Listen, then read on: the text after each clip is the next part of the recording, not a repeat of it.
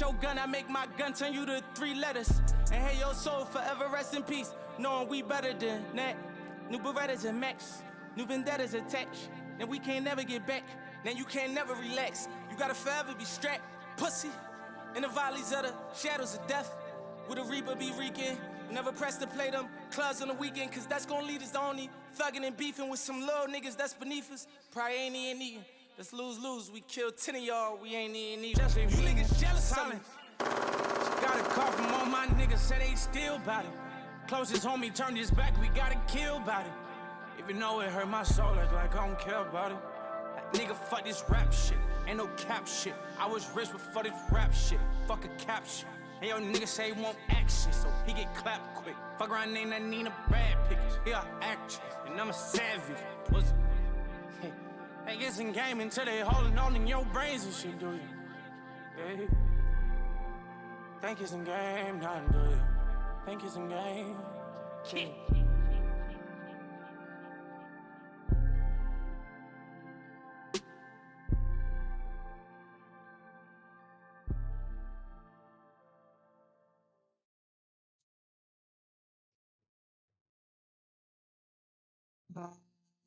Ah, why is my mic quiet? Ah. Aha. There we go, a little bit louder. We're good. We're good.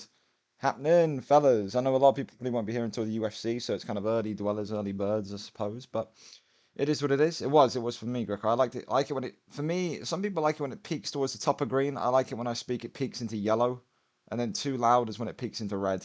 So I'm like firmly in the yellow now, so we're good. All right, fellas, it is another charity stream today. I am doing the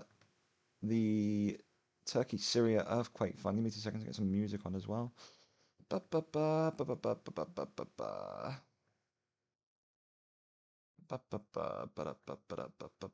should we go with today? What should we go with today? We'll go for J. Cole again. Why not? I'm feeling in a J. Coley mood. Feeling in a J. Coley mood. Turn that down. Excuse me. Whew. Stop it, Webber. You've already caused me enough headache today, man. I had like 6 pullouts for the UFC today. It's been a nightmare.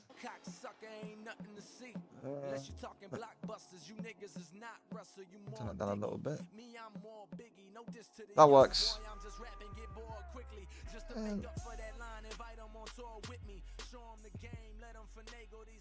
It's alright. That's fine.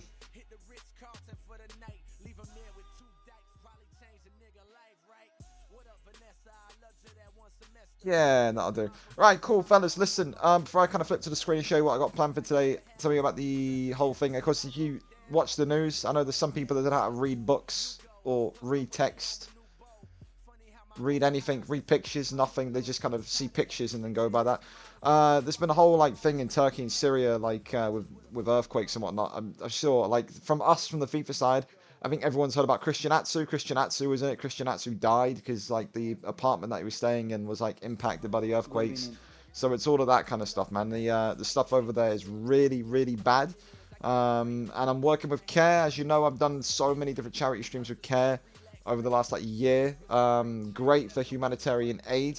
And like I said, all the kind of proceeds that we raised today are going straight to a care package, if you can call it that, which is going to go all the way to help those people that are impacted in Turkey and Syria. So everything that you do today, every donation that you do, !charity, will go straight to there. And if for some reason I get any subs out of it, then at the end of the stream, I'll make a donation with the money that has been given to me in subs. So if, say, someone comes in late and donates like 5 subs and goes, this is for charity, like, I'll literally, after the stream, put the 5 subs into a donation from my side. So then there's everything's going to it today. So please don't sub today. If you want to, great, it will go anyway, but !charity is the aim. So about CARE and this whole thing. So CARE is a leading humanitarian organization that is aiming to end the world struggle against hunger and poverty. Of course, as I said, devastating earthquakes hit Turkey and Syria. Loads of people unfortunately died. People stranded outside in freezing temperatures, not able to kind of look after their kids, look after themselves. Death toll continues to rise with many more feared dead as early measurements show a 7.8 magnitude earthquake striking in the early hours when it happened a couple of weeks back. The aftershocks are as powerful as the earthquakes, some of which were the strongest in the last 100 years to hit those areas. Buildings and homes were unsafe with people stranded outside in freezing temperatures, as I said. And then when it comes to CARE's response, thank you so much for subbing in. That will go to the charity pot. I appreciate that. CARE's team in Turkey is prepared to launch an initial response with the delivery of essential supplies. So food, water, shelter, all that kind of stuff, that good stuff. CARE will collaborate. No, none of that. CARE will collaborate with Turkish disaster and emergency management. Presidency to deliver supplies to people in makeshift shelters across Turkey, including schools, mosques, and other government-managed shelters. CARE will also continue their existing border crossing operations to respond to the worst affected areas in northwest Syria, where on-the-ground teams and partners are able to kind of help people more, close proximity. Local partners are requesting our help in conducting, or CARE's help in conducting search and rescue efforts, including the removal of debris with heavy machinery and waste management at temporary shelters. So again, all the money there can go to like a bulldozer, which could lift a bit of rubble up and, rescue someone. So it's all going to a good cause again. With your donation, CARE can increase the access to the following types of support: shelter for those who lost their homes and livelihood, hygiene kits for people that need that essential support and don't have it in their existing infrastructure, cold weather supplies including clothes, blankets and essentials, and of course immediate cash assistance to those affected and impacted. Thank you again for the sub again. All the subs here, I'm going to be donating to it, to the charity afterwards from my side. So again, please though, ! charity, anything that you have, donate it in there. And of course, we're going to be doing everything today in terms of getting donations in. As I can tell you as well, for some reason, are the alerts popping up? Because the alerts don't seem to be popping up. Because we've already got 2 donations, I didn't hear anything. But I mean, it's there. Same thing that I always do with CARE and these kind of charity streams, effectively.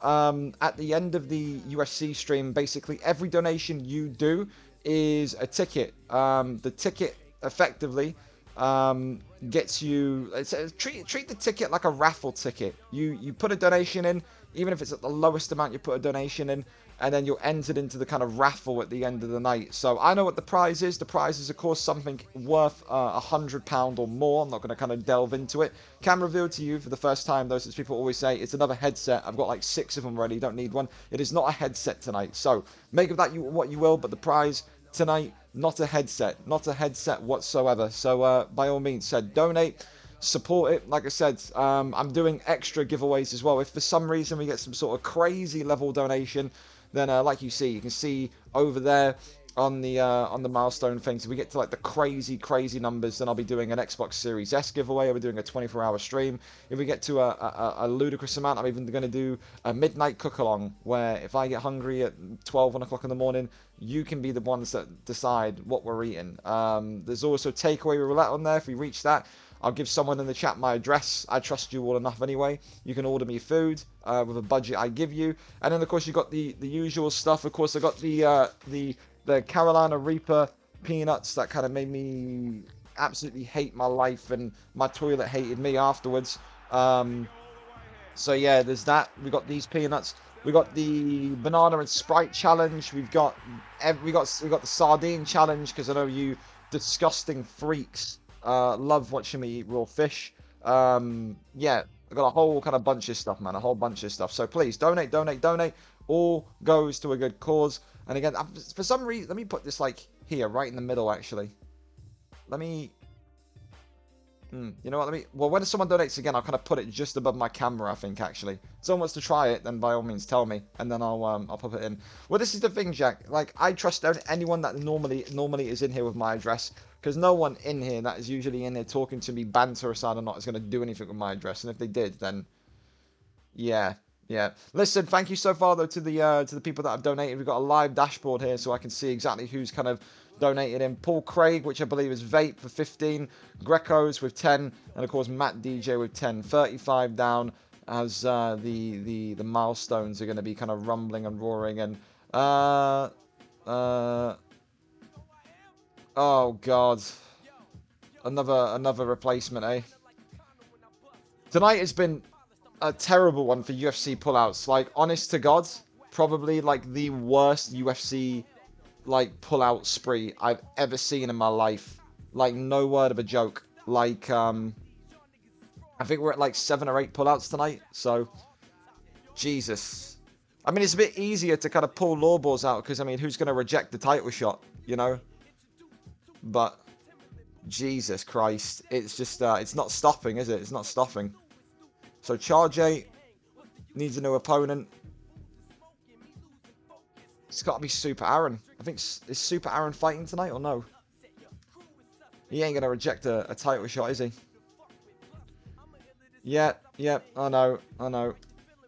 Aaron, Lawbors has pulled out tonight. How would you feel about the title shot? Lord above.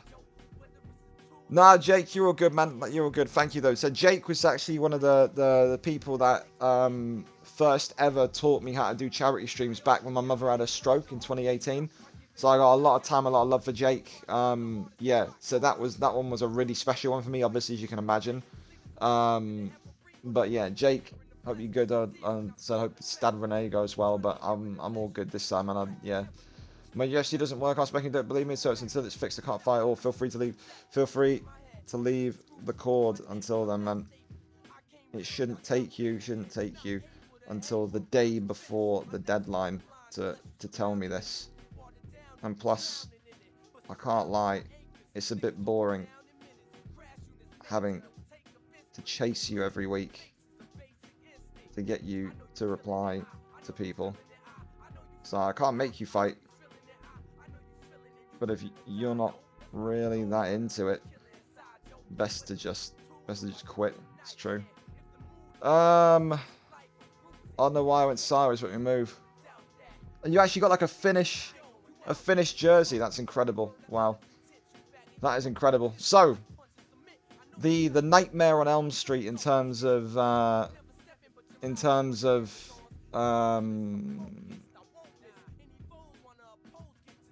don't correct. Yeah, so the Nightmare on Elm Street UFC pullouts continues, but again, you'd hope that stop it, Greco, stop it. If anyone drops some lightweight, thank you. Like I said, we've had a crazy one today, fellas. Let me walk you through the UFC card tonight in terms of people that have dropped out. I had to replace Webbo and Don't Be Scared because Webbo didn't want to fight. Easy work, GG. Naz UFC pulled out, who was originally Don't Be Scared's opponent, so I put Don't Be Scared against Webbo to fix that hole. Naz was supposed to be in this slot against Don't Be Scared, so I moved Webbo's opponent, Easy Work GG, against the replacement in Pyrite Kip, so that's been done. We're going to get a replacement for Lawbor, so that needs to be done. We had... Who else was it? I had Dello come in as a replacement since Julson pulled out. I had... Who was the other one? Logan come in as a replacement because Arujo pulled out, so it's been... Yeah, it's been a wild one in terms of pullouts today. It's been a wild one. This card is cursed, Robert. This card is cursed, but... Again, we move. We'll make through it. We'll be good. We'll be good. But again, donate. Said it all goes to a great cause. Exclamation mark charity. Do it. Do it. Let me hide this. I don't want it to reveal the prize quickly if I refresh it. Hang on. Thank you as well to the subs as well. Anything that you sub, I will absolutely be donating at the end of the stream. So don't worry. There we go. I don't want to reveal the prize and leak it. So Kieran 19 title fight. Yep, he's in for the title fight tonight. But again, said the aim with these last couple of charity streams we've done. So we've done, I think, from charity streams alone, like this past 12 months. I think through the VFL community, we raised for everything we did, because they gave me like a totalizer at the end of it, at the end of 2022. We raised something like $4 grand in terms of like charitable causes, like in 2022. So I'm super proud of that. Said FIFA aside and all this kind of the weirdo aspect of the community aside, I'm super happy with that. So again, by all means, donate if you can. If you can't, that's all good. It's all good. I'm sure you will. TY. There you go. Already gone. Said Blue Defiance doesn't really want to fight. You can't really make people play in a league that they're not interested in. And I think Blue Defiance took so many losses where he just kind of gave up. So maybe we're going to have to get another one out of that one then. So Blue Defiance out. So another pull out. You know what I mean? You just love this. You just love to see this. Red Dot would be alright. If we can get Red Dot in, we can get him in for an unstreamed fight. But remove Blue Defiance out of the rankings. So this is the thing with UFC, you've always got to push the FIFA guys into a little bit more. FIFA guys, trust me, I've been doing FIFA for 11 years. I know exactly about FIFA attitudes and egos. As soon as people lose a couple of fights in UFC that are from the FIFA side, especially that have got history in terms of being bottle jobs or whatever, you're going to have to expect this. So it's not really too much of a big deal. But feel bad for R9 Control. R9 Control probably won't feel too bad because he is 0-4. So maybe he gets the night off of getting his head caved in ahead of weight changes. But yeah, like, I don't want to be running a UFC league if people are like being, you know what I mean? It's like a chore for them to kind of come on and fight. You don't want to fight, you don't have to fight, but don't be in the league. That's all I can really say. So I guess we'll kind of wait and see there. If R9 Control doesn't get a fight, then I guess that last week was his last fight at welterweight. I guess we'll wait and see. But yeah, crazy. In terms of unstreamed results, more of them coming through as well. Marsh beat Zhao, so we can put that one in. And then, yeah, like I said, as soon as we get to 200, it's these Carolina Reaper peanuts, man, that I need to kind of put in a bowl. I can't literally handle the packet because the residue inside is fucking horrendous. Terrible. Nico Barella. Was it rounds? No, man. Benji, if you ask me to fight twice, you're not... No one is fighting twice in one night. Don't ask me. It's never going to happen. Sorry. Never going to happen. We got about 6,000 people in the league. We've got 200 people in the league. We don't need people fighting twice in one night. It's never going to happen. Nico Barella against Zhao. Nico Barella 4-3.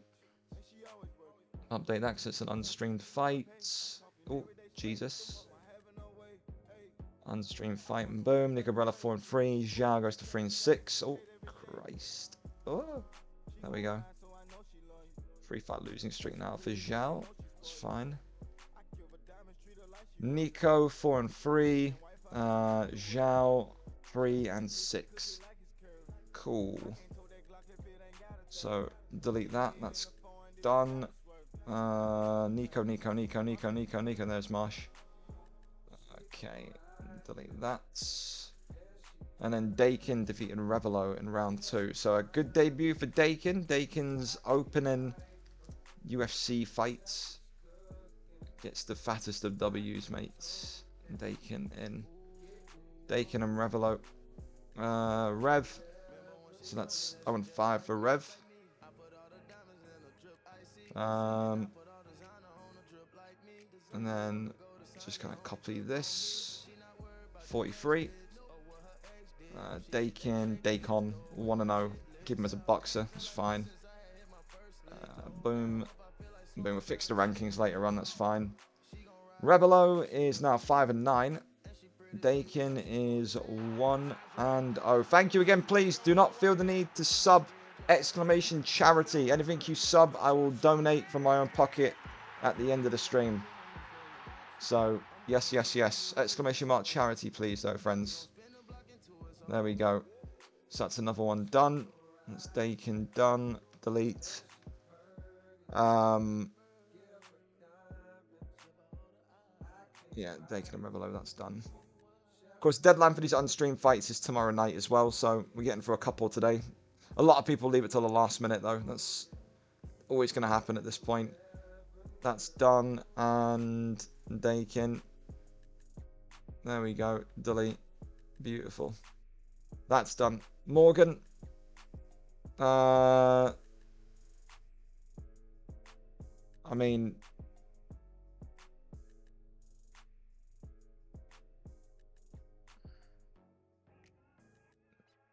this guy doesn't know how to. You read his profile, and you tell me. Honestly, talk to each other. Christ. Nope, not fighting 2 fights in one night. No interest in it. No interest. No interest in it. Right, we're back. We're clear again. 60. Jesus, Crimmy, thank you very much to 15. And Paddy, Big Padster, the Paisley Menace. 10 from Paddy. Thank you very much. Of course, like I said, I've got everything planned for today. Like I said, we've got the spicy peanuts. We got pickle juice, gherkin juice, whatever you call it, which is another great one because I don't understand. I don't understand people who like pickles or like gherkins whatsoever. Like, what is the... What is the nicety about about gherkins, man? I don't understand it. The sardines, it gets worse. It goes from spice to gherkins to fish to Sprite and banana to takeaway roulette to midnight cook along to a Series S giveaway. So, yeah, great. Just great. Pain personified. Thank you, though, again, Paddy, as well, for the sub. Appreciate you. Appreciate it. When can you use all fighters in a weight, Gringo? Mega cards. So the next mega card will be VFL 60. VFL 60. Pickle juice is lovely. Absolutely disagree. Canned fish too. Way worse than fried. Brother, I have done the sardine challenge is something that is a repeat thing in my charity streams because these lots seem to love me wanting to just gag relentlessly over the fish. So yeah, it's not great. Tin sardines are only serial killers eat that stuff, man. I'm telling you. Card begins at 7 p.m. Also, donate to charity. There you go. Of course, like I said, every donation and any donation that comes in from you guys tonight logs it as a ticket. There is a prize at the end of the stream tonight. As to, I can't reveal it, but there you go. It's there. It's under there. It's £100 plus prize. So by all means, donate. Get yourself in as a ticket. Log yourself in as a ticket. And who knows? Who knows what you could have coming your way. I'm trying to think where else I could maybe link this charity stream link. I don't want to kind of go into the RP so that I'm in and do it. It would be kind of terrible to do. I could put it in the US, in the Vesta, see if Vesta want to help me out with it. Dello said, Dello, you mind if I put it in? Well, Dello, I'll put the link in there. I don't know if you want to kind of post anything because it's your server, but if you want to post it into the American, see if the US guys want to help us out, then by all means, go for it. But yeah, every little helps, man. Every little helps. So, big question is Super Aaron going to step to the plate as Lawbors pulls out for the light heavyweight strap tonight, or will it be someone lower? If it isn't going to be Super Aaron, I can't be Slays. He just had a fight. You're probably looking at Will. I can't lie. Will's going to be hoping and praying Super Aaron ain't here, because if Will's here, Will may get it, which is madness, but I reckon Super Aaron will be here. I mean, what kind of person is going to reject the light heavyweight title fight? You know what I mean? So, I guess we'll play it by ear.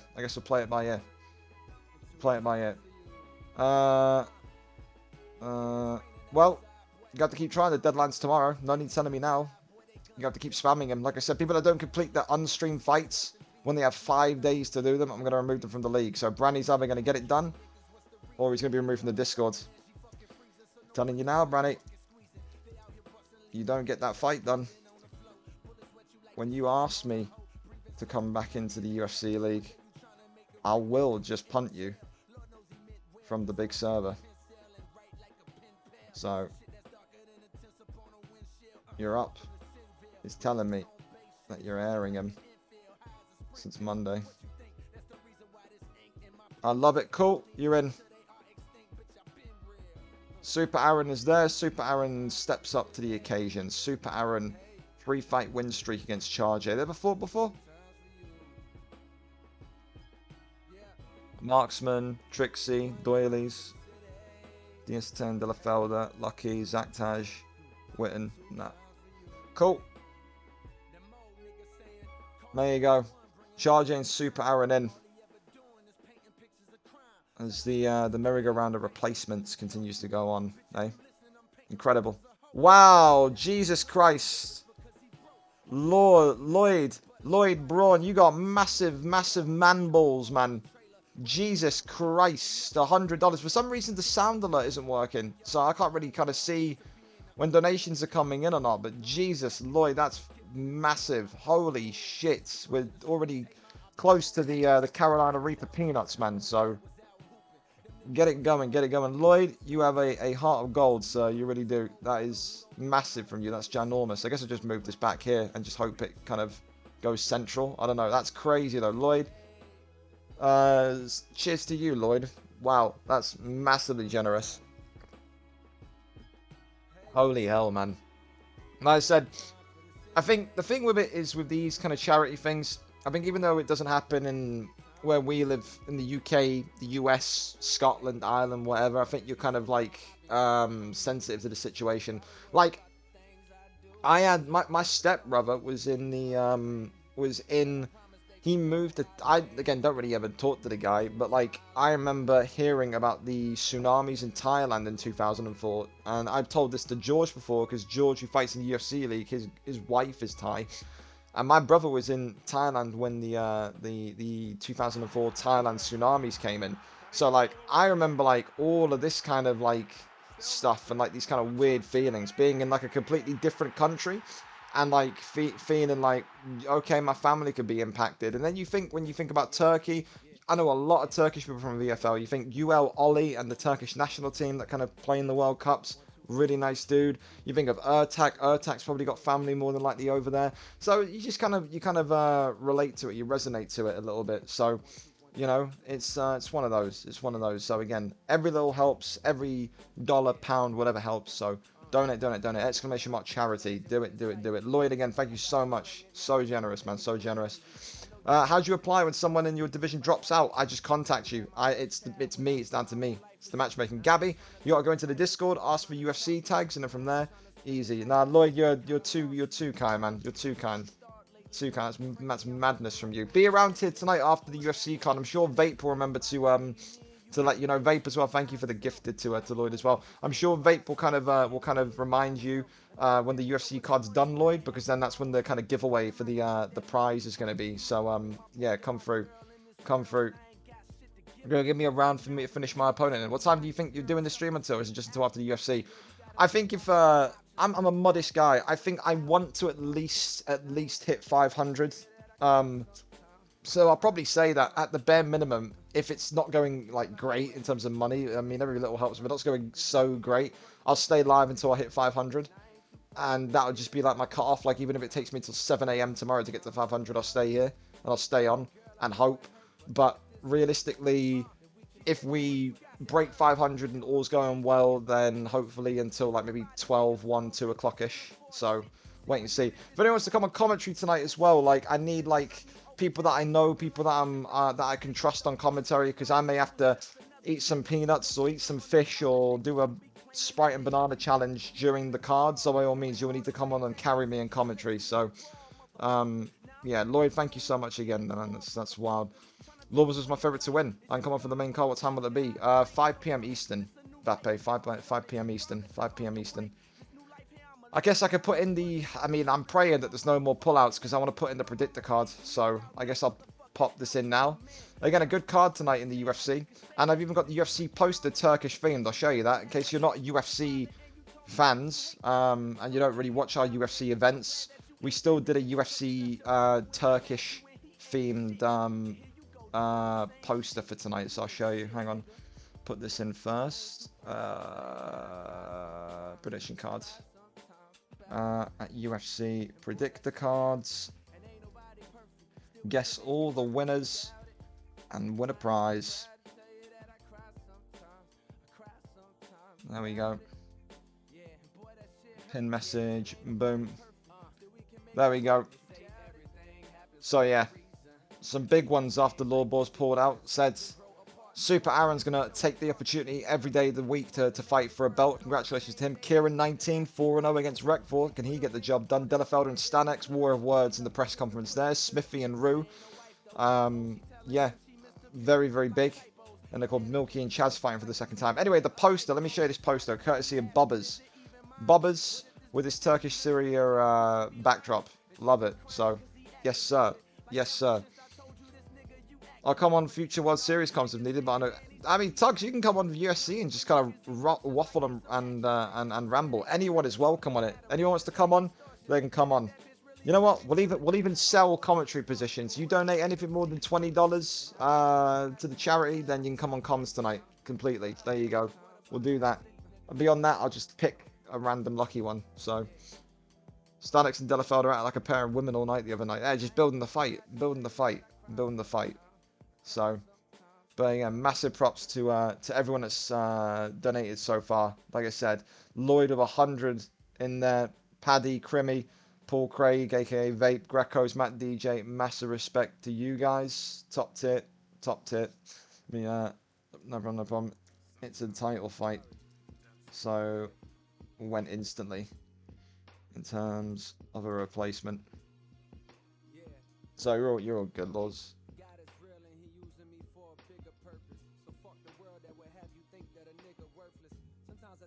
But yeah, you know what? I think I may chance my hand on the predictor cards tonight as well. I'm gonna go.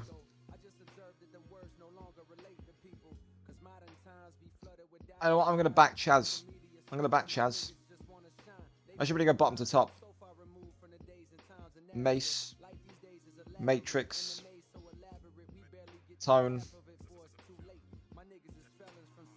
Cheese versus Patient Wrestling. I'll go Jack 17. I've got to back my Arsenal brethren, haven't I? Webbo, Rekvor, CHAZ, Delafelder. I think Delafelder takes it to the ground. I think he smashes him on the ground if he gets there. I'm gonna go Rue. I've got a good feeling about Rue. I feel like either I changed him or Lee 66 changed him. Either the decision loss against Clay Guida made him really buck up his ideas, or the loss against Lee made him do it. And I'm gonna go CHAZ. Yeah, why not? Why not? Why not? Why not? Why not? Why not? Cool. But yeah, said UFC cards should be good. I'm excited for it, and like I said, I hope we get some commentary guys in the booth as well. So no, it's fine because Cody, this is the thing. If people edit their thing, I can see when you edited it. So let's go up and I'll show you what I mean. Where are you? See, look. So for you, if I ever get concerned someone's edited it, I hover over the edit and it will tell me that you edited it at 6:20. So as long as you don't edit it after 10 o'clock, you're completely fine. If you edit it at like 10:01, then I completely void your sheet. So any edits before 10, completely fine. Completely fine. So yes. You're going for Millky. Millky's an absolute banger on the feet, to be fair. How come Laws isn't fighting? His mum's carer can't come in, so he's having to look after his mum tonight. So when are you going to fight again? I'm washed, bro. I suck. So never. I get told too often that I shouldn't fight and that I'm absolutely dog ass. So I take the advice of people that I talk to and I just sit down and don't do anything. You know what I mean? I'm a booker, not a fighter. I guess that's me. Don't need account approvals. That's fine. But yeah. Yep. So I got all my information there about care. There you go. So what we're kind of doing there. But yeah, like I said, so super happy to be back doing stuff with care though, and kind of doing it. So it's such a great kind of organization and charity. So the humanitarian stuff that we did with them before, I think it was for Ukraine. I think it was when the Ukraine invasion happened. That was like to see like firsthand through like video clips and stuff what they do is like mad crazy. So very, very happy to kind of to kind of be with them and aligned with them. Is this UFC for any skill level? Not any skill level, Gabby. So the heavier the weight, the more amateur. So heavyweight are like people that are brand new to the game, and then flyweight, bantamweight are for like the supercomputers of the world. So like welterweight is kind of like your average. You're like right in the middle. You know what I mean? Like the heavier you are, the heavier the weight class, the more amateur you are. And then we do weight changes every month, which is basically you know what I mean? Like we flip the weights. So for example, like weight changes are after today. So for example, Rekvor 8-1 champion, clear as day. Rekvor is no longer a heavyweight.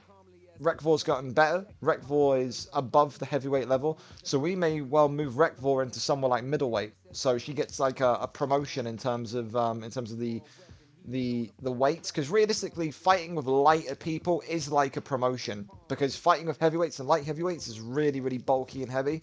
When you get to like middleweight and beyond, that's like your kind of, you know what I mean, your like graduation from the amateur levels. And then you can see the lower the weight, so the lighter you get, the less people there are in the division, which obviously reduces the quality pool And it's more finite, it's more concentrated, so obviously it's more difficult to kind of get wins and stuff in there. Auber as well, you absolute mad bastard. $20 there from Auber, my Arsenal power. Auber on the card tonight as well, for the first time in a long time. Like I said, we had lots of replacements today, Auber.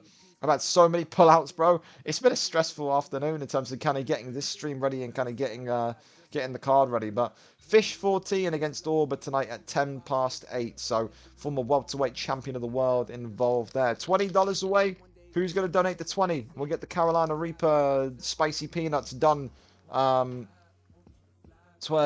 Yeah, we'll get 20 more, and then we'll do the Carolina Reaper peanuts before the card. So yeah.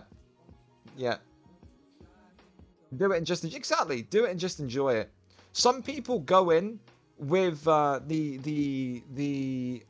aim, Benji, to kind of like crack the game and become so good at it, right? Like some people come in and they just want to, like their aim is to get to the very top. Other people come in and they are just happy to fight once every 2 weeks at heavyweight. They don't really want to improve. They're happy. Some people set their realistic expectation.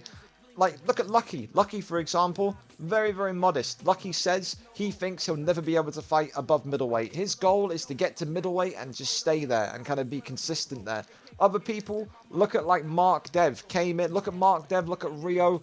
Look at all these kind of guys that came in, were horrendous, and then came in and then wanted to kind of be at the very top. And then I'm like committed to learning the game. So, yeah. Vic tried to get me to fight, but I don't want to get beat on even virtually. I mean, listen. I mean, it depends because NAFC is a great kind of like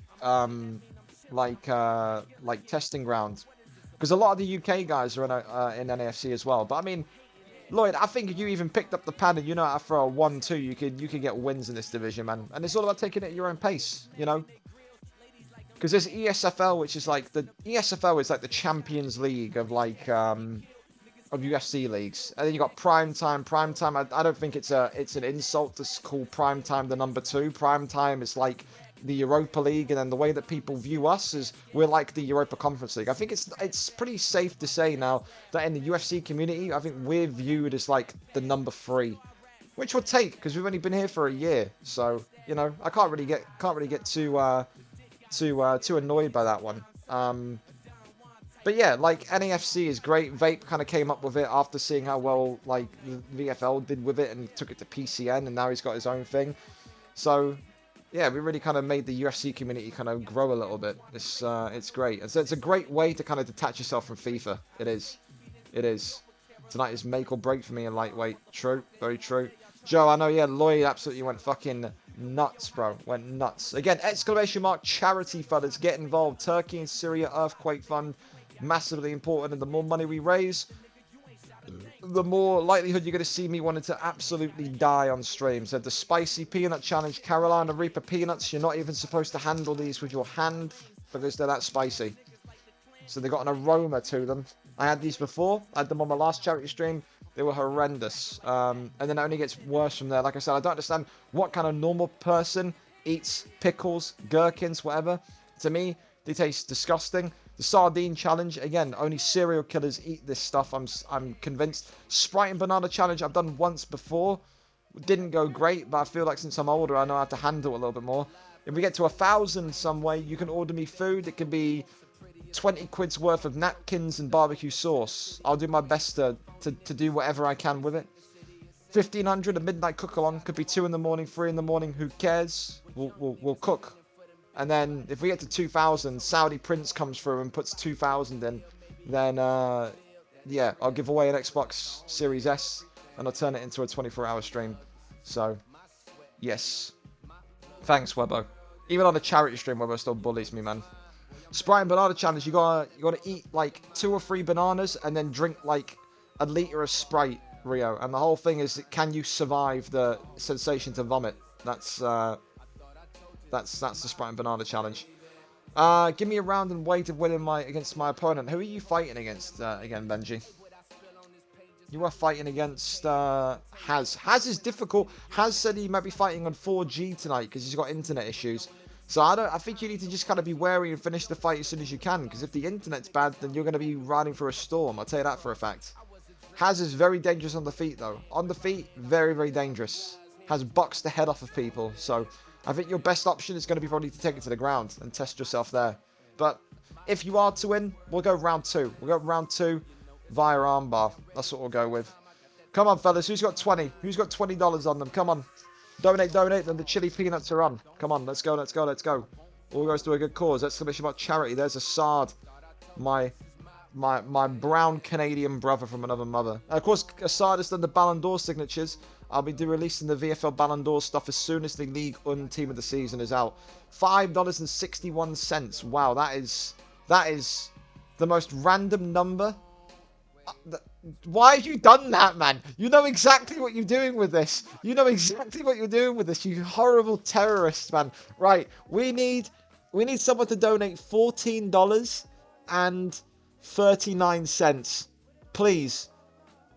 I need someone just donate 39 cents. If you could.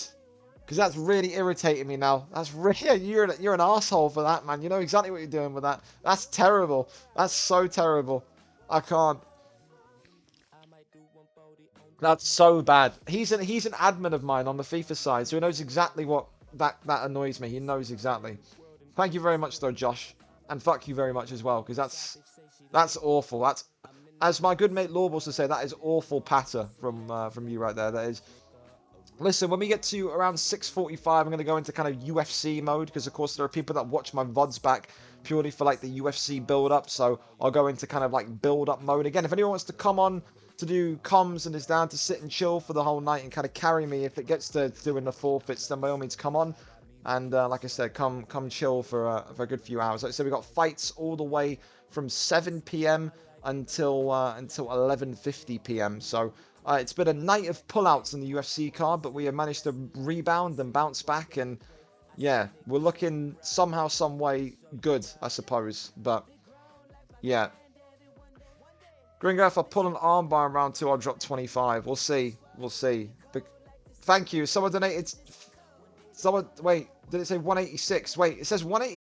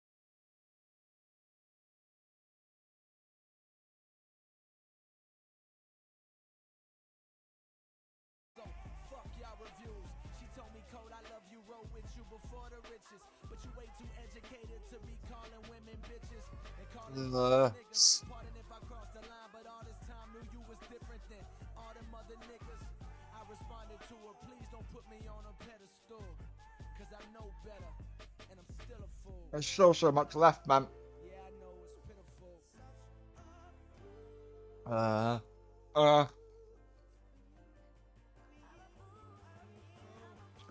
Not now, window cleaner. Not now. Not now. Go away. My lip, my top lip's fucked.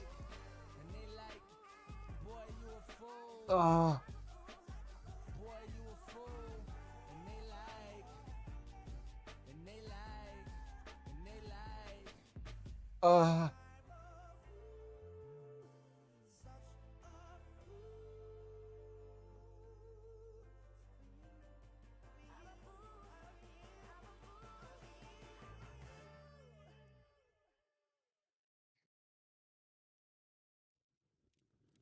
Gather round. I'm glad everybody came out tonight. oh As we God. stand on our neighborhood corner, know that this fire that's burning represents the passion you have. Listen. Keisha, Tammy, come up front. I recognize all of you. Every creed and color. With that being said, fuck your ethnicity. You understand that? We're gonna talk about a lot of shit that My eyes, man. only you.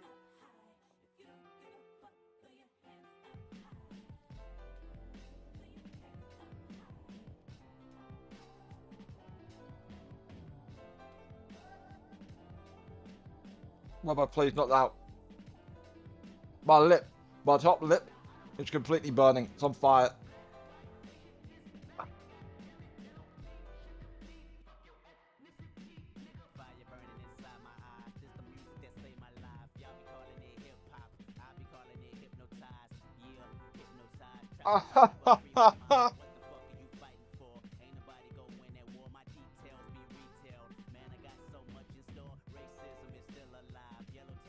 Exclamation mark charity.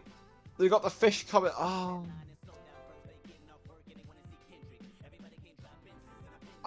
My eyes? Why is it in my eyes?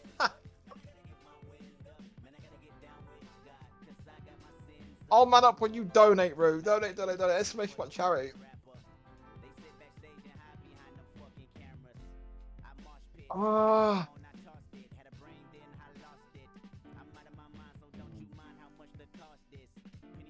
How has it got my eyes? I can't itch my eyes. If I itch my eyes, I'm fucked.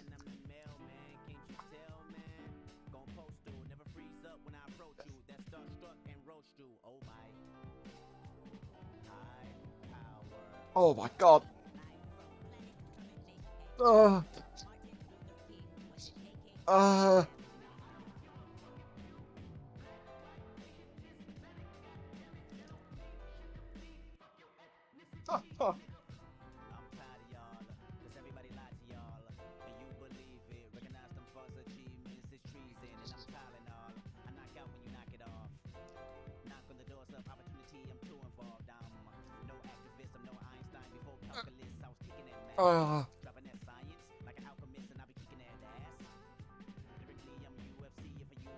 I can't feel my top lip.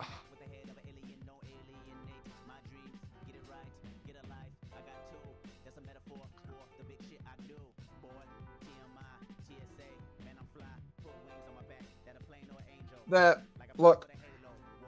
I mean, there's dust in there, but...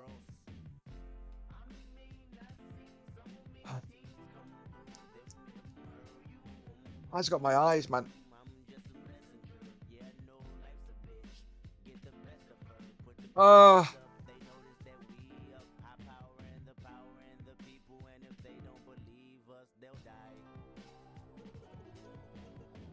Right.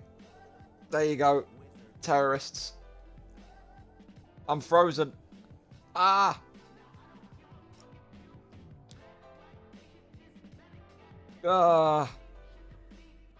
Am I good? Alright, there you go.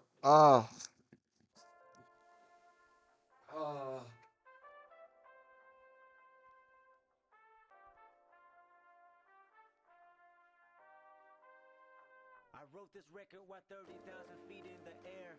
Steward is complimenting me on my nappy hair. If I can fuck her in front of all of these passengers, they'll probably think I'm a terrorist. Eat my asparagus, then I'm asking her thoughts of a young nigga. Fast money and freedom, a crash dummy for dollars. I know you dying to meet him, I'll probably die in a minute. Just bury me with 20 bitches, 20 million in the compound fitted. Hold up, hold up, hold up, hold up, hold up, hold up, hold up, hold up. Yeah. Oh, that's absolutely woeful. Oh, Jesus Christ.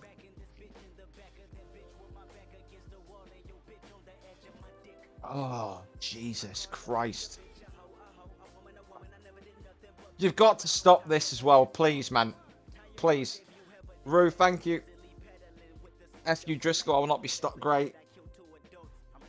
Great. Look, Driscoll corrected it, and look, Assad as well.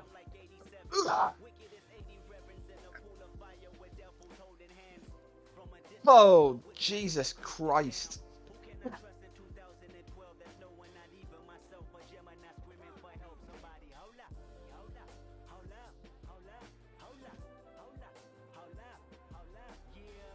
My top lip, man.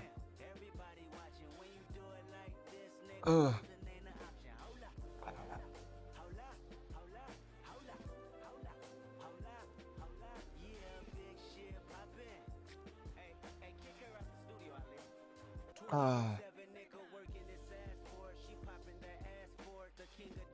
That is awful. That's straight up terrible, that. Jesus Christ.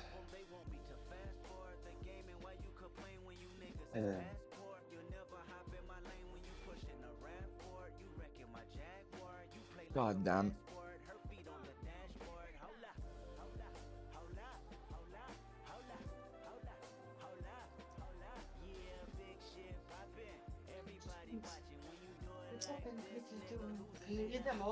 Yeah, it's part of the charity thing. It's very hot. You want to take it down for me? You got B&Q. Jesus. Oh, God. Jesus God.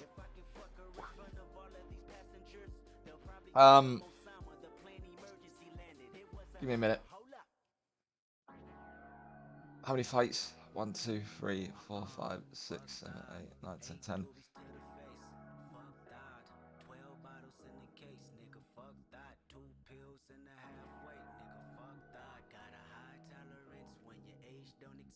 Jesus Christ.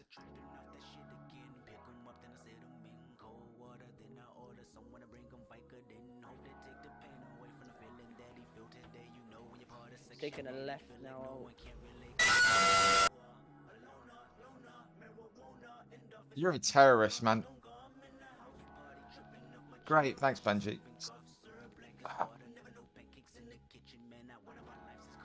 Holy Christ, my lip. It's my top lip that's fucked more than anything. Like, right here. It feels like I've burnt the top of my lip, man. Arm wrestle your ma for charity. Mama doesn't even want to be seen on camera. She doesn't, like, I've told her to sit down and say hello before. She just won't. She just won't. Thank you again, all the donations so far. Exclamation mark charity. Next up, 350, less than 100 away for a pickle juice shot, which is just revolting in itself. But there you go.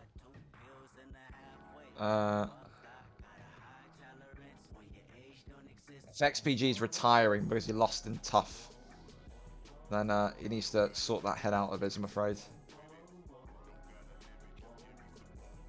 Oh God.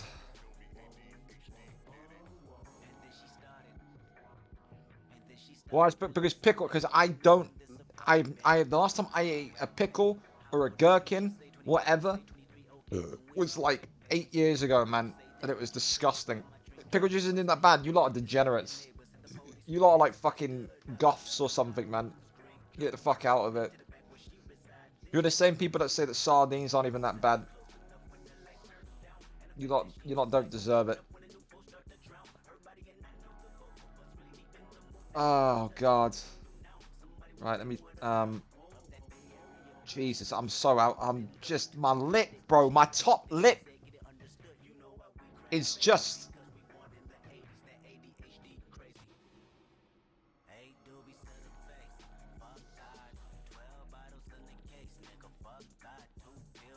Oh, damn.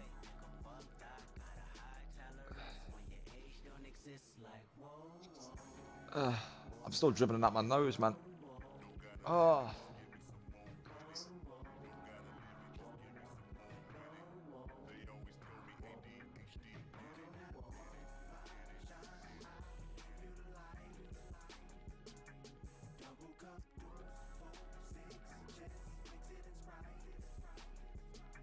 Jesus hell. That is so hot. That is just unnaturally hot. Honestly.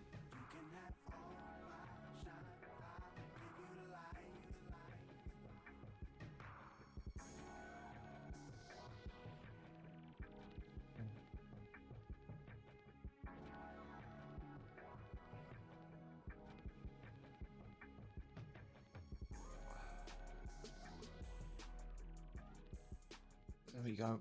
Right, put it on Twitter and let me get some build up. Anyone for comms then?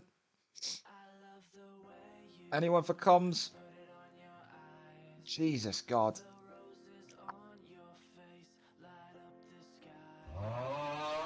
Yep, exactly that. VFL UFC 53 or VFL 53. Millky J versus CHAZ2601. The lightweight championship of the world. Holy shit, man, that is so spicy. That's awful. That shouldn't be legal to sell on a marketplace. Holy shit. God. 7, 10 camera, and there you go, put that in there as well. 7, 10 camera, donation link, Turkey, Syria, aid.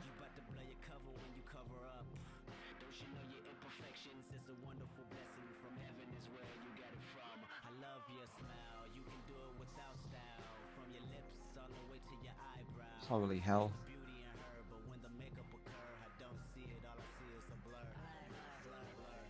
10 PM, main card, 10 PM GMT, main card, 5 title fights, 7 PM GMT, prelim card. There we go. Cool. The exclamation mark charity, donate, all goes to a good cause. If you donate, enter yourself in for a chance to win the prize at the end of tonight's stream. £100 plus prize. Get involved, get involved. There we go. Don't need Twitter again for the time being. Right, we'll turn this off and get the build up going. Okay, so if you fast forwarded this far on the VOD, if you're watching it back on replay, don't mind me. I've just had some spicy peanuts, so I'm absolutely devastated over it. Again, yeah, you may hear some voices if you're watching on playback for commentary that you've not heard before. I need them. I'm doing a big charity stream during this whole thing.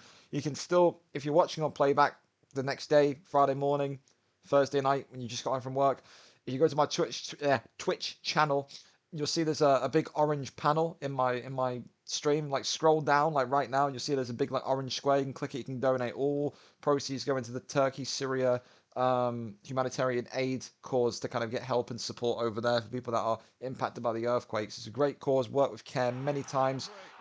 Incredible charity. Thank you again, people that are here currently live, for the subs. Of course, any sub you give me, I will then donate to the charity at the end of the stream. But of course, please, exclamation mark donate. Just, yeah, exclamation mark donate. Stream. Another great cause helped. Fantastic effort, Gringo. Hope the UFC goes well. Thank you, Paul. Appreciate you. And of course, like I said, we'll be doing the forfeits as we go on for tonight. Next up is the pickle juice challenge, which people are telling me isn't that bad when it's disgusting, and all that kind of good stuff. Anyway, for the UFC card tonight, an absolute banger, but it's been a card plagued with injuries, with replacements. There have been about 6 pullouts today.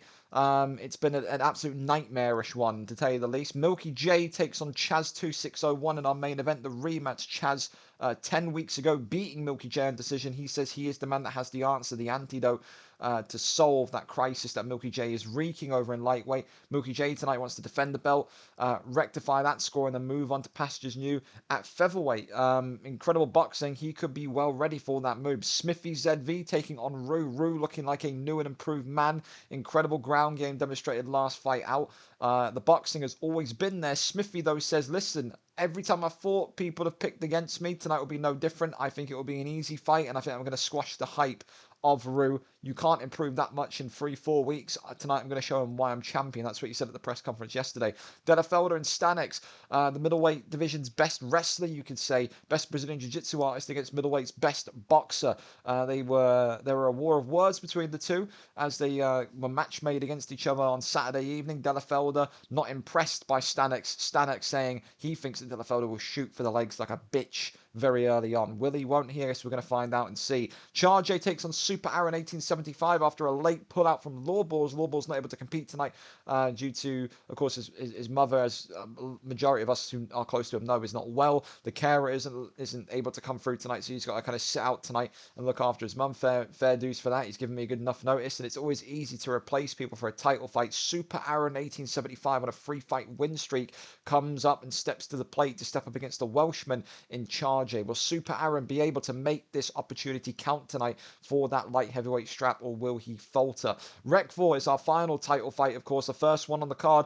Rekvor against Kieran 19. Rekvor 8-1 in heavyweight takes on the returning Kieran 19. Won his tune-up fight last time out. 4-0 record now. Can he make it a perfect 5-0 and defeat Rekvor to end the hype and give Rekvor her first loss in probably around 2 months since she's lost? Other fights on the main card: Webbo versus Don't Be Scared, Toasty Toes versus Jack17, Tomaselli versus Lello, Temp 443775 against Raw Matrix, who's Wavy Pappy's good friend, and Konzi versus Mace 2. Remember that one happening last card, being redone. Konzi beating and knocking out Mace when his controller disconnected. Mace immediately demanded the rematch. Konzi obliged. He says, it wasn't a fluke. I will beat him again tonight and cement myself as one of the greatest welterweights in history. On the prelim card, some bangers. The return of Prestat against SF Batistuta. Prestat making his debut in featherweight. He was supposed to go into this weight class last time before he kind of retired for a brief amount of time. Batistuta hunting for some form and consistency in featherweight, yet to win a fight, I believe, in featherweight. I could be wrong. We'll double check that quickly. It doesn't sound right, but it may be right. No, I win 3. I am exactly right. So someone's going to get their first win in featherweight tonight. Warbsy takes on Jovi Rami in the bantamweight division. That one, an incredible one. 2 fan favourites, to say the least, Warbsy and Jovi Rami. Both of them on difficult streaks of form at the minute, though. Who will win that one and reignite their pathway up the divisional leaderboards? Easy Work GG supposed to be fighting Webbo. Webbo refusing the fight over concerns over legitimacy. Pyrite Kip says, listen, I'm here, I'm ready, I'm good to fight. Let's get this 0-1 record turned into a 1-1 record. If he wins against Easy Work GG tonight, that will be an impressive one. Easy Work GG 3-0 in that flyweight division. Kip has his work out for him, you could say. Bryn AV would take on Brad 9. Of course, realistically, this could be seen as a title pathway for Brad 9. Brad believing before this fight he was supposed to be next in line for a title fight. He will only further cement that if he gets the job done against a veteran of the sport tonight in Bryn. Gavin the Beast takes on Rurs, 2-0 versus 1-0. Someone's O has to go. Mac DeMax takes on Doctor in an exhibition fight. The king of the exhibitions, they call Doc. Will Mac DeMax have the answer for him tonight in the lightweight bout? Zeno takes on You Don't Vape, Finland's very own. Rumours of a Americani or a Moikani, however you say his name, pick for Vape. Will that be suicide or not for the young Finn? Or will Zeno GB lick his lips and rub his hands and be able to kind of dispatch of the American Finn quickly? HGO Has on 4G will take on Benji PP2905. A big opportunity for Benji and Has. Winner of that one will further climb up the divisional leaderboards and maybe could even be in a rightful position to say, I want the contendership shot next. Logan comes in as a late replacement, takes on Rashi Poop in the middleweight division. 3-1 versus 2-1 there. Showtime against Aiden, a pressure boxer versus a notorious wrestler. Who will win, the pressure boxing of Showtime or the Hud Watch of Aiden? Fish 14 takes on the returning former light heavyweight GOAT Orber, or Samuel as is known now known as. Orber, of course, with his first bout in welterweight tonight against a very, very difficult man in Fish 14. Fish surprising all of us, having an incredible record in that BMF tournament just gone. Para takes on Spain's own Jomiarco. Jomiarco 3-6 after beating Batistuta last time out at UFN 8. How will that one go? Again, Jomiarco been known now for being a bit of a cheeser. We saw the knees and elbows come to play. We know that he has ground game added into that. How will Para face the test of Spanish cheese? Will he be able to handle that, or will Para falter to Jomiarco? The Chaos Mac takes on George, another impressive one. Chaos Mac has been very, very vocal in believing that he should be aiming towards a title shot, going for the gold at welterweight. He will very much add a scalp to his collection should he beat George. George, of course, the record holder heavyweight, was 8-0 in heavyweight, the most heavyweight wins in a row. Former heavyweight champion. He gets to test himself tonight against the best opponent he's faced so far in Chaos Mac. Tom LFC takes on NOX Rafa, an Englishman versus a Portuguese man with lots of FIFA success. Both of them winning multiple titles on the football pitch. Who will have their arm raised tonight? Dello 16 comes in as a late replacement. Takes on Com45, an American wrestler versus a Russian wrestler. Who wins there? It's Arsenal takes on Turtle Ghost. He looks to maybe quench and end the undefeated streak of Turtle Ghost. Turtle Ghost 3-0 currently. Feels like he is absolutely destined to fight for heavyweight gold. Edgy takes on Driscoll, a battle of the lightweights. Edgy 1-3, Driscoll 0-3. Will Driscoll finally get his first lightweight victory tonight, or will it be further misery for the Irishman, who will go 0-4? And of course, kicking off the card, imminently going in pretty much right now, it's going to be Paddy, SMFC on top, a notorious Scottish boxer, taking on the infamous man with a plan. Does he have the plan for Paddy tonight? Of course, in this one, opening bout 1 and 2 for Man with the Plan, a boxer coming off of a loss, 1 win, 2 losses. As for Paddy, SMFC on top, you can see over here 2 and 4 last time out, losing to Lewis 98. He is 2 and 4, 2 losses in a row. Who rebounds tonight? Will Paddy end his 2-fight losing streak, or will Man with the Plan equalise his record and go 2 and 2 in this incredibly stacked welterweight division? Let's go, let's see, and let's have a look at what the action says for us. And of course, remember, if you are just coming in, it's a charity night, exclamation mark, charity, donate, donate, donate, a prize, a raffle, so to speak, at the end of tonight's stream. Get donating, it's all for a good cause. Here we go then, it's going to be Conor McGregor against Jorge Masvidal to kick off the night's events. Who takes this one? Paddy, of course, with the priority pick due to his 2 wins in this division. Man with the Plan opting for Masvidal, usually a good counter for any McGregor. It indicates a straight-up boxing match. Paddy, no doubt, will be saying no thank you very much to any sort of ground game. And I can imagine now, if Man with the Plan needs it, he has Jorge Masvidal, he has that turning takedown. Maybe he looks to take this one to the ground, since Paddy has said he is not a fan of that ground game. In the green trunks, then, Paddy, the Scotsman, 2 and 4. In the black trunks, Man with the Plan, 1 and 2. The first time we've seen Paddy on stream for some time. He said to us in the press conference yesterday that he would show us some sort of new ability. He feels like he's got all of his striking together, and in a nice kind of tied up gift, a nice kind of birthday gift in terms of how fresh and how good he's feeling. Man with the Plan has remained silent. Believes that maybe his best option here is to do his talking in the octagon. You can see already. Oh, big double hooks there from Man with the Plan. Already knocks and drops Paddy. Paddy going to need to be careful with those hooks there. And again, Paddy, of course, says that he wants to kind of take a note out of Lewis 98's book. He said in the press conference he felt that the last 2 losses he suffered, it's because people have come out and immediately pressure boxed him and got at him early. He said he wanted to do that tonight and really bring the pace and set the pace to this fight. You can see already the leg kicks coming in swiftly from Man with the Plan, who fires in another kind of double uppercut combination. Big uppercuts there again. 3 or 4 in a row there. Head health already kind of damaged for Paddy. Swing and a miss there. Tries to get that big elbow off. Nothing there. Leg kick connects beautifully. And now just evaluating what's going to happen here. One to his big knee. Could have been dangerous there for Paddy. Could have had the absolute Ben Askren treatment if that didn't. If that went through in a certain different direction. You can see though, Man with the Plan absolutely going for that jumping knee. And you can see he's not afraid of sitting in the pocket with Paddy with McGregor, but he needs to be afraid of those leg kicks now. That left leg looking really beat up as Paddy looks to keep the distance and just fight and maybe get those leg strikes off that really neutralise Masvidal's power. You got to think at some point, Man with the Plan's going to want it to maybe switch from that leg, but it's a big pull elbow, and Paddy SMFC, just like that, gets the flash on Man with the Plan. The pull elbow is ginormous. Paddy will be maybe a bit shocked at that one, maybe a little bit starstruck at that one, but he gets the pull, he gets the elbow, and it's super powerful for a reason. Paddy SMFC, who was effectively being blitzed, effectively being pushed up on by Man with the Plan, gets that pull, gets that elbow, and the Scotsman, hailing from Paisley, gets a devastating knockout at the very, very, very end of round 1.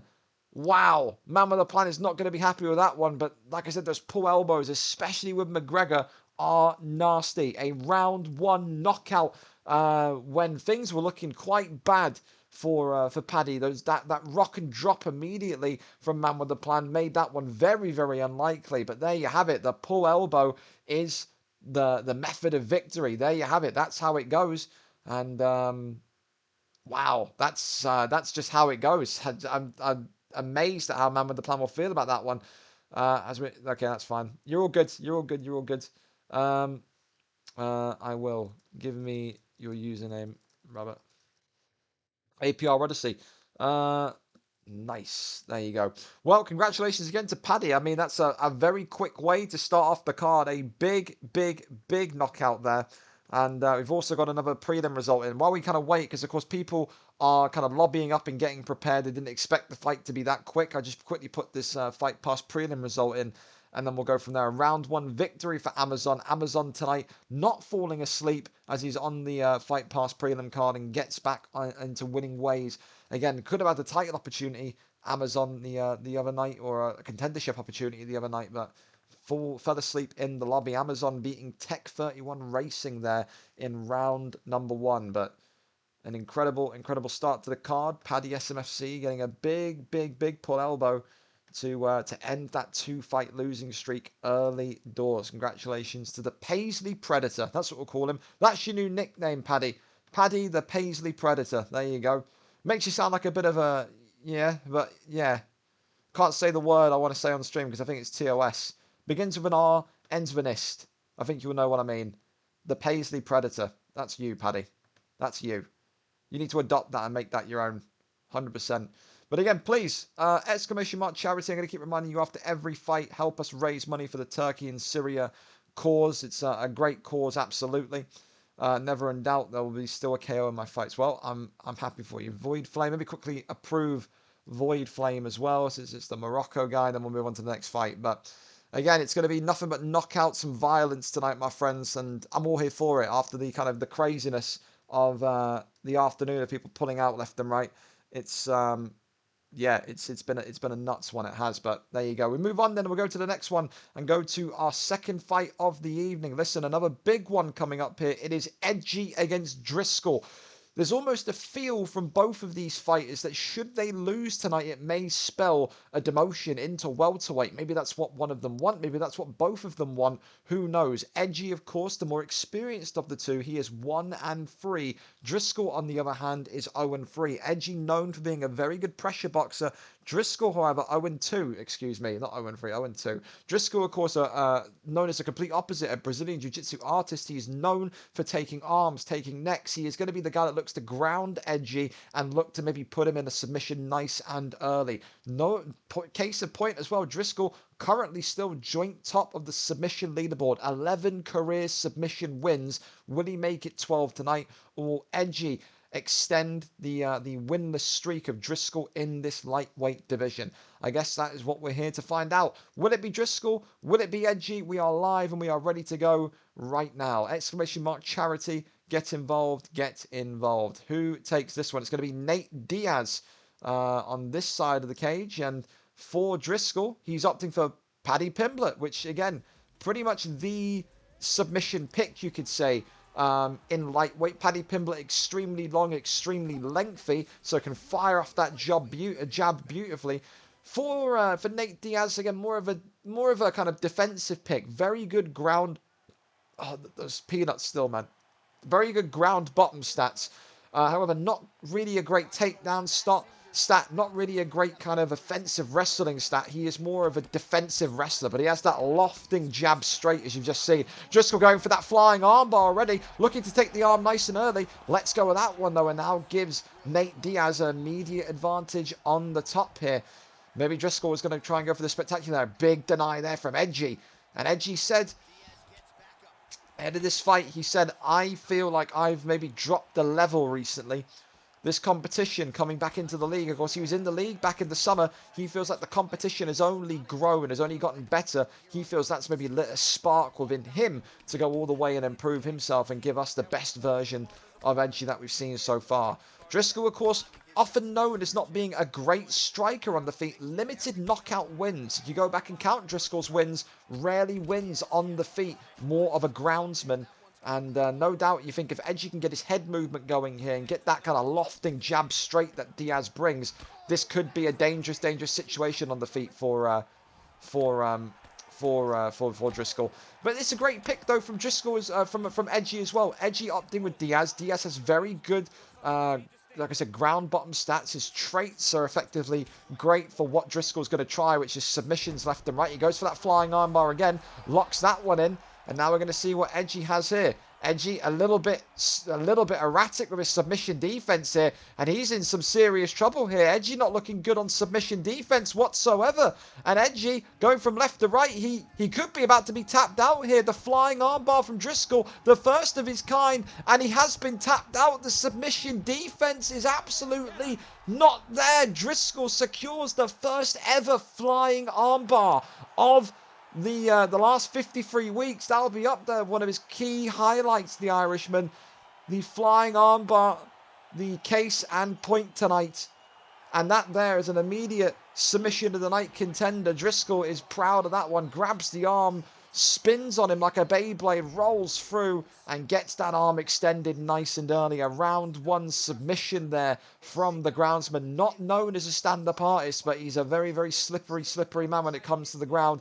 Gets the arm and takes another victim tonight. Makes it 12 career submission wins. Driscoll up and underway in that lightweight division now. A 1-2 record. The rejuvenation, the revival of Driscoll, the Irishman, begins now. And could that maybe mean a spell down into middleweight or even welterweight for Edgy? That's one of the weight change conversation tomorrow. Submission defense is highly concerning going from left to right like that. So who knows? Maybe it would be best to kind of maybe put him into middleweight or welterweight, but I don't think he's going to be too opposed to that. He was hinting at wanting to maybe go a little bit lower, didn't feel too comfortable, and no doubt if he goes a little bit lower, we're going to see the best of Edgy down the line, no doubt. Commiserations to him, but congratulations, of course, to Driscoll, who so far holds the baton for submission tonight with that Paddy Pimblett flying armbar. We move on quickly and violently then to our next one. It's Arsenal against Turtle Ghost. Of course, we know about Arsenal. He is on a 3-fight winning streak, especially after winning in that the Ultimate Fighter matchup he had yesterday. 7-13, 3 wins on the bounce. Ahead of him, though, is probably one of his toughest opponents so far. Arsenal has not often been tasked with taking out a winning streak. Tonight, he has to look at it in a way where maybe he's looking at this and saying to himself, if I can get this win, if I can make it 4 in a row, if I can take away someone's 0, maybe, just maybe, I'm in that conversation for a title fight. It would be difficult to dispel that. If you can beat Turtle Ghost tonight and do it convincingly for the lessons he's learned over in Ultimate Fighter already, then maybe, just maybe, we're about to see the time of Westy. It's Arsenal. So it is the boxer, 7-13, 3 fights and 3 wins in a row for Arsenal against Turtle Ghost, the XPG prodigy, a kickboxer, 3 wins out of 3 for him. 7-13 takes on 3-0. Who gets the job done? Will it be Westy or will it be Mr. Turtle Ghost? Arsenal and Westy, Arsenal and Turtle Ghost, you are good to go whenever you are ready. I can't speak. The top of my mouth is still numb from the amount of like chili in those peanuts. So if I'm starting to slur a little bit, I'm not pissed. It's just I literally can't feel this part of my top lip, man. It's gone. It's completely gone. It's finished. It's a wrap on that one. It is. Lee,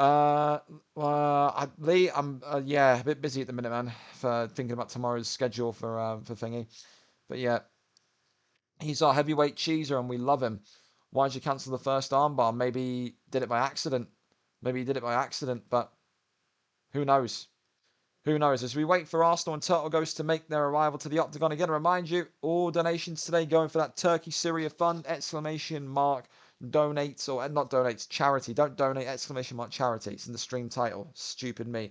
Of course, yeah, all of the aid today going to humanitarian causes helps get food, shelter, instant kind of cash and ability to build again, to start lives again over in Turkey and Syria after those crazy, devastating earthquakes happened over about a week ago now. Of course, Christian Atsu, you know your FIFA, know your football, played for Newcastle and Bournemouth, sadly losing his life in those earthquakes. And yeah, like I said, Care do a wonderful job in terms of helping people and getting humanitarian aid to people. So, ! Charity, please spread the word. Even if people don't like UFC, just give them the donation link. Pop in and pop off. You know what I mean? One of those. But as we wait for this one, of course we are early, so we're not kind of throwing any shade towards Arsenal or Turtle Ghost. Of course, 7:20 p.m. kickoff there.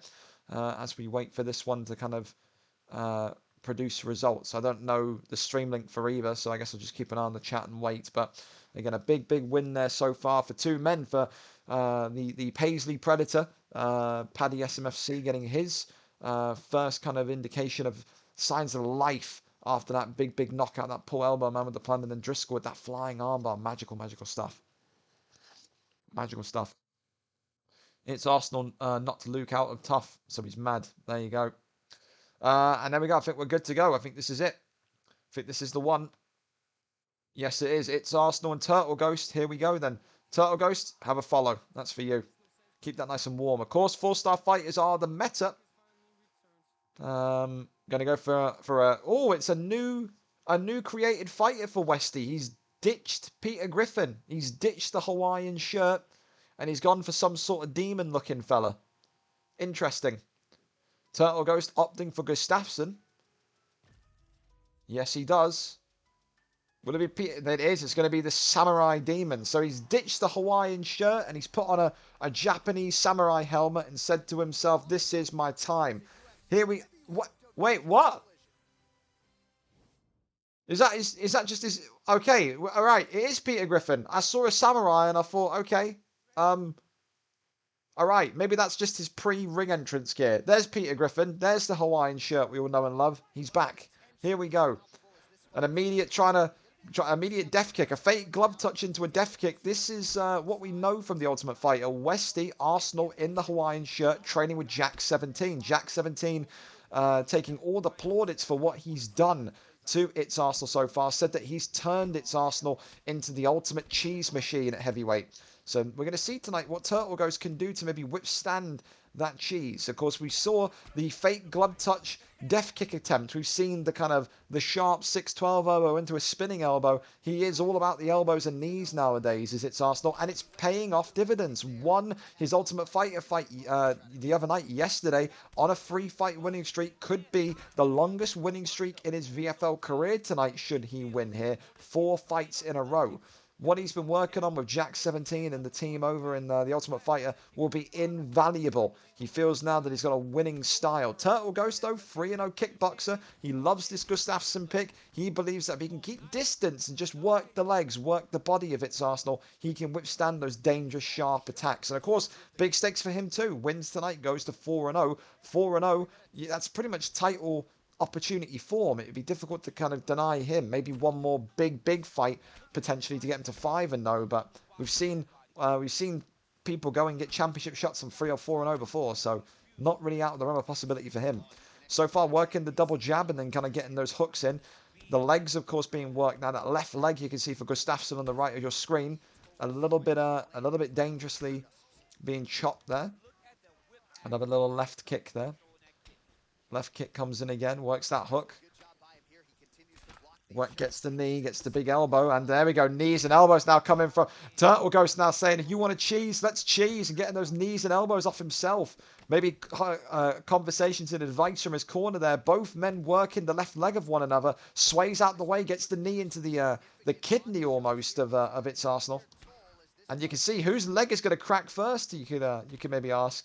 Big check there, sways out the way, wonderful. You can see Turtle Ghost, great IQ, immediately reading and making the reads from its Arsenal, just swaying out the way. Maybe whispering into his ear, you're going to need a little bit more than a knee elbow to kind of defeat me. Both of their left legs are in critical damage here.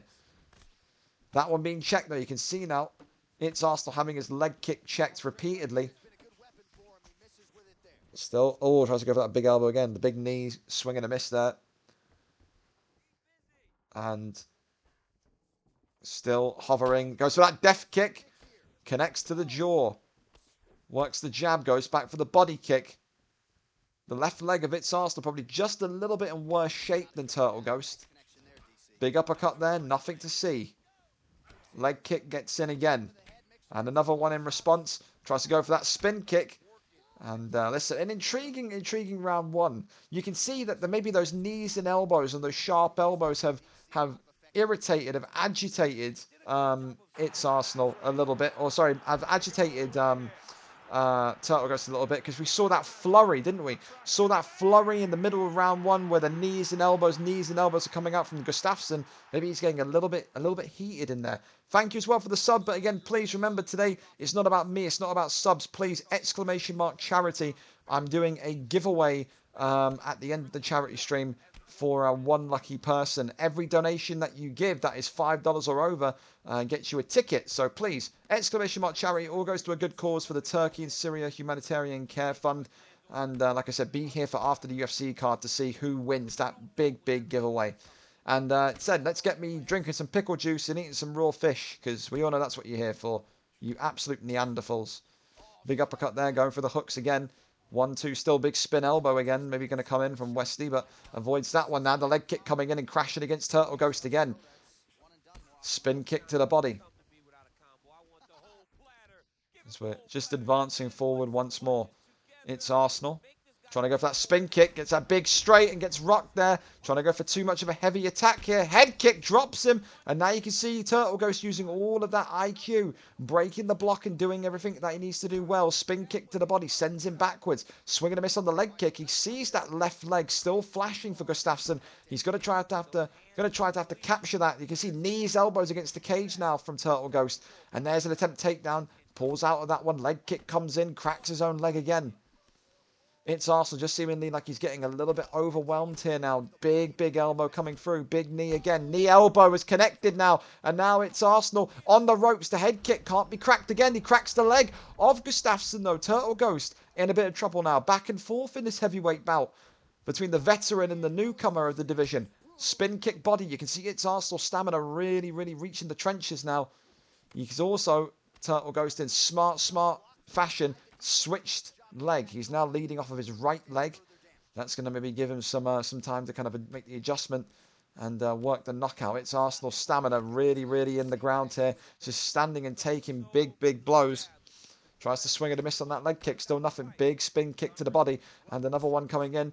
Trying to go for that elbow into a double elbow. Turtle Ghost is reading it though. Gets the connection on that left leg. Switch right back into the opposite stance. Now cracks the leg. Knocks him down there. The left leg very much in severe difficulty now. But now cracking equally, it's Arsenal's left leg. It's Arsenal being forced to switch stance. 1:05 left on the clock. Trying to get the big elbows off here is it's Arsenal. And the leg kick there drops him. And now you can see he's feeling good about this one. He really is. Feels like maybe if he can just keep baiting Turtle Ghost to get onto that leg, that left leg, he can maybe get that leg knockout. We've not seen a leg KO, a leg TKO in some weeks now. Still stalking his prey. Tries to go for that front kick. The reach just not there. Gustafsson jabbing backwards here with some big strikes. Works the jab straight, or jab hook, excuse me. Tries to go for that death kick. Needs to be careful. That's the kind of thing that will set its Arsenal up for an immediate flash. And you can see he just tries to push him back. Tries to go for the big hook, uppercut, nothing there. An interesting one again. A battle of the leg knockdowns. But you got to say, probably Turtle Ghost takes that for that second round. I think probably it's Arsenal takes round one. I think Turtle Ghost takes round two. I think it's 1-1 going into the third. Whose leg breaks? Whose leg cracks?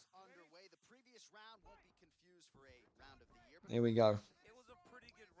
Immediately switching his leg. Whereas It's Arsenal hasn't. It's Arsenal still operating off that left leg. Lead leg for Turtle Ghost, though, is still that right leg. Switches starts. Great takedown defense from It's Arsenal, something we've not seen before, Ultimate Fighter. Takedown defense certainly is there. Works the jab, and now catches him as he tries to spin that elbow, tries to go for that big straight, switches stance back to his left, goes back to his right, maybe trying to bait him into a leg kick there. Spinning elbow again, knee to the body. Works that double jab here. Big hook there. Big knee from Turtle Ghost, doesn't quite connect though. Big hook. Elbow into a spin elbow there. And now trying to go for the uppercut. Catches the knee and now swings him to the floor. Gets right back off though. Does not want to be down there whatsoever, does It's Arsenal. Tries to go for that, again, that death kick again. Blocks the head kick nice and high. Leg kick connects on the right leg. Catches the leg again and catches him with a hook. A nice little bit of reaction play there. Big uppercut comes in from Arsenal. And now it's that elbow into spin elbow again. Leading into the uppercut. Still nothing.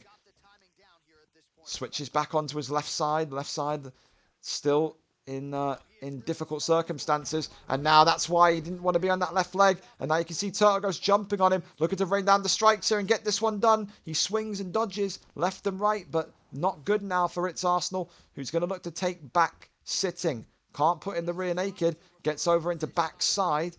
It's Arsenal, maybe going to look to posture up, going to look to just get up there though, is Turtle Ghost. And now gets off of him, now onto his right leg. It's Arsenal refusing to come off of that left leg, and if Gustafsson, Turtle Ghost, can just keep firing leg shots at him, he may well be in trouble here. Big spinning elbow comes through again. Big hook again. Overhand swing and a miss. Head kick, swing and a miss there. Tries to go for a big straight rather than a hook. That elbow not coming in to great fruition. There's the takedown though. It's Arsenal, secures it. Tries to pass. Passes once. Tries to pass again. And is rolled and reversed here. Postures up. And this is great news for Turtle Ghost, who may even look to posture down and go for a submission due to the stamina being so low. Tries to transition, denied beautifully. Postures up again, does Turtle Ghost, and now refuses to let off the ground the pound, but then gets off of him in strange fashion.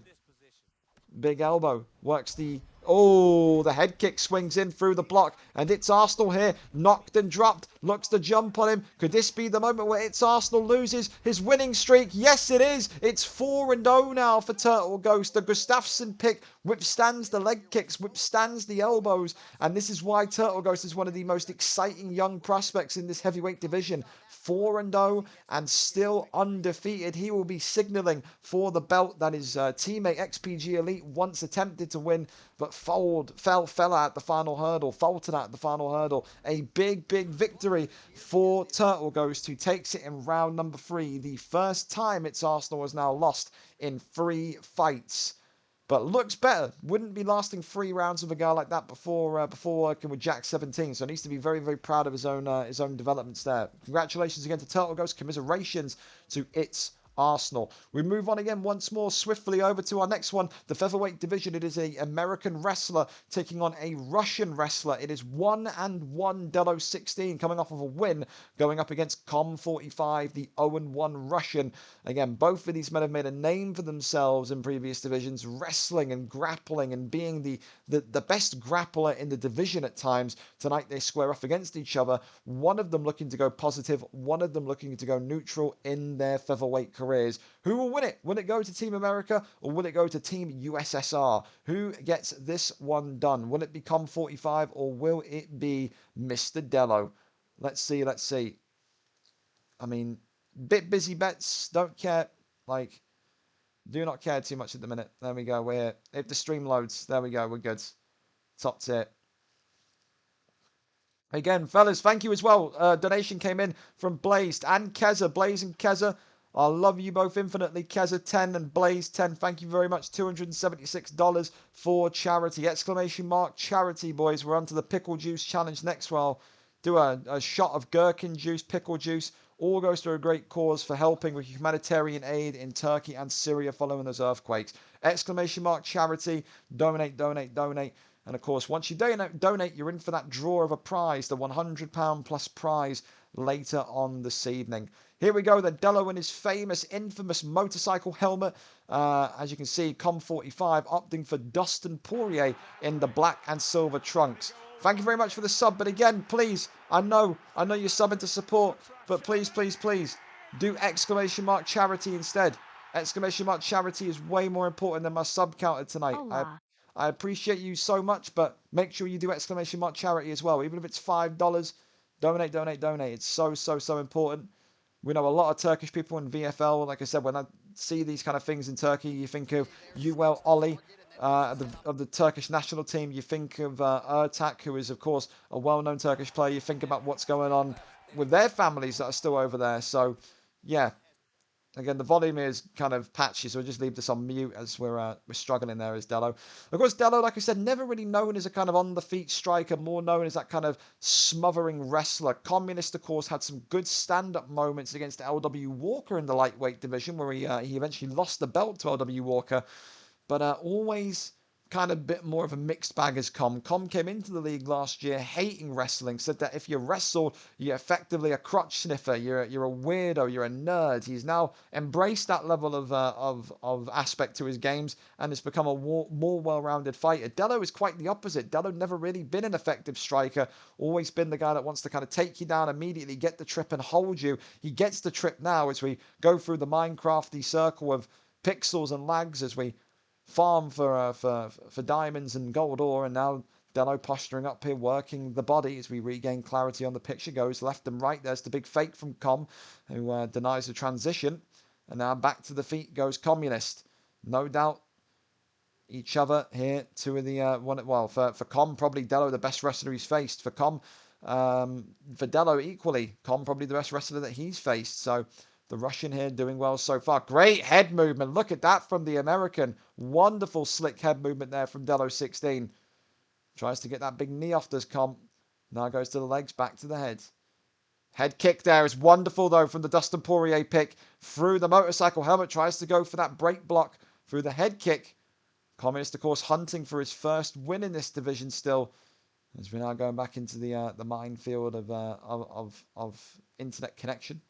Of course, this doesn't necessarily mean the game's lagging. We've heard people in the UFN on Tuesday said that the game felt absolutely perfect. It was just the stream quality. So as long as they're good in game, that's all we can ask for. There's another takedown and another land, though, for Dello in the motorcycle helmet, who begins to rain down strikes. That begins to distort Communist a little bit more. Trying to transition fake here. Dello denies that one, postures up again, and now rains down big strikes onto the pixelated blur that is Com45. Postures up, rains down, strikes again.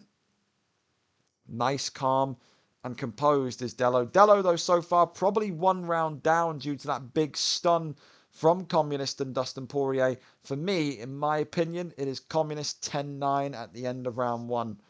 But definitely signs of life here for Dello. Dello by no means in a lot of damage or a lot of danger. No means on the back foot whatsoever. It's just a case of Communist probably landing that big killer stun.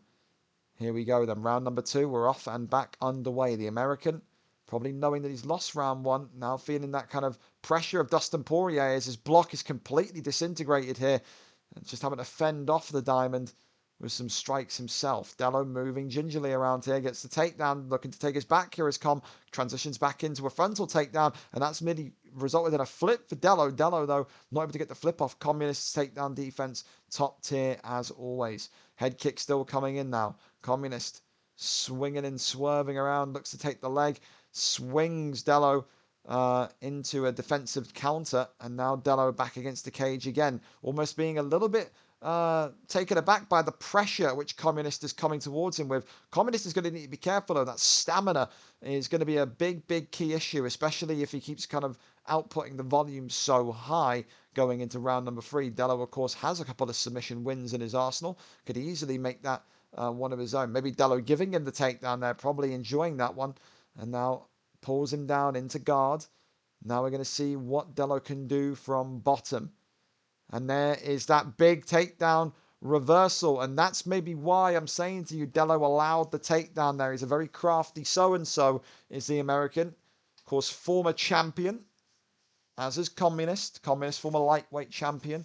I think Dello, former middleweight champion, if my memory serves me correctly. Com getting him into rubber guard, though. Breaks out of it into stack guard, raining down the strikes through the pixelated blurs that we see. Dello climbing over and reversing Com's kickback. Communist kicking him back once again.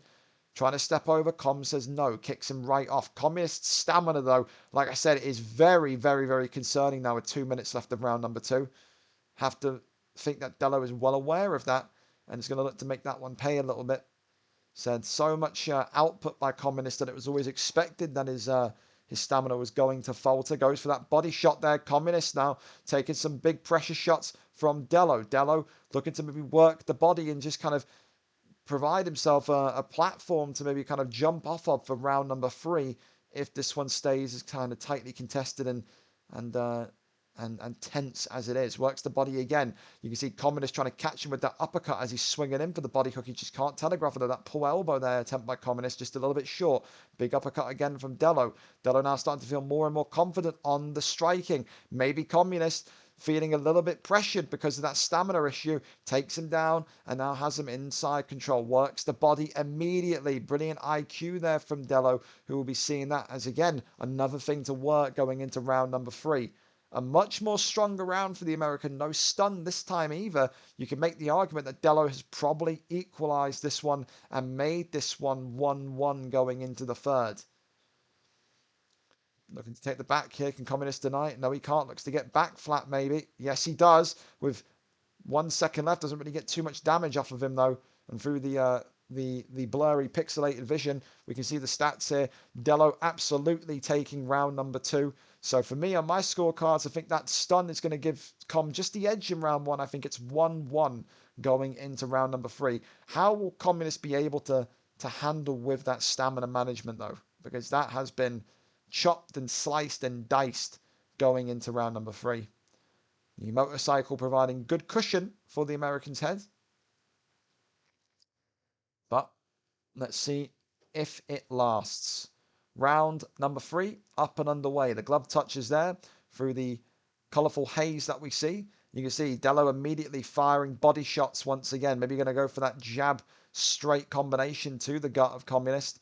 Again, maybe not about getting the knockout for Dello, maybe just landing the bigger hits and maybe looking to kind of win this fight on decision. These kind of tight fights in featherweight where anyone can beat anyone, believe you me.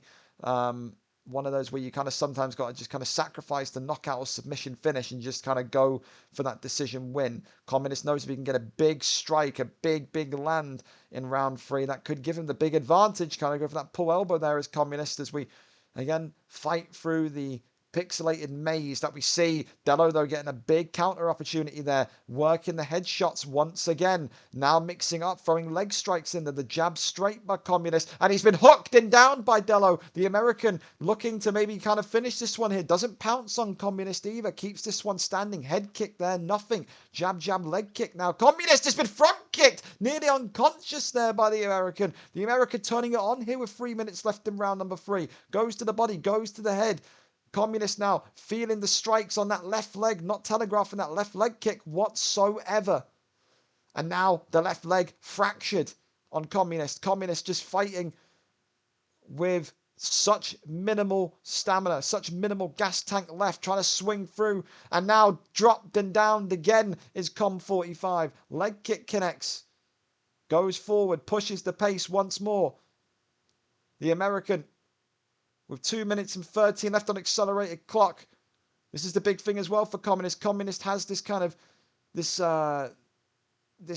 thing where, very much like Sir Yam Yam, or respect to Yam Yam, when he's losing the fight, his head begins to go. But this is why he needs to keep focused, because he's just landed a big front kick there on Dello. You need to keep fighting until the very end. Remember what we saw from Jalen yesterday in The Ultimate Fighter. 2 rounds down, gets the win with just a minute left.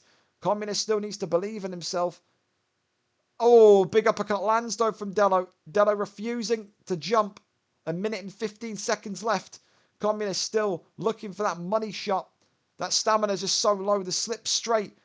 Goes for the body again. Still nothing. Front kick comes forward. Communist denying a big overhand from Dello. Back to the leg kick. And the leg kick has been countered by a big front kick. Communist going forward again. It's all to play for. Both men going for the knockout, but Dello 16 with a flurry of punches secures it in round number 3 in the dying embers. gets this one done. Dello goes to 2-1, launches up his bow and arrow and fires it into the crowd. Some say that may have hit a You Don't Vape. Maybe that is his next target, an All-American Bash there. The Great American Bash, JBL vape, who knows? But fair play to Communist, nearly getting the knockout twice in round number 3 through that incredible front kick effort, but 0-2 for Com. He'll feel a little bit disgruntled about that one, but trust me, this featherweight division, there's a reason why I called it the commoners bantamweight. Anybody in this division can beat anybody, and Dello there getting a big boost for himself, a round 3 knockout there in his third competitive fight in that division. Incredible stuff. Communist 0-2, but again, a lot of good matchups in this. You got Ennis, you got Jolson, you got even Jorrit for him. Could be some big ones there in the future for him. Congratulations again to Dello. And yeah, we'll ignore the fact that it looked like a Minecraft pixelated stream, but we still love you regardless, buddy. Next up, we're going to go over then to Tom LFC against Rafa. Tom LFC, a 2-0 lightweight fighter against some of the fastest and quickest hands in the division. A kickboxer from Portugal, NOX Rafa. Rafa, of course, a lot of success in the FIFA pitch, winning the sponsored event hosted by the Esports Hub yesterday. Rafa, of course, a leader, a general on the pitch, but he will need to lead and generalize his own path to victory tonight. Will it be 3-0 for Tom LFC to keep the streak going, or will Rafa come off of a loss in the perfect way by taking the undefeated record of another fighter? It is Tom LFC up against NOX Rafa, and that one is coming right this second. Let's go, let's see. 4-star fighters are the case again. Thank you as well for the bits, free bits by Cosmic and Mr. Rossetti for the resub and TTD. Boys, please remember again, ! charity. Donate, donate, donate. We've got plenty of forfeits. Let's get as much money raised for the charity as possible. Great cause for Syria and Turkey's earthquake relief fund. And of course, if you donate, you'll be entered into that prize draw for a prize worth in excess of £100 later on tonight. It is not a headset. It is something related to gaming or sports. I can't really reveal. Maybe both. You have to wait and see what it is. So, yeah, they give me a kind of list of categories to pick from, and then I get to pick from it. So, yeah, ! charity. Donate what you can. And like I said, we get to 350. You get to see me drink some pickle juice. So, yes, do it. It's storming here. Be glad I was even able to fight. There you go. Well, listen. I'm glad you're able to fight, and I'm glad that you're not being hit by a lightning typhoon. But it doesn't change the fact that it looked like I was mining for wood on Minecraft. But I still love you, Dello, regardless. Here we go then. Max Holloway versus Jorge Masvidal in this one. Tom LFC, like I said, probably the favourite coming into it. That's the kind of respect you get when you are a 2-0 fighter. Rafa has had so many close fights, so many blockbuster fights. 1-1, though, coming off of a loss in his last fight. Question mark is how much effort and practice has he been putting in since his newfound success over at Team Surrogate in France in the FIFA side of things. Tom LFC is known as a bit of a pressure boxer, a pressure striker. The Jorge Masvidal pick is a great pick for Rafa, who likes the box, but equally that Holloway pick for Tom, absolutely superb. He's accurate, he's fast, he's slick. He wants to be these guys with bigger reach, but also can hit shots from distance. And that's exactly what he's going to look to do here tonight against Jorge Masvidal in the red. Of course, 3-0 in this division is not easy by any means. Of course, Tom started off as an 0-1 featherweight, realizing that wasn't really the place to be. Comes into lightweight, and he has looked right at home since then. And he's already clipped Rafa with a big uppercut there, as Rafa now having to fight back and deal with the pressure boxing coming from Tom LFC. Big hook there found on the chin of Tom LFC. Big uppercut and big pullback and attempted elbow from Rafa there. Rafa not able to connect though. Still pushing forward, spinning elbow, not done. Still works the body. You can see those switch kicks going to be a case to maybe put yourself onto.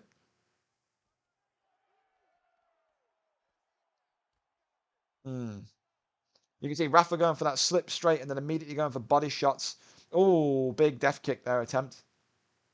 Connects as well. And this is what Rafa does. Rafa mixes up his patterns so well that he wants to confuse Tom. He's going to throw in a death kick. He's going to throw in some body hooks to kind of maybe confuse him. Don't be too foreign to see maybe some leg kicks as well. He wants to keep this one a guessing game for Tom. And you can see in the last minute or so, accelerated clock time, he has done that. Tom slowed down with his aggression. He slowed down with his forward push, and now he's starting to back up a little bit and respect Rafa a little bit more.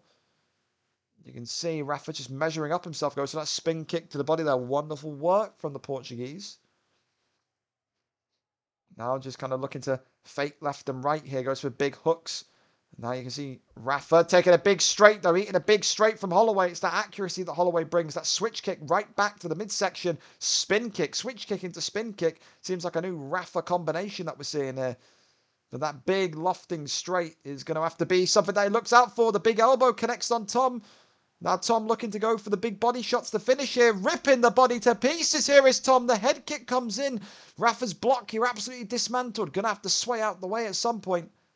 He's going to need to be careful as Tom's gaining more and more momentum, and he gets that body kick. That's what he's been looking for the entire fight. Working the jab, jab, straight head kick. Still nothing. Whiffs and misses. And now it's all to play for. Goes to that slip straight again. Does Rafa. Body kick right back to him. Elbow. Swing and a miss from Tom. That's straight. Just whizzing past. That head kick connecting again. And you've got to say it's been a very back and forth opening round. You can't quite put your finger on who won that one. What a fight this is so far. Very, very equal. And the stats say the exact same thing. 20-21, 43-40. You probably have to give it, though, to Tom. 3 stuns in that first round. He probably wins that first round due to damage inflicted. But very, very close. And by no means is Rafa out of this one. Stamina, you can see as well, a massive advantage for Rafa, who will no doubt be fighting for the long game, longevity. And they're trying to get that elbow kind of off immediately as Rafa gets that big, big, big hook that lands on the jaw of Tom and Holloway again. You can see that head health slowly recharging, though. Oh, Rafa. Oh, tries to go for a big hook, but 2 damaged and 2 stunned. It didn't really kind of pack any much punch. But head movement from Rafa again, similar to ADR Steve that we've seen another Frenchman. Incredible thus far. Works the 1-2s. Body kick there lands. Sways to the right. Now trying to go for that hook. Tom again being kind of reminded about Rafa's power and accuracy himself. Starts to back up now. Right back into the pocket here. Good head movement again from Rafa. Trying to fire off the elbow. Working that jab into a hook is Tom. Tom now starting to pick up the pace again with the aggression of the strikes. Just sitting in the pocket. Silently jabbing. And now he's been rocked here by Rafa. Rafa maybe going to look to go over. He can't get the deny on the upwards transition. But a big knockdown for the Portuguese. Tries to go for that slip straight. Pulling backwards here. Little faint head movements from Rafa. Big knee to the body again. Big hooks. And you can see Rafa just absolutely using the little shifts, the little shimmies to kind of throw Tom LFC off guard. The leg kick now coming in. Sways to the left. Wonderful switch kick. Big knee to the body. Just trying to get that stamina nice and low on Tom as the body shot's being ripped again. Needs to watch out, does Rafa. Those body shots have been coming all night. He suffered a big stun early on. Now working the body again. Big elbow in reply from Rafa. Tom and Rafa putting on an absolute war for us tonight. Body kick connects. And it's front kick of doom from Portuguese man himself. The Portuguese Magnifico with a Lyoto Machida-esque front kick to send him to the canvas. Tom LFC is put out on his sword with a violent, violent front kick that sees Rafa go 2-1. What a way to get back onto the winner's column, taking the undefeated record away from Tom. And Tom's going to be pretty upset about that one. A very, very close fight. And what a front kick that is from Rafa tonight. The Masvidal pick comes in clutch. The body shots from Tom were ripping Rafa to pieces all night. He survived them. He used his movement, his sways to perfection. And he comes out with a well-deserved win. No doubt that one's going to have to be run back at some point. An incredible, incredible performance from both men. Rafa with a round 3 victory there.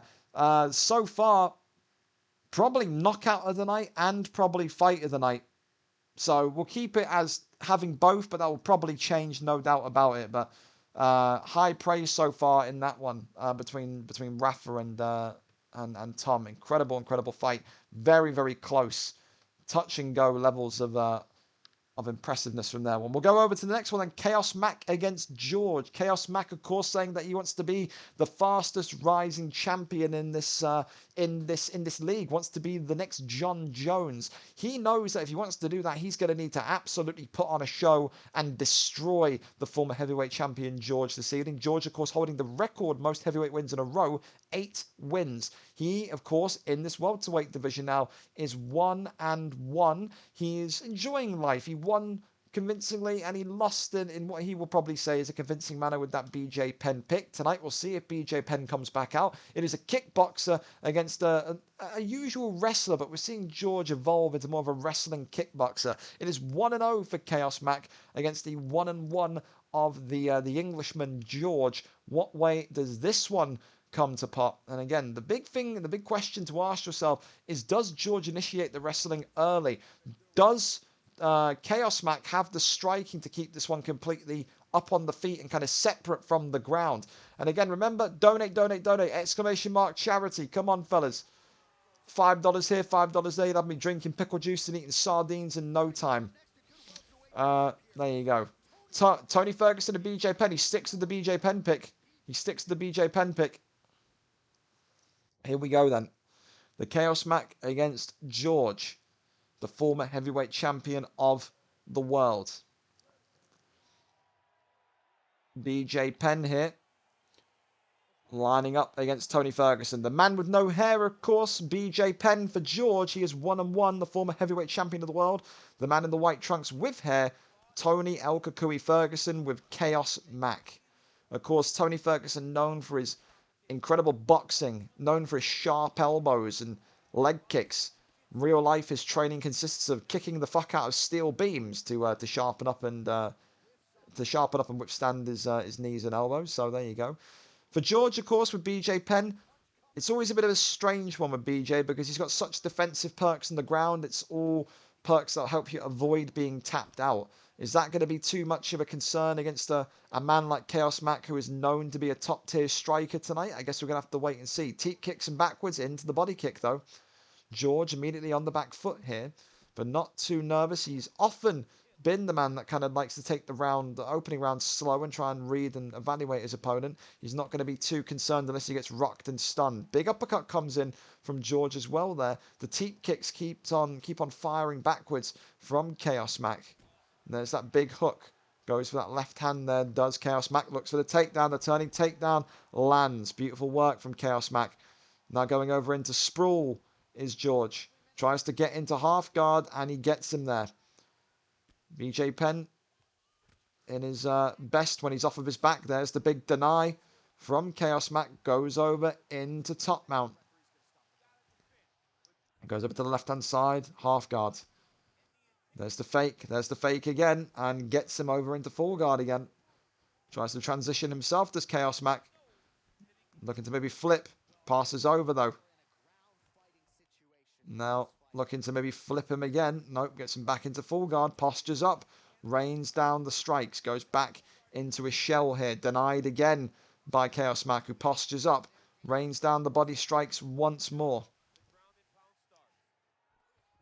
Are we going to try and flip him? Nope, still again, that right transition being read every single time. Now, just having to kind of withstand this one, George. Trying to transition fake that one again, denied. Being a little bit too obvious with his transition fakes here so far, George. Goes over into sprawl, perhaps. No, side saddle for Chaos Mac. Backside is denied wonderfully. And now looking for the Kimura. This is why BJ Penn's good. BJ Penn with all those perks to kind of handle that submission offense that fighters bring against him. The sprawl there denied. Incredible ground game so far by Chaos Mac. Consistent denies. Another one there. Works the jab, goes back over into top mount. Postures up, rains down the big strikes here. Looking to break through George's guard. Not able to do it though. Goes over to half guard. That one denied. The G8 not in his favour. So far, an excellent round for Chaos Mac. George going to have to maybe look a little bit more conspicuous when it comes to those ground transitions. Looking a little bit too obvious as it stands right now. Here we go then. Back on to it we go. Big strikes immediately coming in. George still trying to go for that uppercut. Still nothing there. Teak kicks him backwards. 1-2s, uppercuts again. Uppercut there again. Nothing to see. Big straight. There's those elbows that we know from Tony Ferguson coming forward. The arm outstretched. Little tap there. Oh, well, good slip straight there. The elbows firing in. Now looking to just hold fire a little bit is George. Trying to circle and get round his man here. And then a big attempted hook there. Goes for the body. Still nothing. Works the body again. Whoa, trying to get the strikes going now here as George just gets some more success with the head health. Works off the double jab. He gets that turning takedown. Lands it once again. George going to have to remain calm here. Keep this one nice and composed. Gets the transition. Works the little jab. Crosses over into top mount. Works the strikes. Can't kick him off of him though. Postures up again. Rains down the big ground and pound offense. And that's hit and rocked George here. Ground rock. Going over to half guard. This one denied again. Incredible transitions from Chaos Mac. Postures up. Rains down. The strikes in this one. Now looking to go for the armbar here. George is in some severe difficulty. And you got to think here. George has got to be on point with his submission defense. As this one's looking very, very tight. Chaos Mac looking likely to maybe break the arm here of George. And make his record increase once again. Chaos Mac with a beautiful ground game performance. And George there has the arm extended. And Chaos Mac forces the tap. And round 2 submission for Chaos Mac. Question marks have to be asked about the weight change there for Chaos Mac. Because looking very, very, very good for a welterweight. An incredible performance there from Chaos Mac. You have to... Is that... again, I don't think it's an illegal player. I think it's... I'm not saying, like, is it an alt? But I have to wonder if maybe he's played UFC before. Because that does not look like a guy that's just kind of maybe picked up the game and is a level 28. You know what I'm trying to say? So, a round 2 submission there for the Chaos Mac. And maybe he might find himself in lightweight or even featherweight after that. Incredible transitions and incredible patience on the boxing, to say the least. That one was very, very, very good. Yes. Yes. Again. Wow.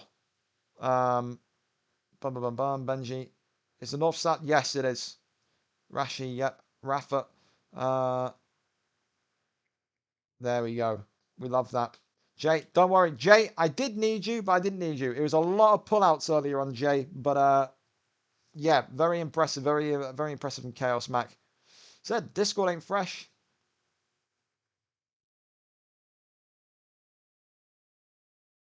May find himself in lightweight or featherweight after that. I can't lie. I'm very impressed by that. Very, very impressed by that. What a performance from Chaos Mac. Probably performance of the night so far. Can't lie. Yeah, I can get on board with that performance of the night so far. 100%. Yeah. Said these weight changes, bro. Again, they're going to be kind of harsh but fair. Is that a fair assessment? A fair way to put it? Harsh but fair. Blunt but fair, maybe. Yeah. George is a welterweight. That guy looks miles beyond the welterweight. Can't lie.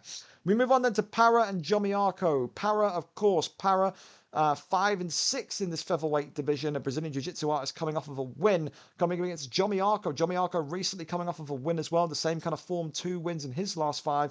5 and 6 takes on 3 and 6. A Brazilian Jiu-Jitsu artist or a balanced fighter. Para good at everything. The stand-up, the ground, the clinch, the movement, the distance, the stamina management, the endurance. Jomiarco, again, he's been kind of attributed to that of Spanish cheese recently. A lot of elbows, a lot of knees. He's gotten a little bit cheesy, a little bit funky in terms of his kind of strike patterns. Some people don't mind it. Some people look at it and maybe scoff and disgust. I don't know what you could say, but also a very, very talented wrestler as the Spaniard. Question mark is, though, can he get Para down and can Para outlast the cheese on the feet? Both of them are notorious submission specialists as well. Jomiarco, a handful of submission wins ranging from featherweight all the way to light heavyweight when it was in there. Para, of course, has one of the longest submission streaks in the light heavyweight division when he was ruining the division with Charles Oliveira. So a very interesting one here. Does Para go to 6-6 in this division, or does Jomiarco get one step closer to 4-6 and make it 2 wins in a row? It is England taking on Spain. It is Para taking on Jomiarco. Who gets this one done? And of course, your annual fight reminder, exclamation mark, charity please boys, donate, donate, donate, all going to great cause. Jay Fuller, I absolutely thank you and hate you at the same time. 1738. Ah, look at this, man. Look at this obscene amount, but thank you very much. It's going to be the Korean Zombie coming out for Jomiarco against Dustin Poirier. Novelty pick from Jomiarco. The Korean Zombie is rarely seen. You get bonus points if this one impresses me, Jomiarco. We'd love a bit of Korean Zombie. But Jay Fuller again, thank you very, very much indeed. Top man. All proceeds going to help those in Turkey and Syria who have been victims of those horrible, horrible earthquakes, man. An immediate takedown. Talking of horrible earthquakes, we've just seen one there in the octagon as Para crashes to the ground and immediately Jomiarco letting his intentions be laid bare. He has come back after a hiatus of 4 weeks a couple months ago, looking like a man reborn of his wrestling.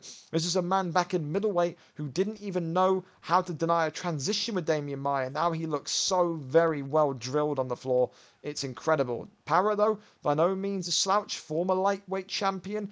Was in the kind of top 3 for most improved fighters in 2022. And we're going to see why. Paris said to me, I don't ever want to go back down to lightweight. No matter how good, no matter how bad it gets, keep me in featherweight. I want to prove myself in this division, which is a very noble thing for him to say. Some fighters want the easy fight. Some people want to immediately get back into that feeling of being at the very top. Para's saying, no, I need to improve. I need to get better. Fighting against guys in this division will absolutely certainly do that.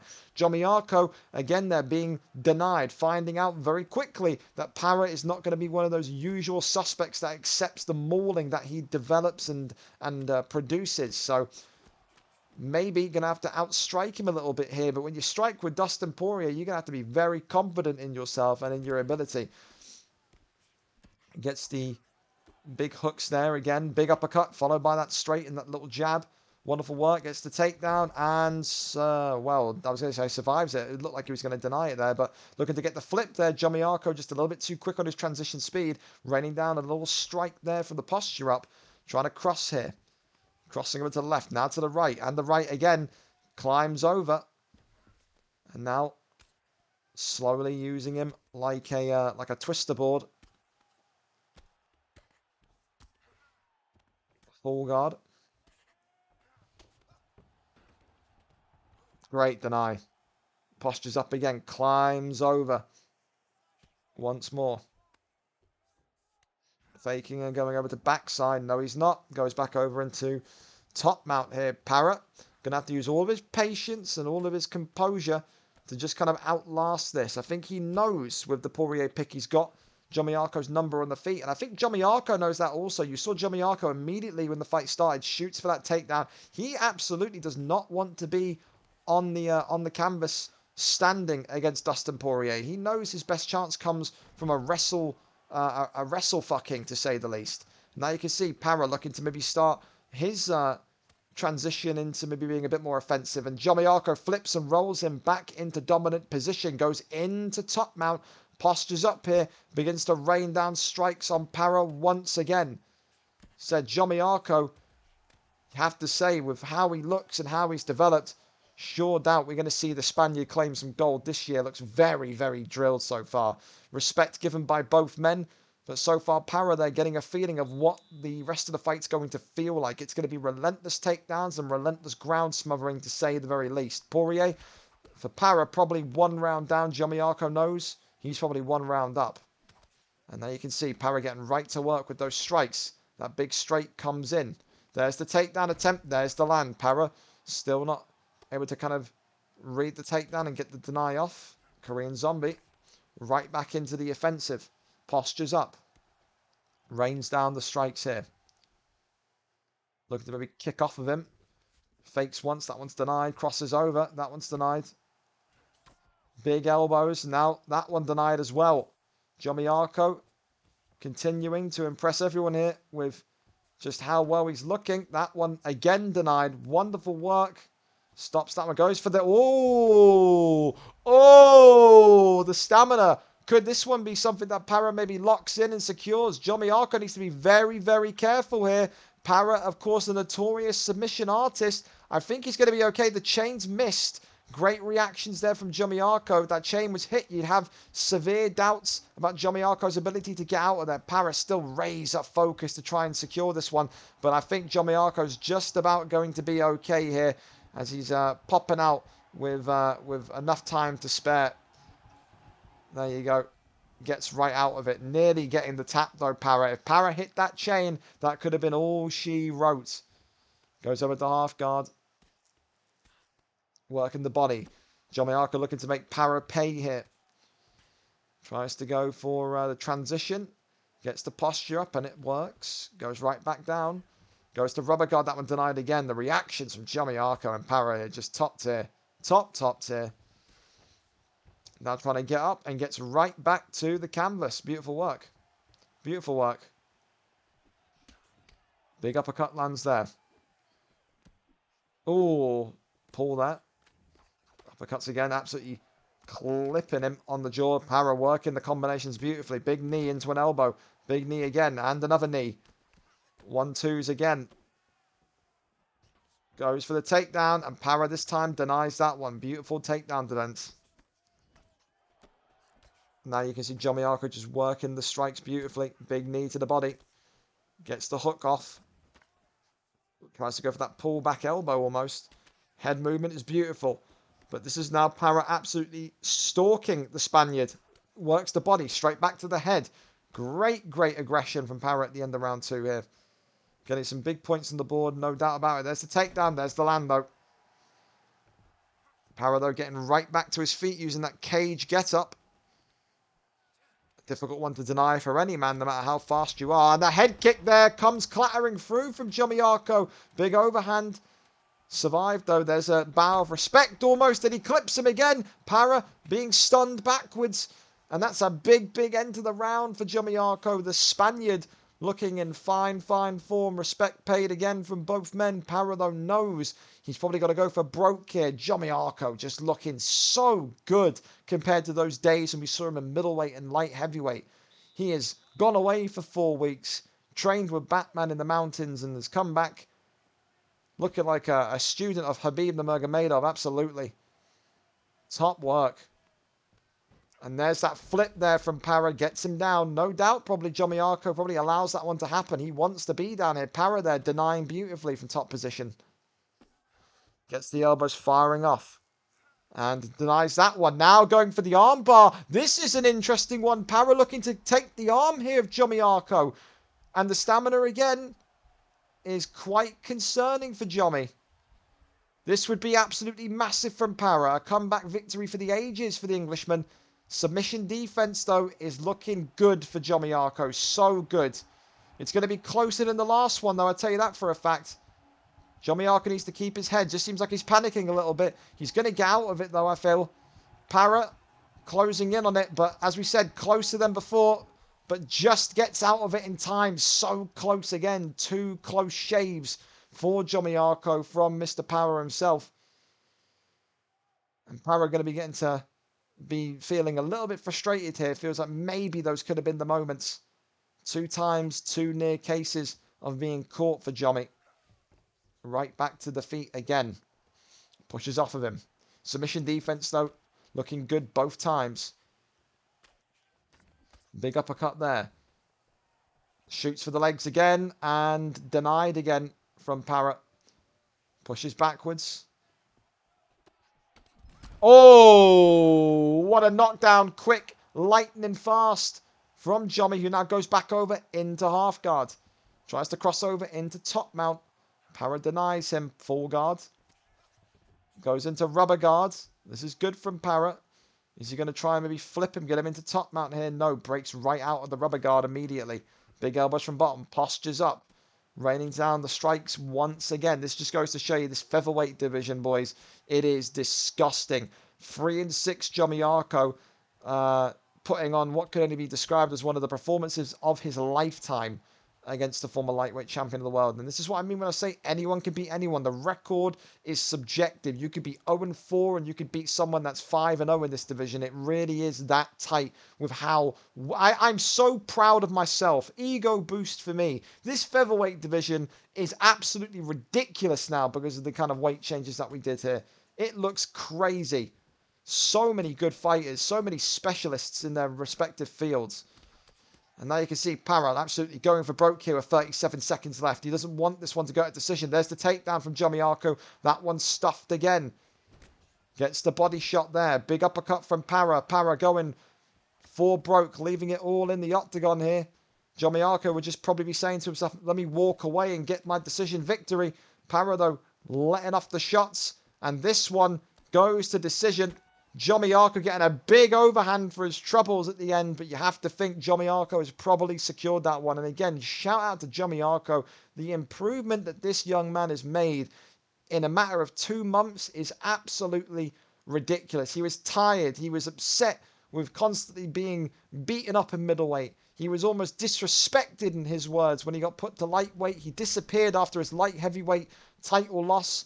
Went away for 3-4 weeks, came back, and now looks incredible. 29-28. There you go. Jomiarco, 29-28. Jomiarco gets another victory, 2 in a row, and a monumentally big one for Jomiarco as well. A decision victory for him, and I can't lie to you, if Chaos Mac is out there, I am so sorry to you, but I'm going to have to take performance of the night away from you. To do that against a Poirier pick, against a former lightweight champion like Parra, the wrestling was on point there. Jomiarco, for me, steals performance of the night so far. 2 very, very good fights back-to-back so far. 3 even, actually. 4 with Dello. They've all been bangers so far, boys. They've been all so good. So good. We move on to the next one, and it's a big homecoming. It's a return. It is the former light heavyweight champion of the world. It is the greatest light heavyweight champion, the light heavyweight Hall of Famer, Orba, or Samuel now, making his welterweight debut. 0-0 Brazilian Jiu-Jitsu artist. He admittedly says, though, since his light heavyweight days, the submissions to ground games have maybe gotten a little bit worse because he's not touched it as much. Fish will be licking his lips at the sound of that. He is a 1-0 Brazilian Jiu-Jitsu artist, had an incredible BMF tournament last time out and wants to actually go higher and higher in this division. He has a chance tonight by making it a legacy fight, beating one of the best to ever do it in those heavyweights. One of the fastest improving fighters in the league was Orba a mere 2 months ago. And you can see this says enough in itself. 8 title defenses in a row for Orba. Was a double champion as well. Won the light heavyweight belt and the middleweight belt. That's why he's in the Hall of Fame. He's seen it all and done it all in those heavier weights. Tonight, though, probably one of the most tough challenges he's faced so far. Fish 14, the new kid on the block, looking like a serious bit of kit, as my good pal Liam Kemby would say, in this division. Will the hype be extinguished by Orba, or will Fish rumble on and make it 2-0? Will it be the Fish, or will it be Orba or Samuel in his welterweight debut? Let's see. Thank you again for everyone that donated. 390 Lazarus, thank you very much. $319.30. This still annoys me, but I can't be too annoyed. Fellas, keep going. We are nearing the gherkin juice shot. If anyone has 30, what is that? $30.63, then you can get me downing a cup of pickle juice, eh? Great. Not had a gherkin or pickle in about 6 to 7 years, man. There's a reason for that. Anyway, Carlos Condit for Fish. A very interesting pick. We do not get to see Carlos Condit often, but against McGregor, probably makes sense. McGregor, a sniper, a power puncher, a relentless striker. Limited gas tank, though. Condit has the size, has the length, and has good enough wrestling, even good enough boxing, if you ask certain people like Messiah, to withstand the challenge of McGregor. It's another novelty pick. It's great to see fighters like Korean Zombie, like Carlos Condit on these stream cards, and we're going to see what Fish has to show us tonight. Orba, of course, had incredible resiliency as a champion. Went into fights, lost the first 2-3 rounds, and then ended up winning the title fight in fantastic fashion. There's that takedown drive immediately from Fish, and he's denied that one instantly as Orba. Orba knows that he wants to keep this one on the fight and keep this one a striking contest in order to try and kind of get the victory against Fish tonight. Fish probably saying to himself, I've got to get McGregor down, I've got to work that body, work that gas tank, and work it quickly if I want to kind of get the victory against him. If you keep this on the feet against McGregor, you have to be very confident you're a better striker than the man opposite from you, because you will not win a striking contest in a half sloppy fashion manner against someone like Orba, and he clips him with the uppercut. Pushing the pace. Big uppercut lands from Fish onto Orba. There's that slip straight, works the jab body kick. There's the knees now, working the body himself. Big knee and elbow from Fish. Fish just kind of fighting through what appears to be a sea of lag at the minute. It's not great so far, but it clears up and then it comes back. Just one of the things that both the fighters are going to have to kind of deal with. You can see Orba just absolutely ripping off some big shots here. Big shots from Orba. Turning this one into a brawl. That's what he wants. Big hook, though, comes in from Fish. Fish again looking for the takedown and gets the trip, gets the land. This is where Fish wants to be now. Orba, though, we saw in light heavyweight, by no means an amateur on the floor. Works the body. And now postures right up there, does Fish. Fish raining down the ground and pound here. Stamina going for the armbar, and this is dangerous. The stamina may have caught him here. Orba's submission offense about to be tested again. Will Fish get the slam? If he doesn't, he could be in some severe trouble here. And he gets it. He blocks the slam, does Orba. This one's going to be tight, boys. This one's going to be very, very tight. Fish rolled through. His submission defense has recovered. The strikes being thrown. It's going to be neck and neck here. Will Orba get his first win in the welterweight division? Will he? Will he? Yes, he does. The former light heavyweight champion of the world gets the tap with the notorious Conor McGregor. Fish's 2-0 streak is gone. Welcome back to the Octagon, Mr. Samuel, Mr. Orba, DZN, an armbar victory with Conor McGregor, the first of many in this welterweight division. No doubt about it. Orba reminding everybody that he's one of the best to do it for a reason. A double champ for a reason. He is back to winning ways and back after a long hiatus. Congratulations to him. 1-1 for Fish now. 1-0 for Orba. He gets it done in a round one submission with Conor McGregor, the Carlos Condit pick.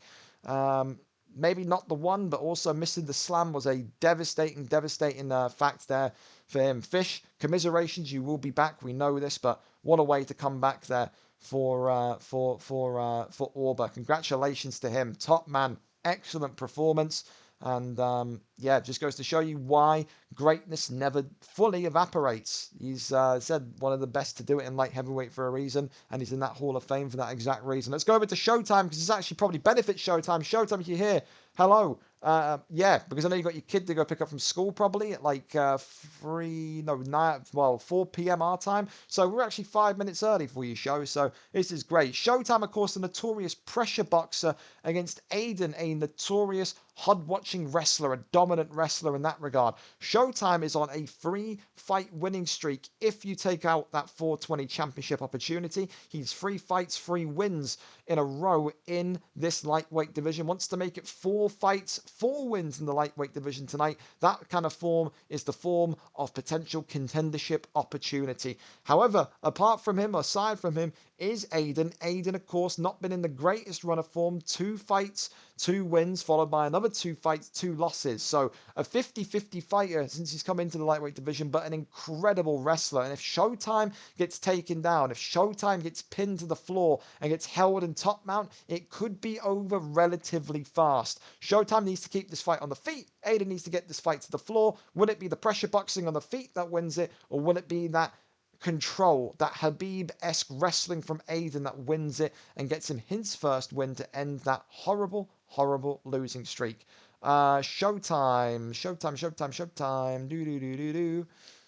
if Showtime is, of course, home. I know Showtime sometimes gets stiffed with work, getting home late, but I imagine we'll see. I guess we'll see.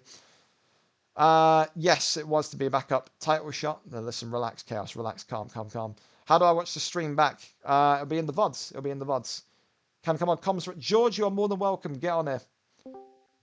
He's got a voice like a head teacher. We love it. Schmied, I will accept that now. There you go.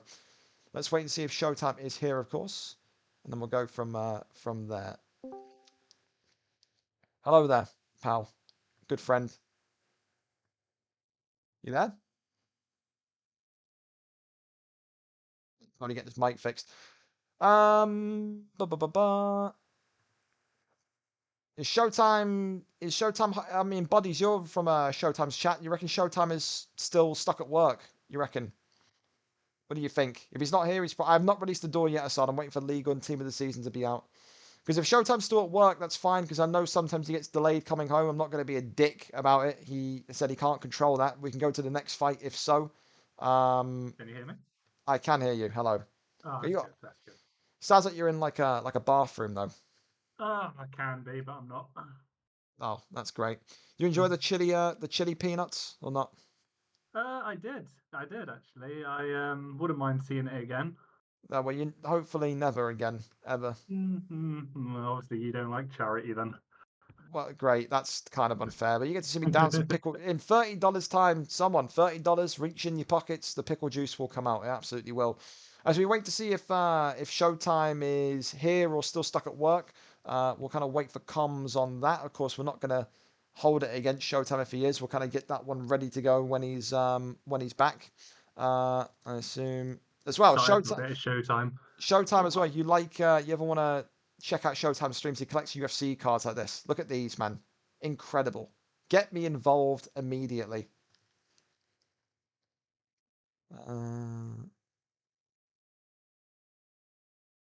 Yeah. But yeah, again, I can't really. It's not like Showtime has forgot about the fight. The dude's just working crazy amounts. So, wow, George went to the same school as Jack Whitehall. Can you confirm or deny that, George? It'd be cool if I did, but I didn't. I'm sorry. There you go. Thoughts on your fight, by the way, against Chaos Mac? I had a stinker. Nah, he's just better, isn't he? Yes. He was Simple very as. good, wasn't he? He was very good, Yeah, wasn't he? Yeah. Yeah, So, no, I can admit it.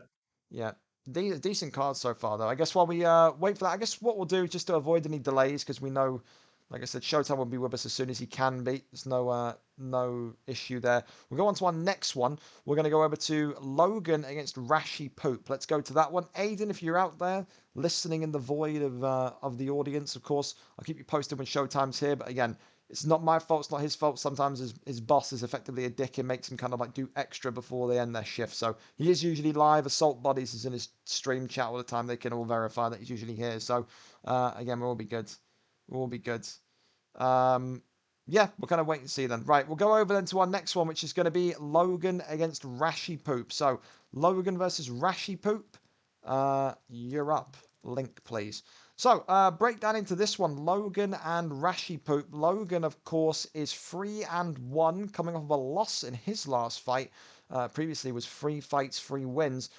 Tonight, Rashi Poop has a great opportunity, also coming off of a loss, 2 fights and 1 loss. So 2-1 record against 3-1. Not Aiden. Logan, of course, again, a wrestler. Not really a dominant, smothering, Habib-esque wrestler like Aiden, but a wrestler that will kind of take you down and at the ground and pound you and kind of get that one done quickly. He's not going to sit and HUD watch, but he will sit there and be active on the floor.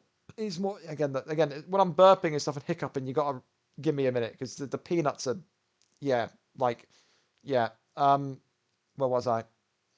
Yeah, he's an active wrestler, an active ground fighter.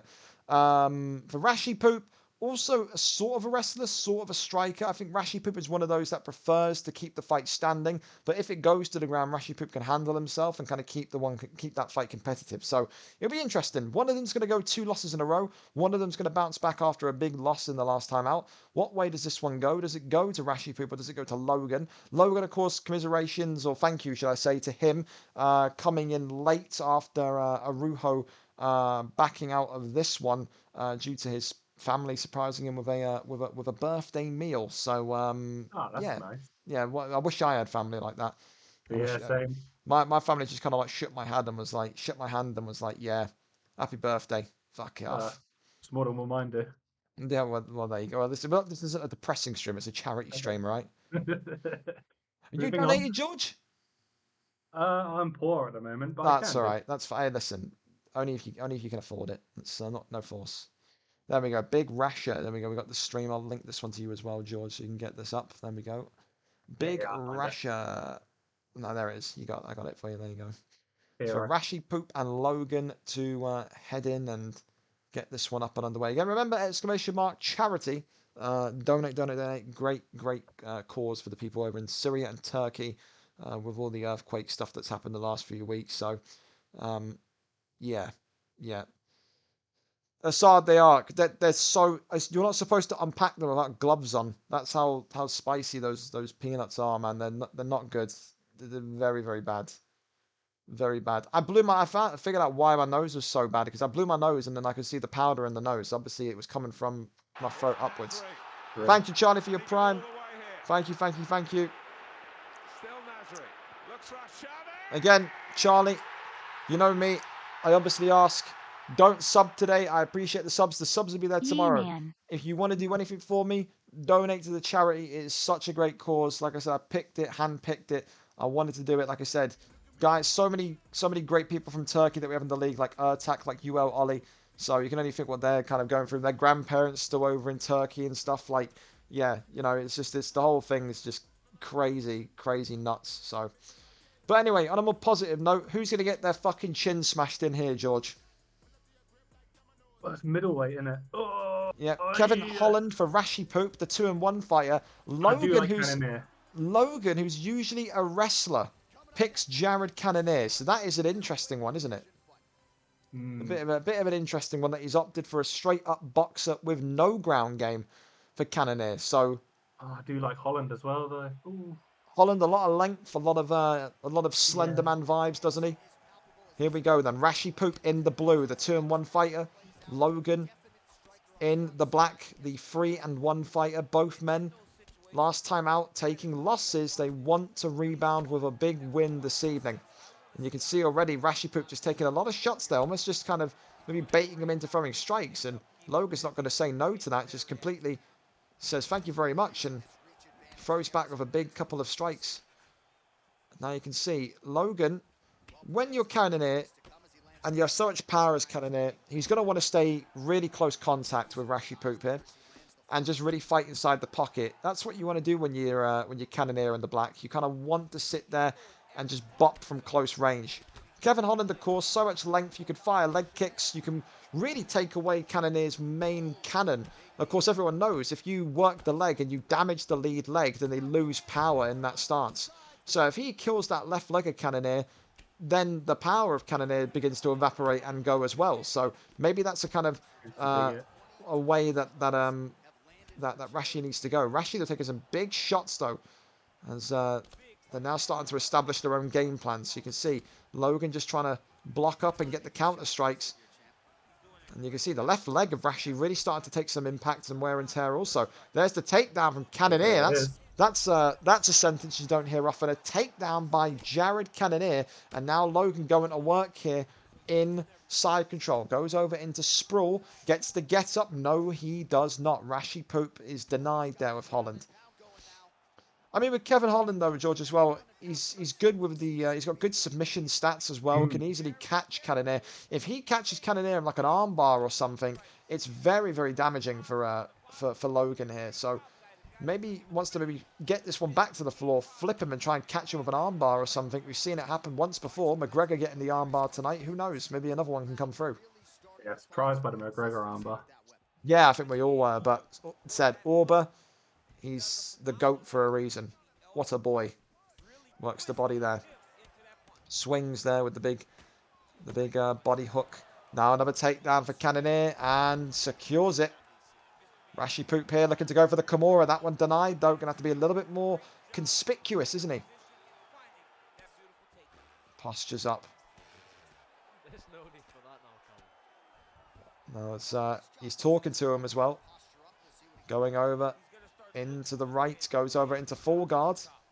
Goes for There it is. armbar, and there's the armbar. Now we're going to see what Aiden's, not Aiden, I keep saying Aiden because of the AAAA, what Logan's submission defense is like.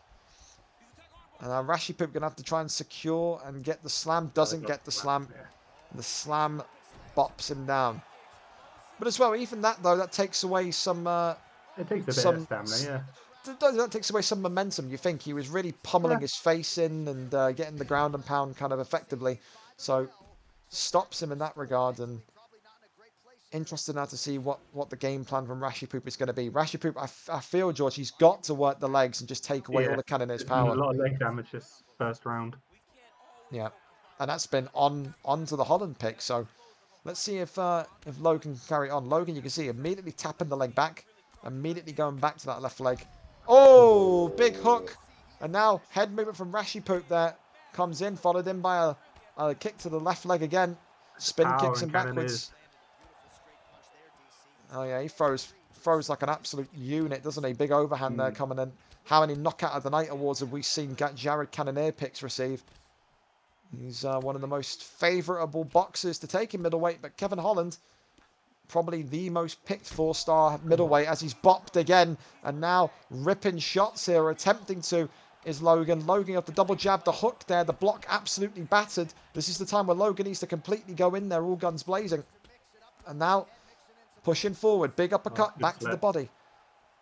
Left, oh, it's that head kick, didn't telegraph that one, was blocking the legs, now against the cage here. Logan looking to get this one done and dusted within 2 rounds here. Knees to the body, working the legs now, the left leg, back to the body. And now off to the head here, Rashipoop taking so much damage from Cannonier, spinning back fist from Rashipoop. Rashipoop refusing to give up here. Goes for the body shot, still nothing, knee there to the body. Oh, bops him with a straight, tries to jump, doesn't get the jump. Leg kick connects. Once again, the leg kick this time checked. The first time in a long time. Head kick comes forward now for Rashipoop. Oh, but it's that uppercut. If you go low against Cannonier, expect it. If you go low against Cannonier, expect it. That uppercut absolutely sends the head whipping back and sends him into whiplash. Logan, a late fill-in, a late replacement, gets a violent knockout with Jared Cannonier. Goes to 4-1 and rebounds after that loss last week, which he himself was not happy with in the slightest. Rashipoop makes it 2 losses in a row, but he'll be back. 2-2 record for him now. A lot of good fights in the middle of the pack there, but Logan back on point with his resurrection into the title picture. You got to think for Logan, of course, 4-1 now puts him firmly around the top 5. He's more active than Hems, you'd have to say. If Hems and Logan are around, maybe could be them versus against one another for a title shot. Could well be the case. But congratulations to Logan. Comes in late and gets the job done. A round 2 victory for the man hailing from Newcastle. Once again, Logan with his arm raised. Congratulations to him. We go back over then and go over to HGO Has against Benji PP2905. Rash, it's fine, man. You'll be back. It's completely cool, man. Don't worry about it. You'll be fine. That's the thing. You're gonna have to take a couple of L's to only just improve. You know, it's one of those. It's one of those. Pappy, it's all for the name of charity. So if I need to be, yes. There we go.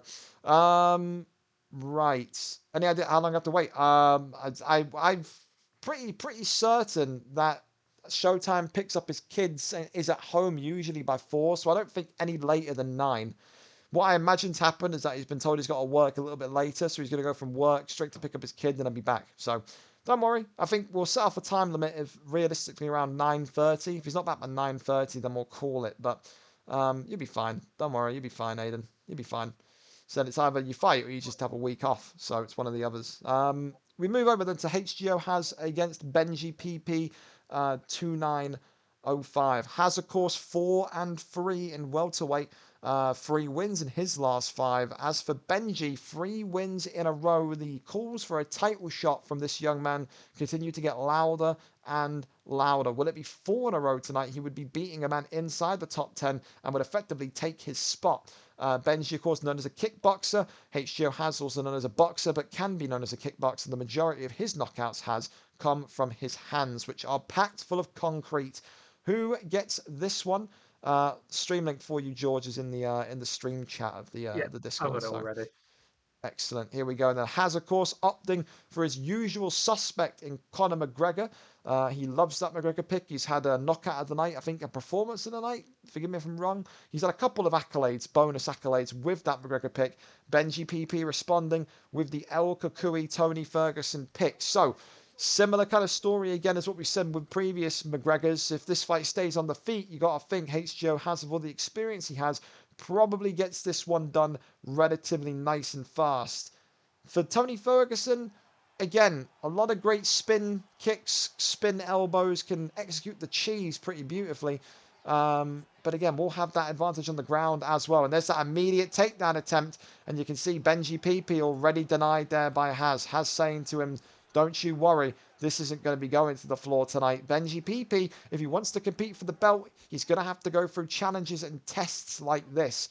When he's so known to be a dominant fighter, you have to put him up against someone that has good takedown defense and see if he can solve that puzzle, especially when he's got a lethal weapon in his hands like Conor McGregor. If Benji loses, it's not really too much to worry about. He still remains in the same kind of position in the rankings, but like I said, he wants to get that title shot as soon as possible. Nice double leg kick there to start off with from Benji as well. Benji, you can see already just avoiding the pocket with McGregor, which is the smart thing to do, just keeping distance and trying to fight from a defensive shell, which is completely fair. But so far, so good for takedown defense from Has. Does not look phased in the slightest. Big overhand comes in. Leg kicks back forwards again. Goes back to the body. Swing and a miss there. Works the body again. Big uppercuts once more. 1-2s again. Oh, he tries to get that big hook off. Body kick back to it. Body kick back again to it. Swing and a miss on the leg kick. There's that body kick once again. You can see the pattern here that Benji's trying to do. Trying to go for that 1-2 body shot, 1-2 leg kick or 1-2 body kick. Now you go back to the double leg kicks again. Trying to work on that right leg slowly but surely on McGregor. Great movement as well from Benji to kind of handle himself. Body kick right back to it. Rips it back to the leg kicks there. And swing and a miss there. Big hook. Uppercuts back and forward. Swing and a miss on the body kick. Looks for the takedown and doesn't get the takedown. Doesn't secure it. There's the body kick again. Big knee to the body. Big hooks back to the body again. Has looking so dangerous here. Pushing forward. Another takedown. Another deny. He just can't get that takedown secured, George. I mean, His defense is on point tonight. At what point, if you're Tony Ferguson, the Tony Ferguson pick, do you start to get a little bit panicked or spooked by the fact that you can't get this man down to the floor? Kind of when the Beyblade happens. When the Beyblade, yeah, that's fair. Yeah. Again, the other thing that he hasn't tried yet is a takedown from clinch. Could be a clinch takedown job, maybe. Try and get in the clinch, get a knee off, and then try the takedown from there. We've seen some people get kind of bamboozled by that before, but he's doing well on McGregor's stamina. You take a note on McGregor's stamina. He's leading the stamina war a little bit, is Benji. But needs to keep doing this. Working the legs, working the body. If he can't get McGregor down, he can absolutely point fight McGregor. It's the same kind of fight I had against Benji. Benji will probably be having flashbacks to that fight where me and him competed against one another, and he used McGregor. I used, I think, Paddy Pimblett, and I just worked the jab, worked from distance, worked the leg kicks, and took him to a decision and won by decision. So it's one of those where if he can't secure that takedown, he may need to fight so smart and get the IQ executing perfectly to just kind of ensure that he's throwing enough and hitting enough to win the fight. Here we go then. Round number 2. A strong opening round for Benji, who gets that stamina down. There's the takedown from Has, and there's a takedown deny from Benji. Both men showing good takedown defense, but he's been clipped by McGregor, and that's the first test now for Benji. He's going to, rocks the body on McGregor, and that's going to be a good motivational boost. Both of them now getting a stun. Both of them on level pegging here. You can see Benji just working from distance again, throws the jab, sways out the way and avoids it, gets back to the body again. Wonderful body shot, just tagging and stabbing the body of McGregor now and again. And there's the takedown. And there is the drive, and there is the land. The first takedown of the night here, landed by the McGregor pick, CHAZ. And he gets that deny as well. Now looking to climb over him and maybe start to induce some damage here. Takes the back. Kicks him over to backside. Goes over to back mount here. Will he get back flat? He does. Very bad now. Very, very bad. Goes to the rear naked, which is totally legal. Can't get it off, though. But now finds himself in top mount. Again, could posture up and start to get the damage done on McGregor. Or maybe posture up here and go for a for some body strikes. So I mean, you could have gone into side control there, George, and let off some knees to the body through the from A's and B's. Looking for that crucifix. Exactly, went for crucifix, and that one was always going to be telegraphed and read by CHAZ. And then there we go, back to the feet. Position. Back to the feet we go, and then you can see now the stamina beginning to falter more and more, and that's got to be giving Benji some more motivation. He just needs to avoid getting these big hits through and keep working and stabbing at that body, and he's rocked McGregor now. CHAZ absolutely taking damage here. And this is the typical McGregor conundrum, George. When you take McGregor and you pick McGregor, you've got to kind of get the fight done in 1 round, maximum 2. If you throw a lot of volume and you're a volume striker, you are usually gassed using McGregor by round 3. You cannot allow it to go to round 3. You start to really feel the implications of that McGregor pick if you do. Now, Greg's not a pick for me. Yeah, absolutely agree. And now you can see big uppercuts again. Big double uppercuts there from Benji. Lands and connects on CHAZ. CHAZ gets a big overhand from Benji. Benji looking to finish this one up. Won't need a decision, but sways out the way. Does CHAZ. And now gets backside. Looking to climb onto the back here. Now will he get back flat? No, he won't. McGregor now with 23 seconds to rain the damage in. Postures up here.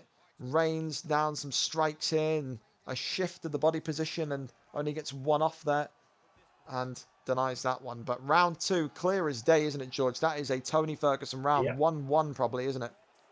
Yeah, it's 2 knockdowns back to back. Yeah.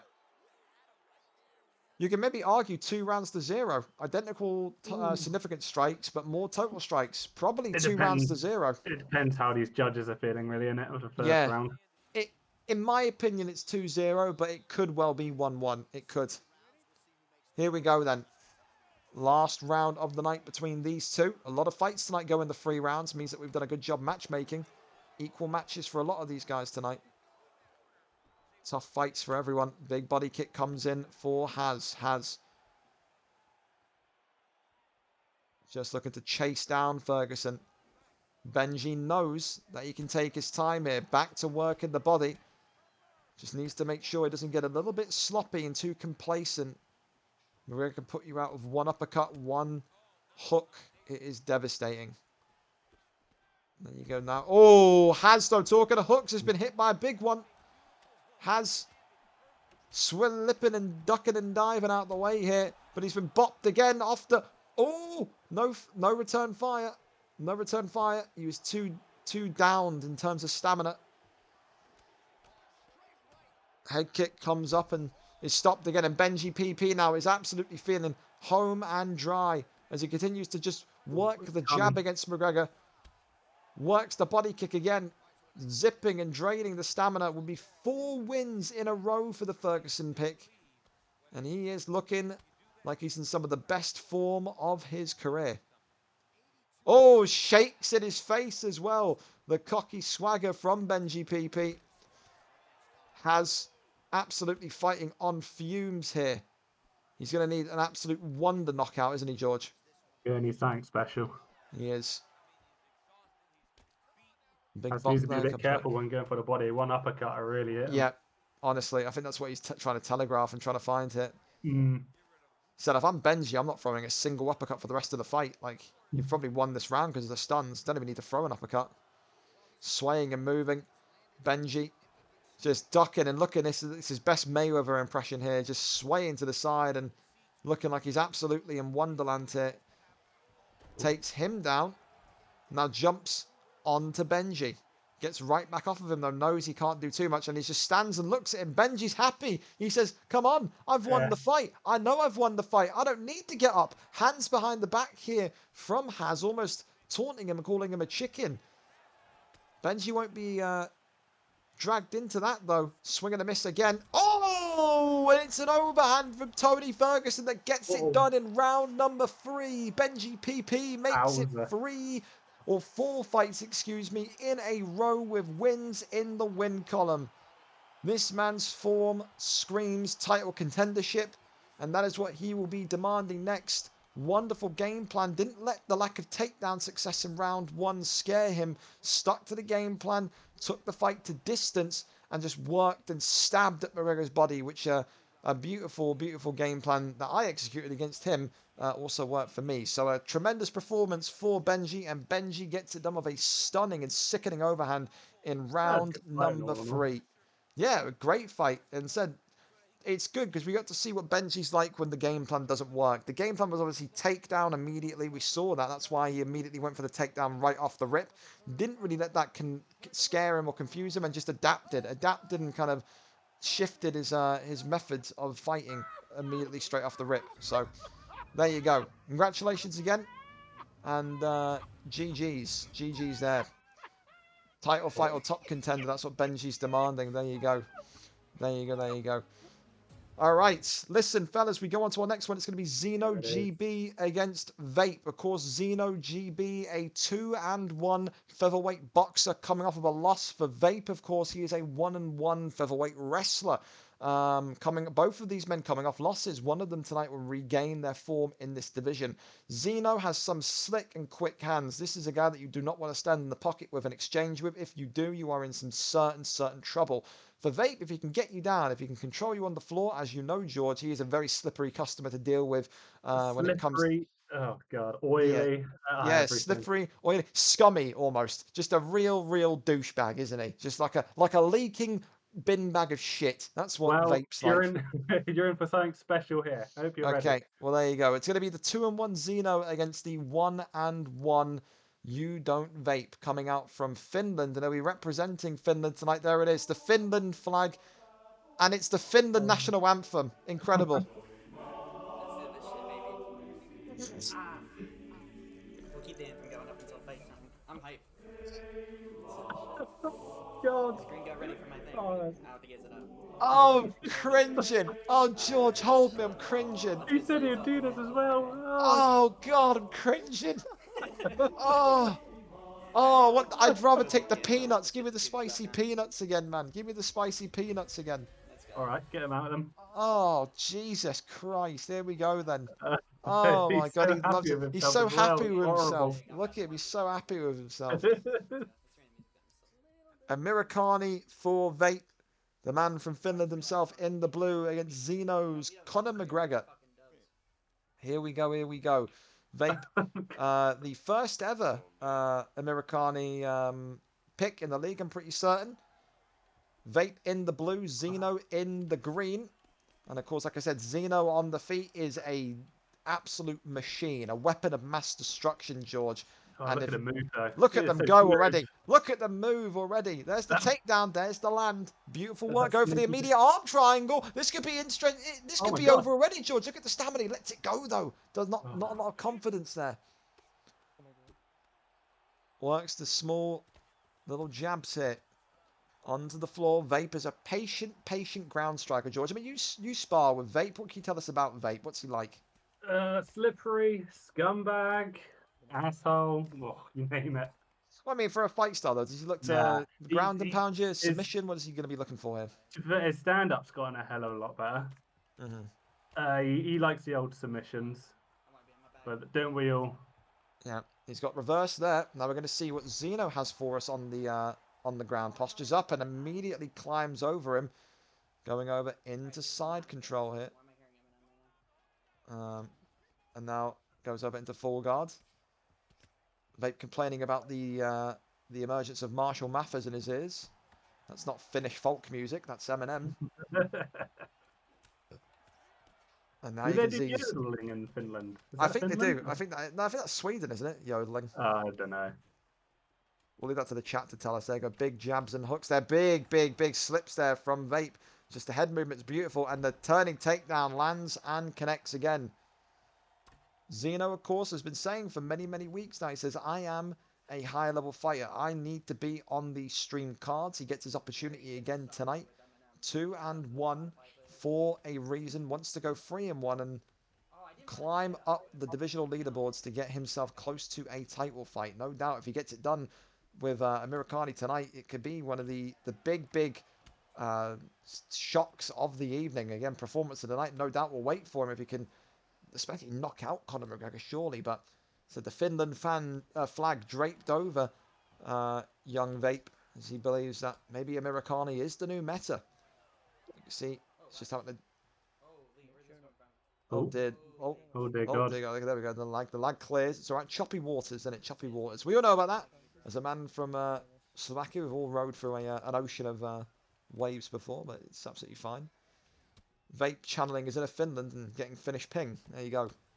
Oh, big combinations, and he's dropped him down. Right back to his feet, though. That's what Zeno wants. You can't stand and box with McGregor.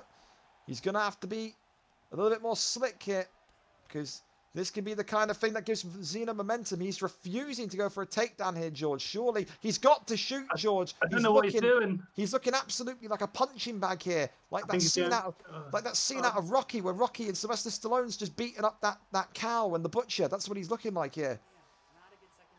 Wow, not a good second part to that round one at all. Looked so good in the first part, but you got to think. Trying to waste that guy's stamina so he can go for like a spear shot. I don't know what he's thinking. But he can only take so much damage, George. He can only take so much damage. Can I get this actual fucking playlist to play the songs from the playlist? He's more upset about the playlist not working than the game. He's more upset about the folk music not coming through than the end of that round. Here we go. Round number 2 on its way. You got to say, Zeno probably takes that due to the incredible flurry at the end of round number 1. Vape probably got to... He's had so much success with the turning takedown as well, George. It's interesting that he's not really shot. Another one. He's been rocked again. And now looking to take the body here. Down. Vape trying to pick a shot. Doesn't want to be uppercutted. Maybe. Oh, big knee. That's maybe he doesn't want to shoot for it. And now working the body here. Goes for the uppercut to Zeno. Zeno working the body here. Switching stance. Goes for the body kick. Vape now gets the turning takedown. And this one is landed. There it is. He gets it. He gets it. Vape's got to be a little bit more smart here, George. Just seems very rash at the minute with how he's approaching this fight, no? He needs to keep him on the ground.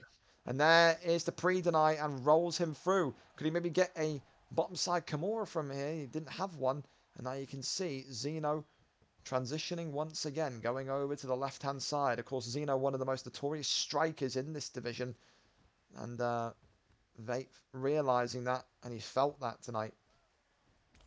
Oh. Big strike. Oh, big jumping knee there. Could have been a killer blow.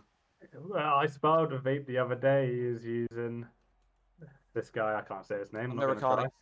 He knocked me out with that flying knee. Sad to say. Yeah, broke my heart. Maybe looking to repeat that tonight. There's the turning takedown again, and the land once again. You got to think Vape's... Oh, a great deny there from Vape as he begins to rain down the elbows from side control. Can't deny the sprawl transition. Vape not able to deny the up transition either. This is maybe where Zeno wants him. Kind of hugging his back here. Trying to go for the big headshot from the dirty clinch. You can see Zeno right back to work in the body. Just so slick with McGregor. Tries to go for that big knee again, does Vape. But not able to connect. There's the turning takedown again. Doesn't connect this time. But you got to think as well, George, the stamina going into round 3, absolutely equal. It's in Vape's... I think no, now it's not equal. I take my words back. It's just about equal. I don't know. It's kind of like, it's very, very neck and neck for the stamina. There you go. Body shot connects. Vape's got to stop getting into a striking war with McGregor. If he keeps doing it, he's going to end up having his head taken off. And there's that turning takedown, landing again. A lot of success from it from the young Finn tonight. So a Finnish American. Something like that, isn't he? To get the first one of Americani in the league. Trying to maybe go for a leg lock here. 30 seconds, wouldn't be too much left. Trying to work the body. Goes over to half guard. Now goes over into top mount, gets the transition. Tries to push off of him. Says no. Tries to push him from that time. Says no again. And that time denied. 1 second left. Vape goes into round 3. Another 3-round fight here, but you got to say, he's got to go for it here, hasn't he, George? He's 2 rounds down. This is make or break. So make or break now.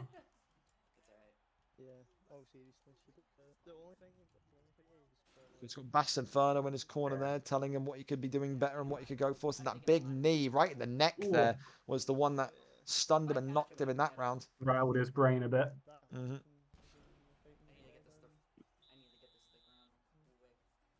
But it's interesting, like I said, Vape, at some points, George, taking such unnecessary damage against McGregor. Just the jumping as he works it. Vape coming right into round 3 with a big bang. Looks for the turning takedown. Zeno stunned by that big jumping knee.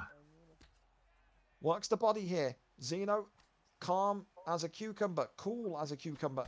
Oh, but it's that slip straight or the jab straight. And now Zeno right back into fruition here. Oh, blocks low. Hooks him. Refuses to jump.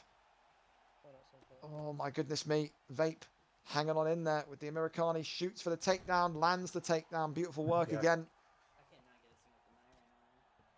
And you got to think, just looking at the stamina as well, if Vape can just get lucky with 1 or 2 denies, he could really make a case for tapping out McGregor here. Yeah, 1 deny and the perfect sub. He's got him, I think. And you can see Zeno does not want to be on the ground with him whatsoever. Immediately getting up, immediately getting back to the feet. Works the body again. Oh, that knee again, George! Oh my God, he just loved that knee.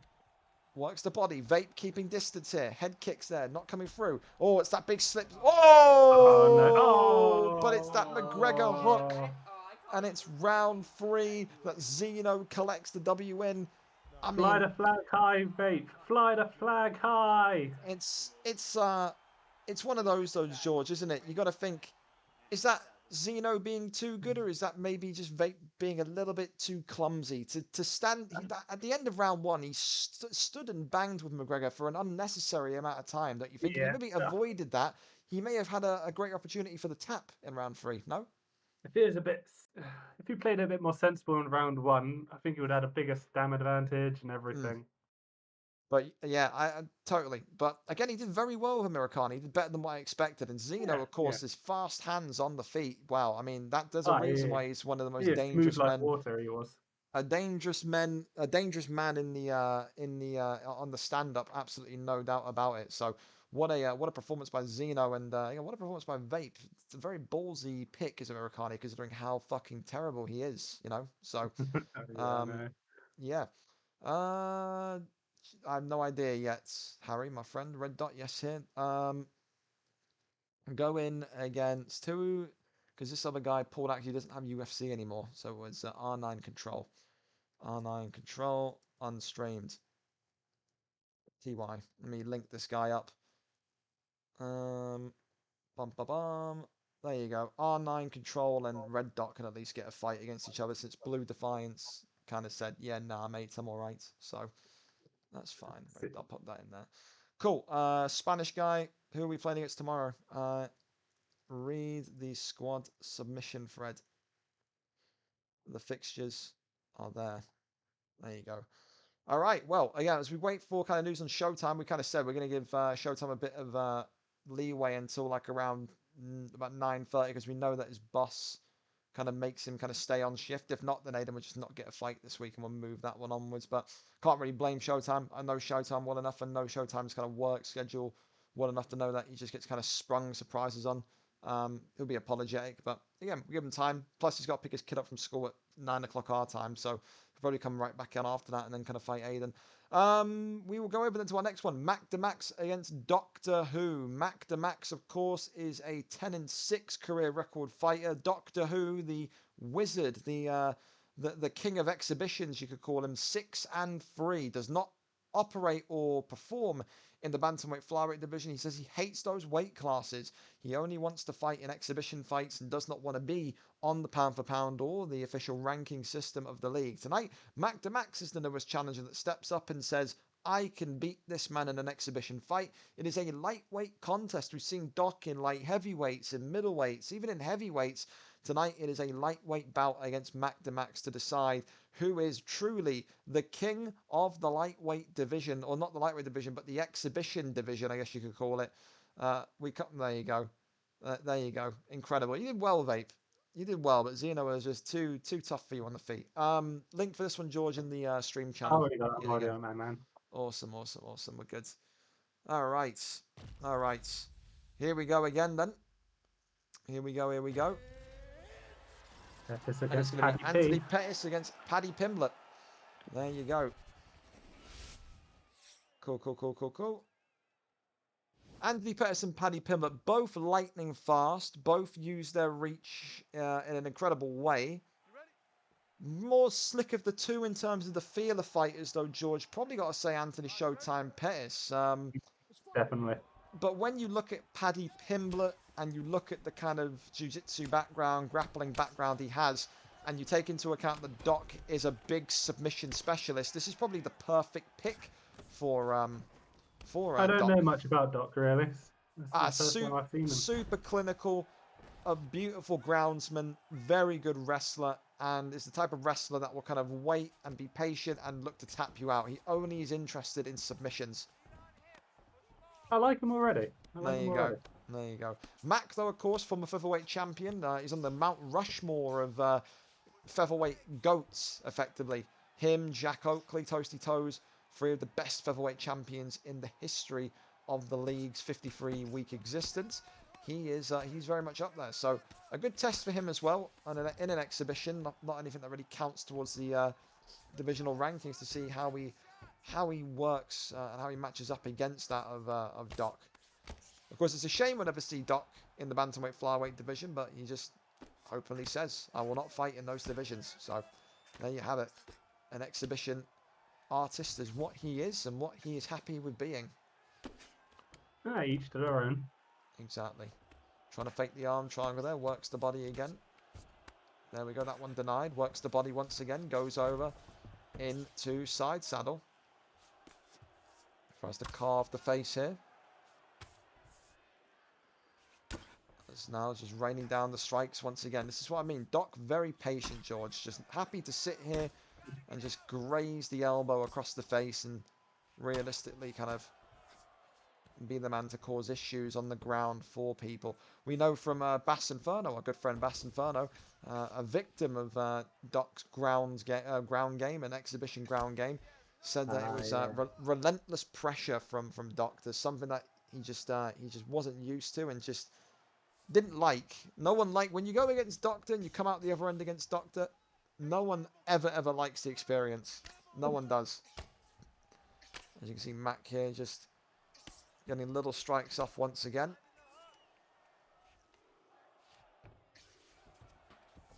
Goes over into top mount. Posture's up here now, raining down the strikes. Absolutely raining down the strikes. Wow.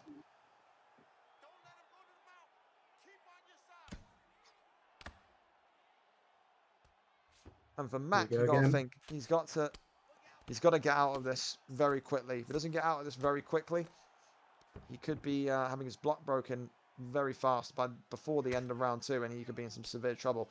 Mac going into round 2 has taken some damage, but not significant damage to the point of a rock. But he's going to have such improved takedown defense. He's going to have to immediately just expect those takedowns and try and box Paddy Pimblett into smithereens going into round 2. But a strong and dominant round from the King of Exhibitions, self-proclaimed King of Exhibitions, the Doctor. That side saddle, the damage that did. Yeah, absolutely. Here we go then, round number 2. Back and underway we go again. Big straight there from Mac to Max, works the body. Sways to the left, beautiful work there from Mac. Keeping his distance now. Absolutely. Just needs to be careful with the big uppercut there. Big shots coming in. Leg kick connects again. Sways again from Mac to Max. Oh my goodness me. Tries to go for the Showtime kick there. Wow. Could have been one of the greatest knockouts in the history. Would have thrown my chair through the window if that came off, George. That could be the next charity stream. Yep, yep. £1,000 target. Break room.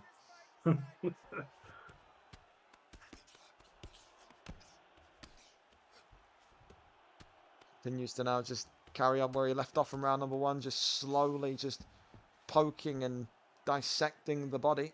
Like I said, true surgical manner does the doctor. Wonderful ground and pound again. Absolutely just bopping the head of Max. Postures up once more. Rains down strikes yet again. Of course, Max coming off of an absolutely impressive comeback victory, beating Webbo upon his reintroduction into the league. And this week opts for a ground rock there. Oh, and he gets him. And that's just what Doctor does. He is one of, if not the best groundsman that we've seen, and still undefeated in the world of exhibition fights. The Doctor. Who can stop this man in an exhibition off? I don't know anymore, but again, this is why I think Doctor should get involved in the old BMF tournaments. I think maybe he'd enjoy them because of the lack of, well, the amount of randomness involved there. But again, I guess we'll have to catch him on the day that he wants to do it. But again, another exhibition performance and another exhibition win for one of the most special ground artists to do it. It is Doctor. The Doctor gets it in round number 2. A stunning performance, to say the least there, from the man, the owner of Primetime and the brainchild behind Exhibition Fights. Congratulations to him.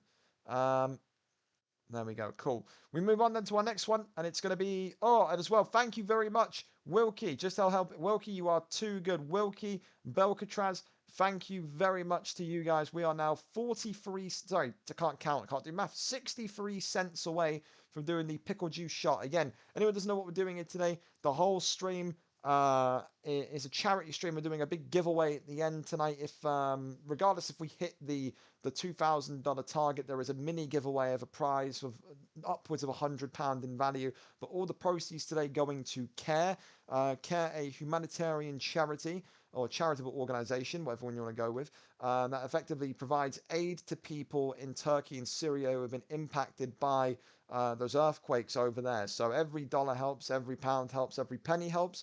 Again, helps with stuff like getting these guys into, or getting these families into shelters, getting people food, clothes, into reintegrated into kind of like life. If people have lost their worldwide possessions and their worldly possessions and their houses destroyed, CARE opts to give them like cash in hand effectively to help them kind of go on their way and try and rebuild something. So please, a great charity. So we got so many Turkish people that play VFL Turkey, like UL Ollie and the boys, Ertak, who is a big community favorite. No doubt he's got family over in Turkey that have been impacted by the earthquakes and stuff. So like I said, a really big tragedy over in Turkey and Syria, and we are doing what we can as the small blip in the ocean that we can to kind of to do something. So by all means, please donate.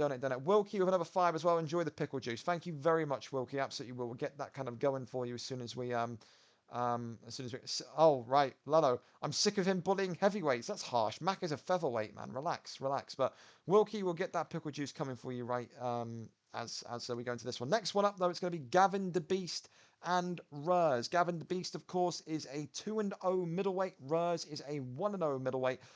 Both of them with a boxing or kickboxing history, both of them undefeated. Gavin, of course, a former contender in the light heavyweight division. Rurs, of course, also a very dangerous fighter trained by some of the very best minds in the business. So who will make it a further undefeated record today? Will Gavin go 3-0 and climb into the top 10, or will Rurs make it 2-0 and be on the cusp of making it into the top 10? Who gets this one done? And Sosmac, I'll CM Punk him. Wow, that is incredibly rude. Right, listen, man. If you give us... Listen, man. I can't... The wheel decides what weight it is, not me. Relax. Gavin the Beast versus Rurs. And it's up now. You're up. Streamlink Plus. There we go. As we get ready for that one. Thank you very much, Wilkie, again, for that one. We'll get the pickle shot there for you. Aiden, if you keep being a cunt in the chat, by the way, I'm going to time you out. I'm going to throw you out the league with Mason. Then you can suck him off in private. How's that sound? I'm not doing this with you. This whole free Mason thing, fuck Mason. Mason got reminded the day before the event what time his fight was. Mason no-showed it because Mason couldn't be fucking arsed. And then Mason had no fucking common courtesy to come to me and tell me, hey, I'm sorry, I missed the fight. You want to keep fucking rushing me? I'll replace you and I'll give Showtime a different opponent. One more, I'll throw you out the league. And then I'll throw you out the England squad as well. And then we'll see who's fucking talking and yapping in a charity stream chat. Am I clear or am I not clear? One more. You got one more in you. Make it count. Make it count. Make it count. You want to fucking suck off people that don't even fucking know you? Hey, Mason is never playing with you on FIFA, little bro. Mason don't fucking care about you. Mason ain't going to sit there and fucking clap you as you cheerlead him, you bitch. So sit down or get the fuck out the league. There you go. There's my fucking message to you. You weirdo. You weirdo. Rio, come on in. I don't fucking need you in the league, Aiden. Test it. You don't believe me. Test it. Rio, you need to accept my friend's request, by the way. And then get you in the comms. Oh, wow. I got a friend's request as well. Oh, there you go. Well, have that.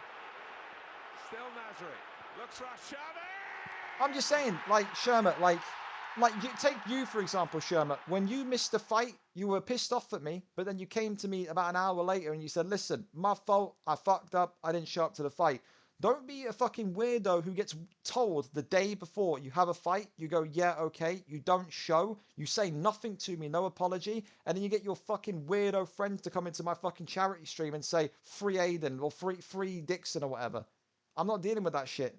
Go and play in fucking, I don't know, man, a fucking Twitter league or something. Get the fuck out of here. Yeah, not going to bite. Exactly. Sit down, shut the fuck up and enjoy the show, you weirdo.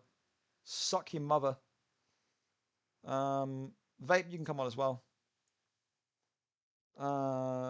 Let's go. So you ain't needed here. You ain't needed here. Remember that. There we go. We're back. Yo, yo. Yo, yo. Gavin. Nothing much. Is Gavin's stream working or not? Enjoying this wonderful VFL There we go. card. There we go. I got a link for you. Oh, reset my Discord. Okay. Let me invite you in here as well, Rio. No, it ain't there yet. There you go. There's the link anyway. Are we... Okay, we're good. We're just losing volume. All right, we're good. Here we go. Kevin Holland and Robbie Lawler. Cool. Lovely. Lovely, lovely, lovely. Here we go then. Ruz with Robbie Lawler against Gavin DeBeast. I think with this one, Ruz, of course, a notorious boxer on the feet. A very, very slick and sharp boxer.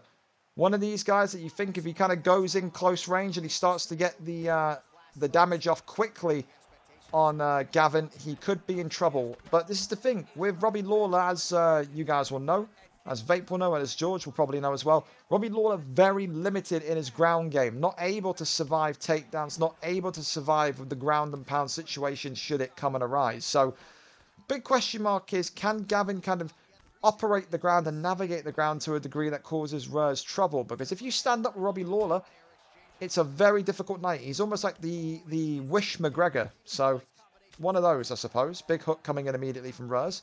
And there's the takedown. There's the drive. Ruz, though, incredible takedown defense we've seen in recent weeks. Even when he was in the heavier divisions, always had that in the back pocket. Now you can see swinging for the body immediately. Big elbow comes in. Big clip again. Swings round to the side. Goes to the body, nothing. Big knee, nothing. Ooh. I mean, with fucking Robbie Lawler's immense levels of CTE, that probably would have been a knockout right then and there. Absolutely. Tries to go with the uppercuts again. Oh, big knee, nothing there. Big knee again. Oh, catches the knee. This is the thing as well. Gavin's by no means a slouch. Said light heavyweight former contender. Into middleweight, 2-0 for a reason. Saw Della Felder, the middleweight champion, saying that Gavin DeBeast was on his bucket list. He wants to fight him before he leaves the division. Whether he gets that wish or not, who knows? But Ruz so far looking very, very polished. He's looking very comfortable with Robbie Lawler. I mean, yeah. I don't see too many people in like the lower weights being comfortable in southpaw, so it's nice to see that someone's picking Robbie Lawler and then sticking with him in that. Yeah, no doubt. He's looking solid so far. Great takedown defense as well. He's kind of completely eradicating that one concern that you have if you pick Robbie Lawler, which is if I get taken down, do I get back up? Big body strike comes in, big uppercuts leading into a hook there. Still coming forward, double elbows there. The takedown still denied wonderfully. You can see now Gavin the Beast's stamina is absolutely melting. Yeah, you keep on shooting those takedowns, they get denied. It's gonna waste your stam. So I mean, both of them are kind of running through their shit with a minute left in this first round. They are. And they both hunted for a quick finish. Just depends really then if Gavin the Beast has absolutely been hit and stunned here by Ruz. Held off. Works the shot, Louis. Still nothing. Oh, goes into a knee. The knee right into the neck. We saw that once before against Uvape. Big knee to the neck from Zeno. Right, we don't need to talk about that. That's fair. That's fair. No, it's all good. Fair play to Zeno, man. That was a great fight. Oh my goodness me. Jesus Christ. Both of them are gassed at the end of round one hit. But Gavin absolutely gassed. He's going to need to hope for good recovery here. Big hook there from Gavin. Like that. 1-2s. Good boxing, and he stuns him again. There's the takedown, If he still threw that uppercut there, he would have caught him on that takedown. He would have. Still no takedown completed. No takedown in sight for Gavin the Beast as of right now. Ruz absolutely keeping his cool as it stands. I just love this Lawler pick. He is very, like Chaos Max saying in the chat, he's a very underrated fighter, and like his stand-up is probably one, like if you're picking a 4-star middleweight, it probably is the best. If you're just a boxer, shit. He's effectively people look away from that southpaw. He's effectively like a just a white cannoneer, isn't he? That's what he is. Pretty much, yeah. I mean, it's a southpaw cannoneer. I mean, cannoneer, he stands in ortho. It's basically the same shit. Whatever you prefer. Absolutely. He just feels a little bit faster than Cannoneer, though. When I've used Robbie Lawler, he just feels like a little bit more fluid than Cannoneer. Oh, big head kick from Ruz. Big head kick. It's Gavin the Beast now on shaky legs. Oh, my God. Oh, my God. And Ruz absolutely sends him to the canvas with the slip straight. Good night. The lights go out and Gavin's off to the hospital. Ruz with an absolutely devastating knockout with Robbie Lawler. Ruthless Robbie Lawler with Ruz makes him 2-0 in that division. The middleweight division, another fun one where anyone is effectively good enough to beat anyone. You think Ruz now 2-0? Would he be looking at Jay Chimaev, another fellow 2-0 fighter? It's a boxer, can also handle himself. Saw a great performance from him from Nick Diaz. And Nick Diaz, Jay Chimaev versus a Robbie Lawler Ruz. Sign me up. The CTE levels are coursing through my fucking veins. He dished out the CTE right there with that slip. He did. He certainly did. We move on. Thank you as well again, Gren, for the resub again, fellas. If anything today, do not sub. Do ! Charity. All proceeds going to the efforts over in Turkey and Syria. It's $374. Portuguese Prince, thank you. Did you do the pickle juice yet? I have not. I've got to go do that. Prince and George, thank you. And Dello as well. God bless all of you. Like I said, the Sardine Challenge, the next one up at 500. But we'll move on. We go over then to Bryn and BR9. Of course, 9:30 is the deadline. We're going to give to Showtime, see if he can get back in time or not. But we go over then to BR9 and Brad. Another fun one in this heavyweight division. BR9 and Brad and Bryn. Sorry, I keep saying BR9 and thinking Bryn. Bryn and Brad. 7-9 for Bryn's said a wrestler in truth, but can turn into a kickboxer. 2 wins out of his last 5. For Brad, he feels like he was owed a title shot now, but effectively, Super Aaron, 3 wins in a row. Lawbor's pulling out last minute due to some family stuff. You can accept that Super Aaron has the form to challenge for it. Brad will be saying to himself, though, I win tonight. It's 4 wins out of my last 5. It's 3 wins in a row. I have to fight for the belt next. And I think this very much so is the case. If Brad can get the W here, he will be next in line for that strap. If Bryn can win, it's a comeback. It's a great comeback. In fact, in the effect of that, he's coming off of a loss, but he completely halts the progression of Brad, which of course is not a title shot in itself, but it's something that kind of makes the division shake up a little bit, because then it's anyone's to go for. You think if Brad loses tonight, number 1, number 2, number 3, number 4, well, maybe not number 3, but number 4, 5, 6, 9, 10, all of these guys coming off of losses. So you don't know who's going to get the title shot if Bryn gets the W here. So a really interesting kind of scenario for them all. But here we go then. We're going to go in then to this light heavyweight bout. Thank you again for the bits. Nightfall. Again, Appreciate it, my brother. Thank you very much. And yeah, you can't do $5, then send over what you can. And I'm going to donate exactly what you give to the charity. So there you go. Thank you very much for all the subs and bits. But again, if you can, go directly to the charity. ! Charity. Send it in. It's going to be Jared Cannonier for Brad, and Rakic, I think that was, for Bryn. So Reese is happy somewhere seeing a fucking Rakic pick. Doing cartwheels. I've not seen Rakic yet tonight. Bryn, a gatekeeper, you could almost say, in this division. Wins tonight, he'll go to 8 and 9. Nearly a 50-50 record in this division. Brad, though, feels like his improvements have been immeasurable and unmatched. And if he wins tonight, we'll be feeling like his position at the top of the division is certainly going to be rectified and updated to his name soon. So I'm surprised we don't see as much Rakic as like we see with Cannonier or Rumble Johnson. I feel like that's something that, you know, a lot of people, yeah. He used to be a meta moved pick, away and from then him for some reason. Yeah, they did. They moved away from Rakic. Big uppercut already. Brad 9 looking to finish this one nice and early. Wants to show that he is absolutely above the rest in this light heavyweight division. Brad now walking him towards the cage here. Swings him to the side. You can see Rakic here for Bryn looking for the takedown. Good takedown defense once again from Brad. Works the body. Big knees to the body. Just looking to shove Bryn against the cage and just make sure that he can't do nothing here. Bryn again shooting for a takedown. No turning. Does Rakic have a turning takedown? Oh, big clip. I think he does, but here, I can check real quick. We can use the handy dandy AZT sheet. And it's a head kick. And he could be on the verge here, Bryn. Bryn's got to find something else other than a standard takedown to get Brad out of it. And now Brad taking him down. Looking to go for the armbar. Can't do too much. Postures up here. Does Brad, raining down the strikes now. Looking to go for the half guard flip. And he does. Wonderful work there from Bryn. Bryn now with top mount looking to posture up and go and get the... Ooh, crucifix time. Is he? Yep, goes into crucifix. And now looking to rain down some elbows. Can he hold him in there? He doesn't deny the first one. He's back into side saddle now, carving the face open of Brad back into side control. Gets the knee on belly. Not throwing a punch though. Almost kind of being calm and patient in that one. No deny there for Bryn. Bryn, of course, has suffered a big loss last time out to Lawbors. But not really too much shame to have there. Lawbors effectively a glorified middleweight. Well, effectively, due to not being available tonight, moved back to middleweight with no title glory. But he's looked too good for light heavyweight, as most people can agree. There we go, denied again there by Bryn. Goes for the arm triangle here. Cannonier with limited submissions. This could be dangerous here for Brad. Brad's got to be careful. Submission defense has to be on point. Got to calm, got to be slow. And Brad again, testament to how improved he's got. And his submission defense miles better than previous. He's going to go for it again. The other arm triangle when locked again now. Looking to go for this one and trying to sink this one in. Bryn looking a little bit sloppy on the chokes. May need to kind of go fully into side control and up for that kind of Kimura or that armbar maybe.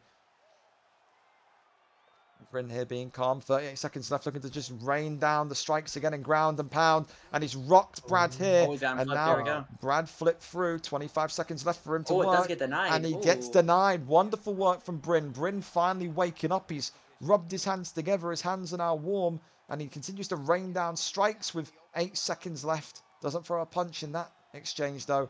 Brad gets top position, but without any damage done there. Round 1 in the books. And with one knockdown, you probably got to say still, due to that knockdown, Brad wins that opening round.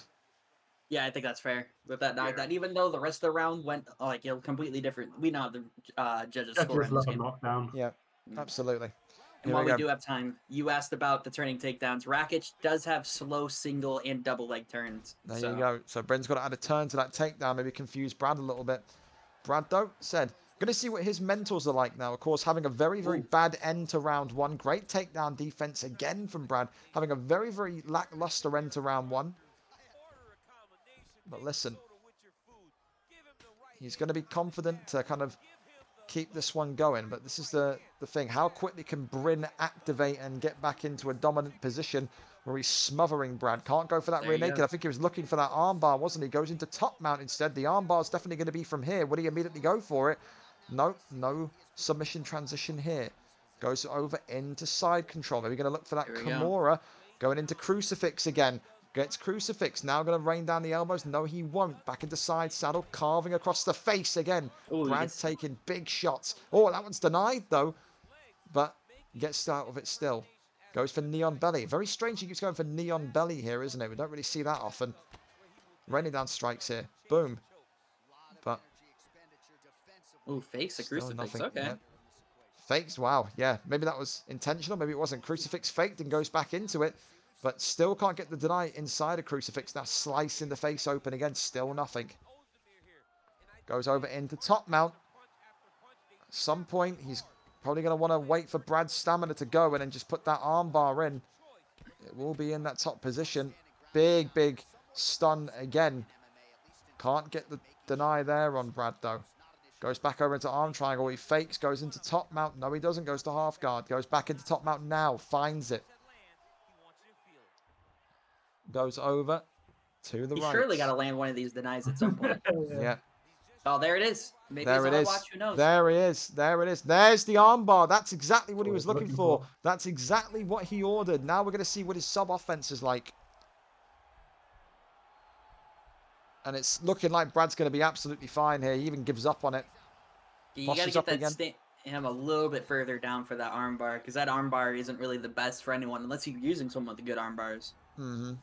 It's still not the strongest sub in the world. Goes over into side saddle again. Tries to carve the face, but he's got a lot of joy from side saddle here.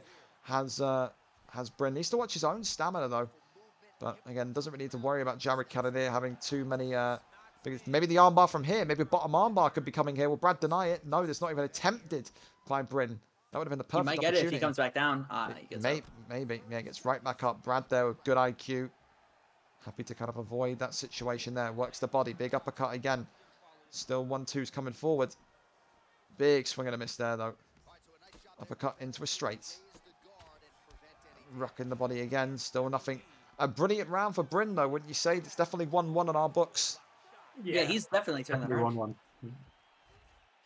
I mean, he just had all the control time of the ground. He just stayed on top of him, dealing consistent damage. Like, that's all you can really ask for. You know, he didn't get the sub attempts that he wanted, but he's still got good damage in.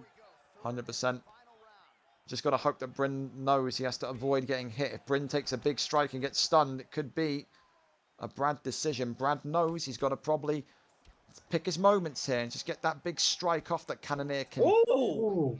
Oh, big pull uppercut there from Bryn. God. And What Bryn looking beautiful. to get it. And Bryn gets the finish off that absolutely wonderful pullback. The gatekeeper of this light heavyweight division has some fight left in him. And that there has exploded the light heavyweight division. Wow. Bryn, the only man now in that kind of top 10 that is coming or rebounding off of a win at current standing. Charger, the champion, win. Luton, loss. Yam Yam, loss. Bryn, win after that one. Banana, loss. Toy, loss. Lomas, loss. Super Aaron, fighting for the belt tonight. Brad, loss. Jay Davy, lost. Wiley, lost. It could well be that that's opened the door, Vate, for a Slazinho title shot. 11th in the division, 5 wins in a row. You couldn't really argue it, could you? I mean, you can't really argue it, no. I mean, Slays is coming up in the division. I know Bryn will be waiting for him here unless they've already previously fought. But, wow. It's going to be interesting to see what this light heavyweight title picture looks like after tonight and going forward after weight changes. What an exciting division. So equal again. And they're all coming off losses to top 10. That division looks like he's not happy in the chat. He said, boring fighter, GG's, though. Bryn's the absolute goat, says Mac to Max. Hey, wrestling's part of the game, bro. That's how it goes. Slazinho should realistically be 7th in the division. He should, realistically. Yeah, that's true. I've got to move it up because it's all got to shift up. So, yeah, I think Slazinho is going to probably be the lucky man. Slazinho probably owes Bryn a box of chocolates and a thank you note for what he's done there, because that's opened the door for a Slazinho title shot there. But a round 3 victory for Bryn yet again. The gatekeeper of this light heavyweight division continues to remind everyone that he is not just a pretty face in that league, in that division. There you go. Bryn on top, says his campmates. Wonderful. Showtime is here. There we go. You're all good, man. We guess. Just in time. Let's go. Due to your work. You're up next. Let's go. There we go. So Showtime and Aiden coming up. Of course, like I said, as expected, Showtime working late. Probably picked this kid up from school, so we got nothing but love for Showtime. So again, we know what his work schedule's like, completely fine. I will toss you Aiden's Discord Showtime, and then you two can communicate, and then we'll pop on over to your stream and get this one done and dusted. But no worries about that, man, at all. Don't you worry, man. We've got you covered. Lalo, join the number one puff of my cap. Evo's cheeses. Oh, Nightfall is our mascot. Great. Can I get tags to put my screenshot in? I mean, I swear you have it, no? Granny? You've got tags, bro. You have tags. You literally have tags, Branny. I don't know what you're wanting here. You have tags. I don't know what he's asking here for me. But, yeah, again, fellas, remember, donate to charity. $374 raised so far. While we wait for this one to go over to Showtime stream, we're going to go and... we're still not an even number? No. I know. Makes me sad as well that you've all done this to me. But we'll go over and wait for Showtime and then get on over to that one as we're waiting there. Beautiful. Showtime, you're the GOAT, man. You're the GOAT. Appreciate you, and we're ready and locked and loaded to run it with you. So I'll let you two kind of hold the fort while I go and get this glass of pickle juice back in a minute. Oh, yummy. Oh, nice. Have you ever done a glass of pickle juice, Vape? Fuck no, because I value myself and my well-being. So this is gonna be fun to see Gringo do that. Let's get those donations in place. Let's see Gringo eat a sardine before the main card begins. What have we got? I want to know the Sprite and banana thing. I've never heard so of that it before. yeah, so it's eat a banana and then drink Sprite, and it's basically a try not to throw up challenge. Is that what it is? It's pretty much all it is, yeah. So it could end. I don't know if he understands how bad that will be. I'm not sure if he's even done it before, but yeah. I remember people doing that shit in middle school. It's very hard to not throw up. So it could end badly for Gringo. If we even get to that, we're still far off of that, but it's all good. All the money goes to a great cause, regardless of how much pain and suffering Gringo goes through tonight. Is yodeling music in Finland?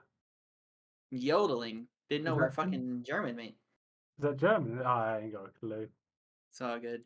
Now, I pulled up the Finnish top 50 hits on the Spotify playlist. Then out of nowhere, fucking Mockingbird by Eminem starts playing. Like, what the fuck?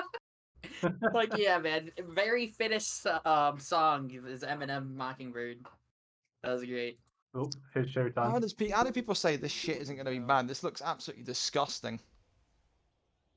You're not even at the worst one yet. I was just talking about the Sprite and banana might be your fucking doing for tonight. Dude, the fish is going to be awful if it ever gets to it.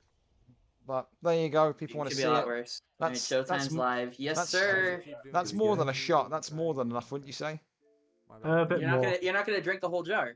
Yeah, I'm not doing the whole jar. You stupid. You absolutely mad. It should be a shot glass. If you down the entire jar of pickle juice in one go, I will donate $100. In one go, there's no way. There's no way. I'm not even. I'm not going to be able to do that in one shot. It's not even clear. It's like foggy. All right, Gringo, fill up that glass. You finish it in one go. I will donate. I'm not, Vape. I'm not doing that. I will fucking vomit, Vape. No, I'm not doing it. Oh yeah, hey man. Yeah, true. We need to save your vomit for the Sprite and banana challenge. Yeah, great. Right, I'll do this now as Showtime's loading up, but that's absolutely... What even smell is that? It smells horrendous, dude. Vinegar, innit? Yeah, my apologies, Gringo. If my phone wouldn't have been dead, I would have been able to let you know sooner. He's cheating. He's plugging his nose. He's plugging his nose. He's cheating. Yeah. Oh, God, there's no way I could drink that. There's no way. You gotta finish it. Come on. There's no way, man. There's no way I can drink that. You're crazy. That's horrendous. What the fuck kind of people drink this, man? How much of it did you? Not much. Okay. I'm all flustered. Fucking running late, getting to stream, and it won't even let me on. Rio wants another invite to the call if you're able to. Because I'm I don't even know how to. I'm filled for Showtime. Showtime's getting stressed here, man. I know it's. Let me stop. It looks like his Xbox is like kind of not the Xbox, but it's every time he boots up the game, it's giving him an error. Means that things keep downloading for him as well. Power button for 5 seconds. For 10 seconds. Oh, good. If it doesn't work, then we'll see try hard reset. Oh, Because that usually does it. Yeah, that's true. Shout out to the boy Showtime. Great guy. Nah, we love him. We love Showtime here. Batt's cock on Twitch. Did you confirm it? I don't need to. I can tell. Hard I've got a reset? sense of these Okay. things. If it don't work this time, I'll Oh, hard Did you Lord. finish that? Did you finish the pickle juice? appreciate you. No, I'm not. I'm not yet. I need to That's pace not- myself. Hey, don't worry, Ben. He's still loading up. We have time for you to finish it before the fight. Listen. You just calm yourself down, all right? Just calm yourself down. Let me pace myself. There's no rush. The pickle juice ain't fucking walking anywhere. There we It's go. fine. There, it worked. Right, good. There Now we I go. can do it. Right, Yes, here we sir. go then. Without holding your nose. Shut the George, you gonna donate anymore? No? Shut the fuck up, man. Just accept what's happening. Well, yeah, great. Yeah, What do you mean? I put in like how much did I put in? I can't remember. We'll see when it pops up because I'm on the top donators. It keeps changing my name every time because I put a different name. Unless I've been egoed out of the top donors. Oh, that didn't sound good. That's horrendous. Oh, there you go. $26. Oh, that's good on you, mate. You obviously like Oh. Of course. charity. My goal has just been to make sure it's been an uneven number the entire time.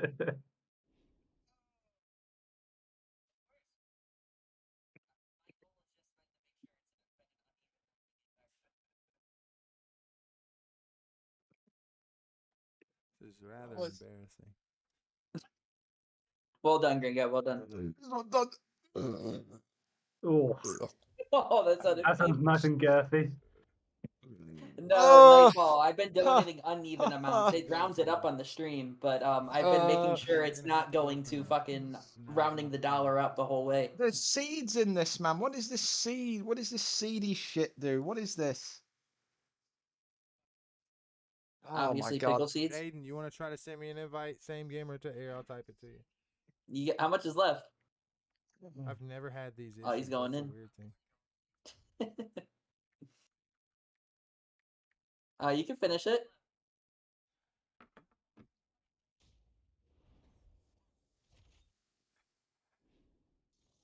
I'm crying. What was worse, this or the spicy peanut? I'll get to everybody's comments. Give me a second, guys. I'm To me, frustrated seeds. The trying to- seeds horrendous. I know This is Gringo's way fine, worse. You know, he said cool, but shit is frustrating when your phone dies. You can't contact nobody. Showtime. I know you're worse. stressed, but trust me, it could be way worse. You could be eating spicy peanuts and drinking a cup of pickle juice. You're absolutely fine. Don't worry. Oh Jesus Christ. Yeah, he's having an issue trying to get into the fucking lobby. It's not creating the invite session. Let's see. Should be any updates.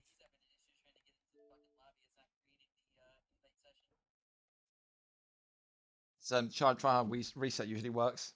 What's up, Vocable? Well, while Showtime and Aiden get that one done, we'll kind of move on to the next one. Yeah, Showtime, we'll move on to the next fight quickly and let you kind of reset, try hard reset. We'll go to easy work and Pyrite since I know they're ready. Yeah, try hard reset. We'll be back, Showtime. We'll be back. Don't worry. Yeah, so I know it's frustrating, but don't worry. You're absolutely fine. We're going to go to easy work and Pyrite then while I finish this last sip of this shit. Whoever said this wasn't bad is a fucking liar and deserves to be hung, drawn, and quartered, man. Easy work, GG. A 3-0 kickboxer against Pyrite. Kip Pyrite, of course, coming off of a loss to Tomaselli in his debut.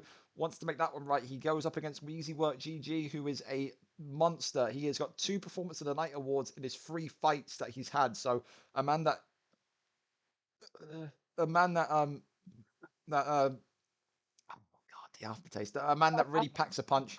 The man that really packs a punch.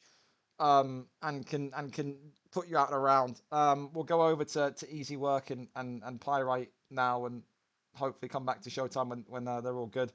Pyrite, will you be streaming for us, or will it be will it be easy work? Jesus Christ! Oh, tell him to delete vape. Can you put that in the in Showtime's thing? Yeah. Apparently, you tell him to delete reverse data or work. Oh, sweet heavens, man. Liam, I can't even spell Liam. Oh God, what am I trying to do here, man? What am I even? Kip.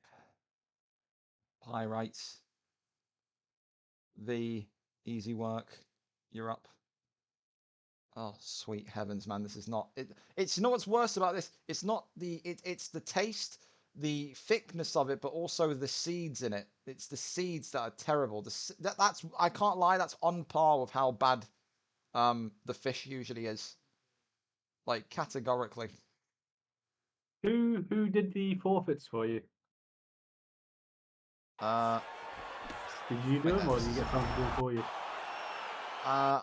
It was a combo from me and the charity, pretty much. So, okay. Yeah. Shout out to the charity guys. Yeah, great. Thanks, charity guys. All right, Showtime's rebooting his game right now. All right, we'll wait for easy working thingy. Oh God, Jesus Christ, that's horrendous. Pyrite and easy, the goods. The goods. See, Liam's still offline. His stream is up. It's not up.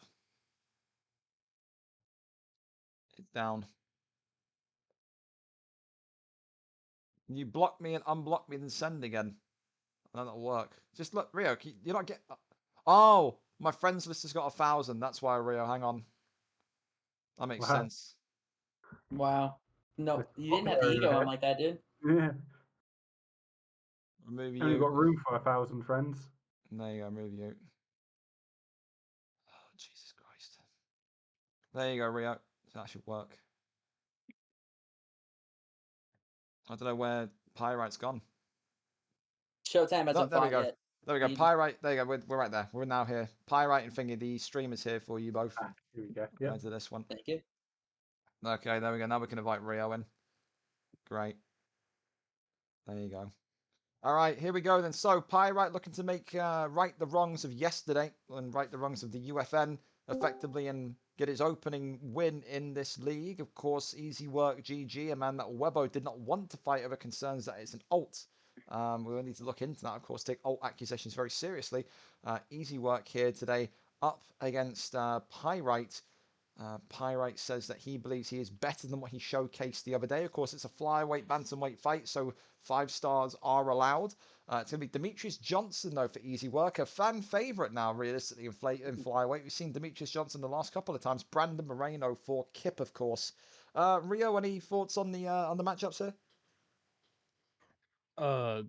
Moreno's obviously the better boxer of the two, but most people have been feeling recently that DJ has more of the he's faster, you know. So more people pick him because he's quicker with his combinations, and he also has that wrestling background, and I believe he has 4-star turn and takedowns.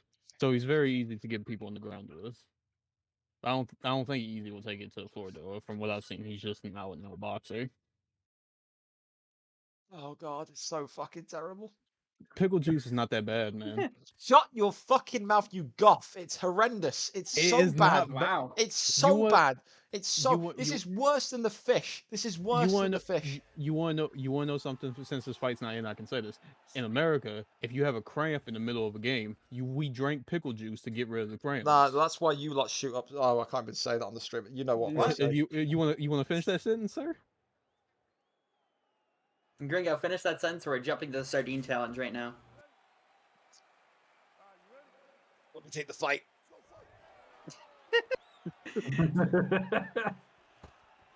All right, here we go. Demetrius Johnson and Brandon Moreno. I like this DJ pick, but I know Ken Muir is not happy in the chat about DJ. No block, no power, no elbows. It's the culture pick. It's the greatest pound-per-pound fighter of all time. And then there's Brandon Moreno. It's also like a stylistic pick, right? Like, 100%. Liam, I don't see Liam ever as like a DJ person. Like him being a Figueiredo fighter makes perfect sense to me. DJ is more of a slow pace, work off the counter type fighter. Ooh, we've entered PowerPoint mode now with all.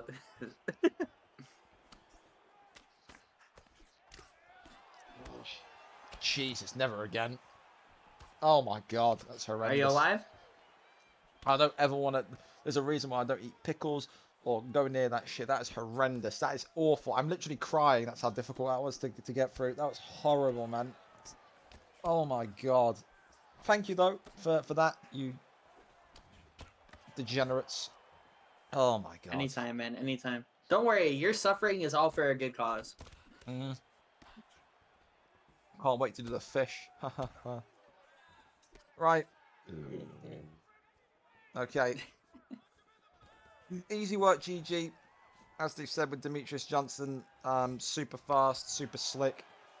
A guy that breathes and moves like the Flash, realistically. Brandon Moreno, of course, in the white for Pyrite. Came into the league with a lot of hype behind him, Rio. I think you read the Discord more than we. We had people coming in and saying that Pyrite was going to be the next big superstar. Keza, of course, telling Tomaselli that he thought that Pyrite was even better than him, as in Pyrite better than Keza. So to come into that opening fight and lose to Tomaselli, do you think that maybe hits his confidence a little bit? You think he looks at this fight and calls it a must-win? What do you think? I don't think so, because Dave referred to him as a former UFC 3 and I think a UFC 4 champion at the beginning of it, but he's been very inactive recently, from what Dave said. But from what I've been told, he's very, very good, and he doesn't let losses phase him. So according to Dave, what is this? What is Pyrite's kind of like bread and butter? Is he more of a stand-up artist? Is he a wrestler like Dave? Is he a mixed bag? What is he? According to Dave, he's mostly stand-up, but his wrestling's not to be discriminated against because he can hold his own against Dave in those lot. There you go. All right, the takedown lands as well from Easy Work, and of course Easy Work is facing accusations. Of course, Webbo saying that he believes that Easy Work GG is our good friend VL Dan. Says that he refused to fight him over concerns that it was VL Dan, wanted him to be looked into and integrity checked. So that'll be something that will be worked on over the course of the next week. But whether they're being given Naz UFC's opponent tonight, Naz UFC pulling out in good time. Don't be Dave scared. is correcting you in the chat, Rio. Nothing's new here. He said, I did not say that. I said he was good, but never a champ. Damn, Rio's just lying out here. That's crazy. Wow, crazy. Rio's like Daniel Cormier on comms, just jolly, but just unreliable. Crazy. True. Nightfall, who gave you the assumption I was British? Probably the fact that you stay up until like fucking 8 AM US time, so it looks like you're British. Who do you give round 1 to? Are you giving round 1 to Moreno or to Demetrius? Because I missed the first half of it. Moreno. Yeah, Moreno, Kip. I mean, it hasn't really been anything too crazy, but I think Kip has just done a little bit more damage. I think that plays in the fact that, using Moreno compared to fucking Pillow Hands DJ, you're just gonna get more damage in. It would really. I mean, the head health is about even, but look at DJ's head health whenever strike go. It would be a full testament to the division if you think Tomaselli, who was on that big losing streak, beats Kip, and then Kip comes in and beats a guy that's 3-0. It would really kind of show everyone that these elite divisions, bantamweight and flyweight, anyone can beat anyone.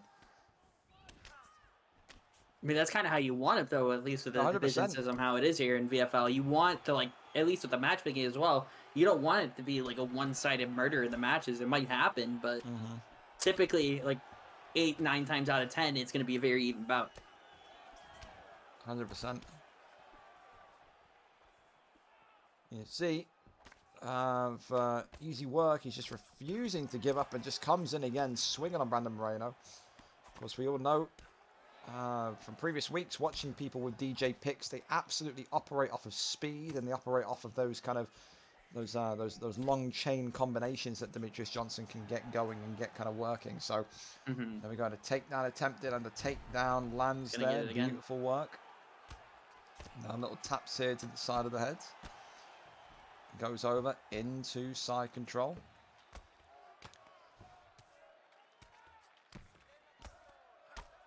Works the elbow. Works the elbows again. Absolutely devastating him here. Still dropping the elbows from side control here. Handling him well though. Easy Work. Not too rushed on the floor. And again, a lot of fights today in this card going to those later rounds, going to round 3. What does that really say about the just about the card, but the fights today? It's just a lot of close shaves for people, but maybe a lot of tough fights for people as well in regards to just not being able to put out people only. Only a couple of round 1 victories tonight, so So great to see the kind of level of competitiveness in all the divisions tonight, ranging from heavyweight all the way down to these flyweights here. And of course, as well, going to that competition-wise, if somehow Easy Work can come through this kind of challenge that is Pyrite, he says he believes that 4-0, 5-0, he should be getting a title shot immediately. Do you back that, Rio? You think if he can get through this one today, it could be a title shot earner, or not so much yet? Damn, you fucking aired. Yeah, just fucking fuck me, man, for charity, right? Cool. Nice. I mean, I'd say that's a very fair shout from him. If he wants a title shot after going 4-0, 5-0, whatever it might be within the flyweight. Yeah. I think it's very well deserving at that point. You can't really argue with it because he's cleaning up the entire division at that point. You know, maybe there's a couple other guys above him that would be like they want theirs first, but I mean, so far, I mean, you can't really take that away from him. I mean, I'm going to say that's an Easy Work win from last round, though. Like, that groundwork was just sublime. Yeah, I would agree. I think he was very calm, very measured. Definitely looking like a 1-1 for me. Of course, Kip has that kind of size of Moreno, has that punch, packs that punch with Moreno, where he just needs to kind of get one Kip lucky needs to watch that lead leg, though. That's something that... There you go. There it is. The left leg cracks it, switches immediately. That could be the difference between winning and losing the fight on decision. But now you can see Kip absolutely coming out of a flurry there. Fists of Fury from SmackDown vs. Raw 2008 almost. And there's the attempted takedown, and it lands again. Easy Work. Grounding Kip once more. Little taps it. Back and forth. And of course, certain people will be happy. The weight changes vape coming, which of course does mean that the potential of flipping from bantamweight to flyweight will happen. Ooh. Of course, the that is true. You do the redraft. everyone's cycle. Nice. Yeah, absolutely. The only people that will not be redrafted, of course, will be the champions and probably the current #1 contenders. If I look at you as a #1 contender currently, there is every possibility that you could stay. And there's that flip there. So, of course, guys like Kip, who said he would rather be in bantamweight, potentially going to be finding himself in there by Saturday morning, Friday evening. Now goes over into sprawl. Gets right off of him. Maybe the insinuation there of him getting right off of him, maybe him believing he's losing the fight, and then takes the takedown and confirms the takedown again.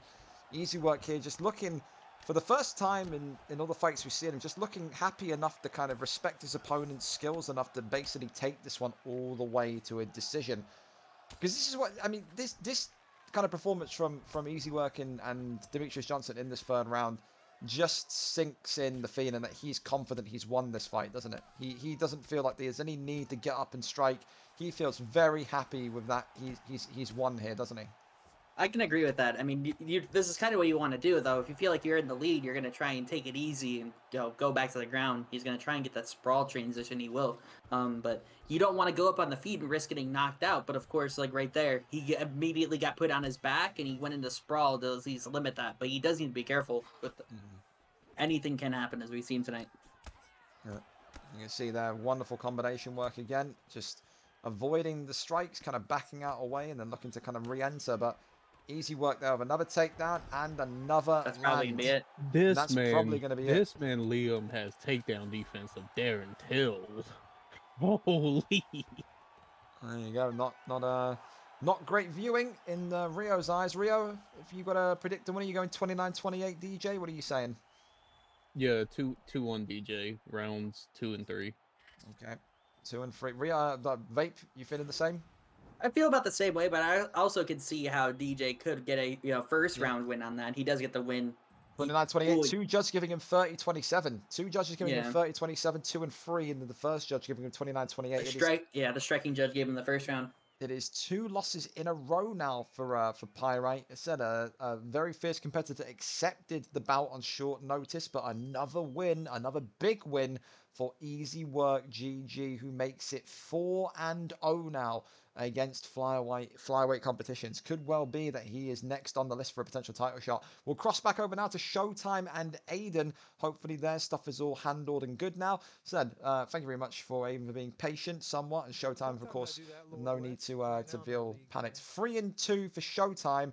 For Aiden, he of course is 2-2. Showtime on a 3-fight winning streak. Aiden on a 2-fight losing streak. Showtime winning this puts him on 4 fights in a row. Winning would probably spell the potential of a future title shot coming his way. Him and Double will be the leading form artists in the division should he win this tonight.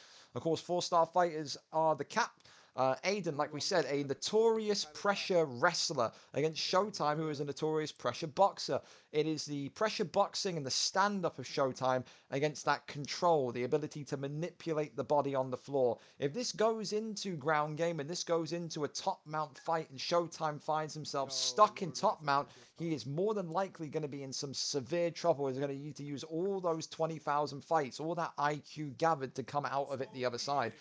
If this fight does not go to the ground and Showtime has that excellent takedown defense that we expect him to have, then Aiden may well have a little bit of fury on the feet to deal with. That top pressure is going to be incredibly, incredibly tight from Showtime. It is a stylistic dream, a boxer versus a wrestler. Aiden 2-2 against Showtime 3-2. Rio, who are you going for in this one? I know he can hear me. Well, I would lean towards Aiden, but he went Moicano, so I'm leaning towards Showtime now. All right. I mean, you know everything about the fighters, of course. Showtime opting for his favorite, the GOAT, BJ Penn. For a pressure boxer like Showtime, is that a good pick, or is that maybe, or are there better picks in the division he could have gone with? Well, obviously BJ's got good boxing, obviously, but for like his style, you could probably say he could fit better people to go with, like maybe a Masvidal, maybe a Conor. But it's actually, I don't know if he went for this. It's actually strategical to take BJ because one, that's Aiden's pick, and two, BJ's all his stats or all his perks are defensive wrestling, so it works for somebody against Aiden. But the problem with Moicano, with what I mentioned about Aiden, Moicano only has a 2-star takedown, so he can only turn one direction. So Showtime knows that it's going to be a long day. There you go. What Showtime here may be saying to Aiden, if you're a wrestler, then let's wrestle. Of course, if you've seen Aiden in this position, like Rio said, with BJ Penn so many times, Aiden has made BJ Penn his main fighter. To take that away from Aiden is a bit of strategic brilliance, which no doubt Showtime didn't know, but we'll be happy with hearing that he's done. Like you said, with Moicano only having the 2-star takedowns, that really benefits Showtime in terms of how Aiden plays. Aiden's transition, though, they're going to be... That's what you guys meant. Aiden goes with BJ. I didn't know that. Yeah, exactly. Well, you didn't know. There you go. He's replied. There you go. There you go. But of course, the denies from Aiden are still going to be top level, top draw, as Aiden gains top position now, and this is where he likes to be. He said the big concern is if he ever gets to top mount, goes to top mount. That's where the HUD watch will come out. He likes to sit there, of course, forged in the dungeons of Triple G, you could say, where he was effectively given the ability to wrestle like a bit of a pressure wrestler. But the thing with Aiden that we've never seen, Rio or Vape or George, even if anyone wants to come in and hop in, we've never really seen Aiden's talents on the feet. The last kind of like 2-3 months, he's always been the guy that's been getting knockout. Oh, big jumping knee from Showtime. Showtime putting the pressure on immediately. We'll come back to that point. Sways out the way of the takedown. And now Showtime, big uppercut into a lead hook there, trying to maybe bring this one into a bit of a fight. Showtime takes big damage there from Moicano. Now it's back and forth. Both of these men going for it. Attempted takedown. Aiden's takedown stuffed once again by Showtime. That goes back to it. We've never seen Aiden really finish fights on the feet, have we, Rio? He's always kind of rocked his opponent and then immediately shot for that takedown and tried to go for that ground and pound Habib kind of victory route, hasn't he?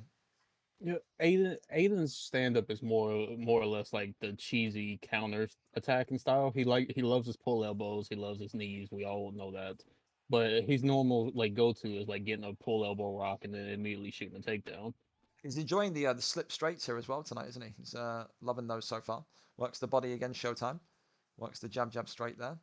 Imagine the amount of slip straights are coming from the fact that BJ Penn's only striking trait is the big uppercut. Laser focus. And now Moicano. Oh, big one there. And now this one could be it against the cage.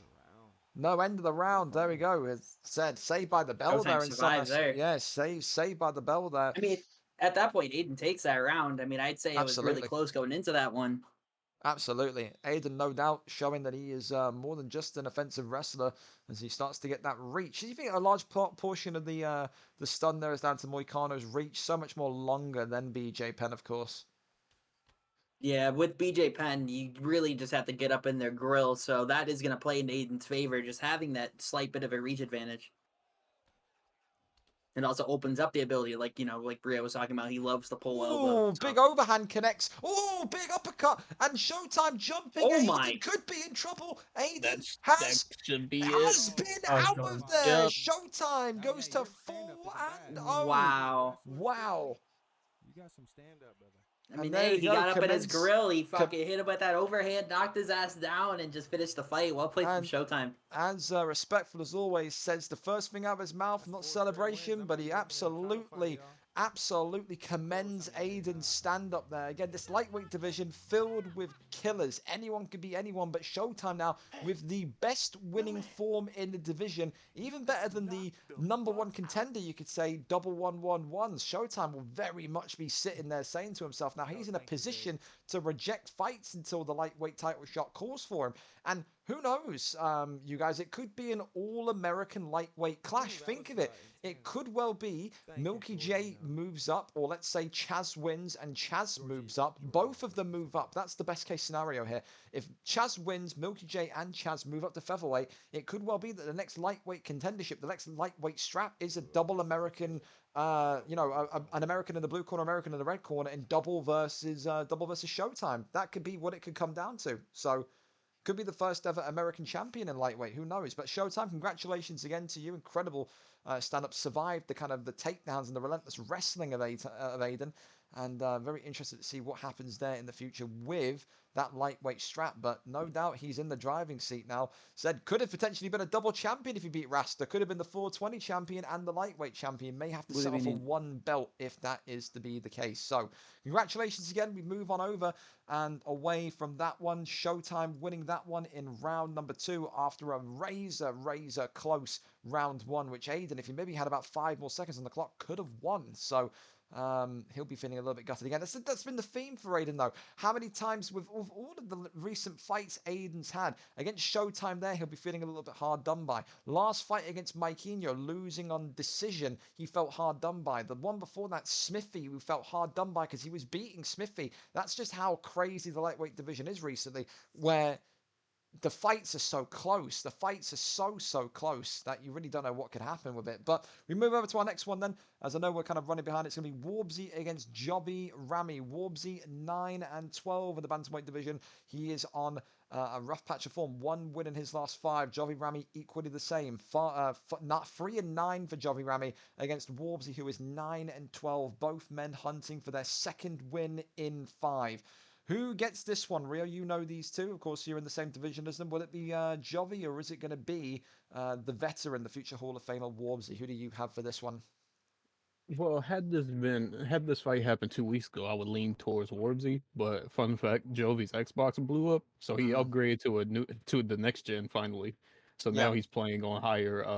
He's got finally on 60 FPS. He was locked on 30. 60 FPS. I was talking with him yesterday. He told me he might break out some wrestling now that like he might be have a better chance of doing all the denials and everything because he's caught up on frames now at the very least. Interesting here. I would say, but like you see, Warbsy has a win over Jovi. I don't know where that's from. Probably OWC, but they both been on kind of iffy forms lately. Yeah. But I think Jovi had like the better success. He is a champion in Vapes League at the end of the day as well. So I would lean towards him. And he also has the O'Malley pick, which I think is better than Sandhagen. Yeah, he's interesting that he's gifted Jovi the Sean O'Malley pick. We know Warbsy, of course, is an O'Malley main. Interesting if pick the brains behind that, because of course, due to the wins, Warbsy has the fighter priority pick, but said strays away from Sean O'Malley and goes straight to Sandhagen. So then you can see immediately going for those big kneecap kicks. What do they call them? Not what they actually obliques.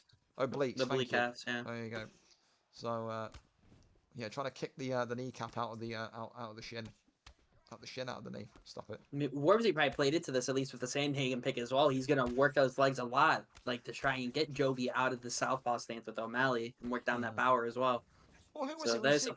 We've seen people have success with Sandhagen before. It was Cams, wasn't it? Before before he sold his Xbox. Before Webbo fucking made him go to PlayStation permanently after an absolute whipping in your league, Vape. But said we've seen people have success with Sandhagen, so it's a refreshing pick. It's one that we've never seen Warbsy use before. We've seen him use the Sean O'Malley's of the world. We've seen him use the Yans of the world, and now here he is today with Corey Sandhagen.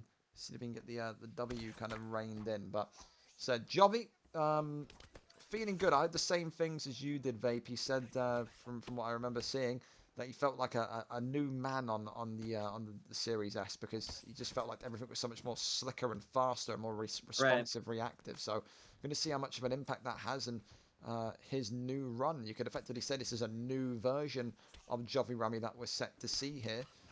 But Warbsy, equally dangerous though. Warbsy has been in this top division throughout since his arrival in the league, never strayed out of it. And he honestly will look at the situation and say to himself, I think that this is the perfect platform for me to go back and get another win here, back in the win column. Of course, it would be Warbsy's 10th victory in this elite setup that the Bantamweight Flyweight division is. For Jovi, though, he does not want to go 3-10. There could be some argument from people, should Jovi lose this one here, he may end up going back into featherweight, which I don't think he would completely be against. But again, some of these guys that we've seen with Webbo, once they get dropped from bantamweight flyweight into featherweight, it's almost like a massive ego hit. So you never want to do that. But a big straight there from Warbsy, as this one now starting to come right into play. Warbsy going for the knee again, tagging that one, goes for that double jab to Jovi. Swinging a miss there from Jovi, kind of pulling out of that one. Back to the knee. Big hook there. Back to the knee again. Of course. Notice Jovi stamina. Yeah, true. Very true. Stamina battle is absolutely being worked here by and won here by Warbsy. He's putting the pressure on really well with trying to work down that block and get some damage in, but there's a lot of strikes that he's missing. Yeah, absolutely. And that's going to play into it. He's the Tottenham of UFC. There you go. Aaron, don't hold me to this, but I'm pretty sure if Warbsy wins this fight, this is his black belt fight.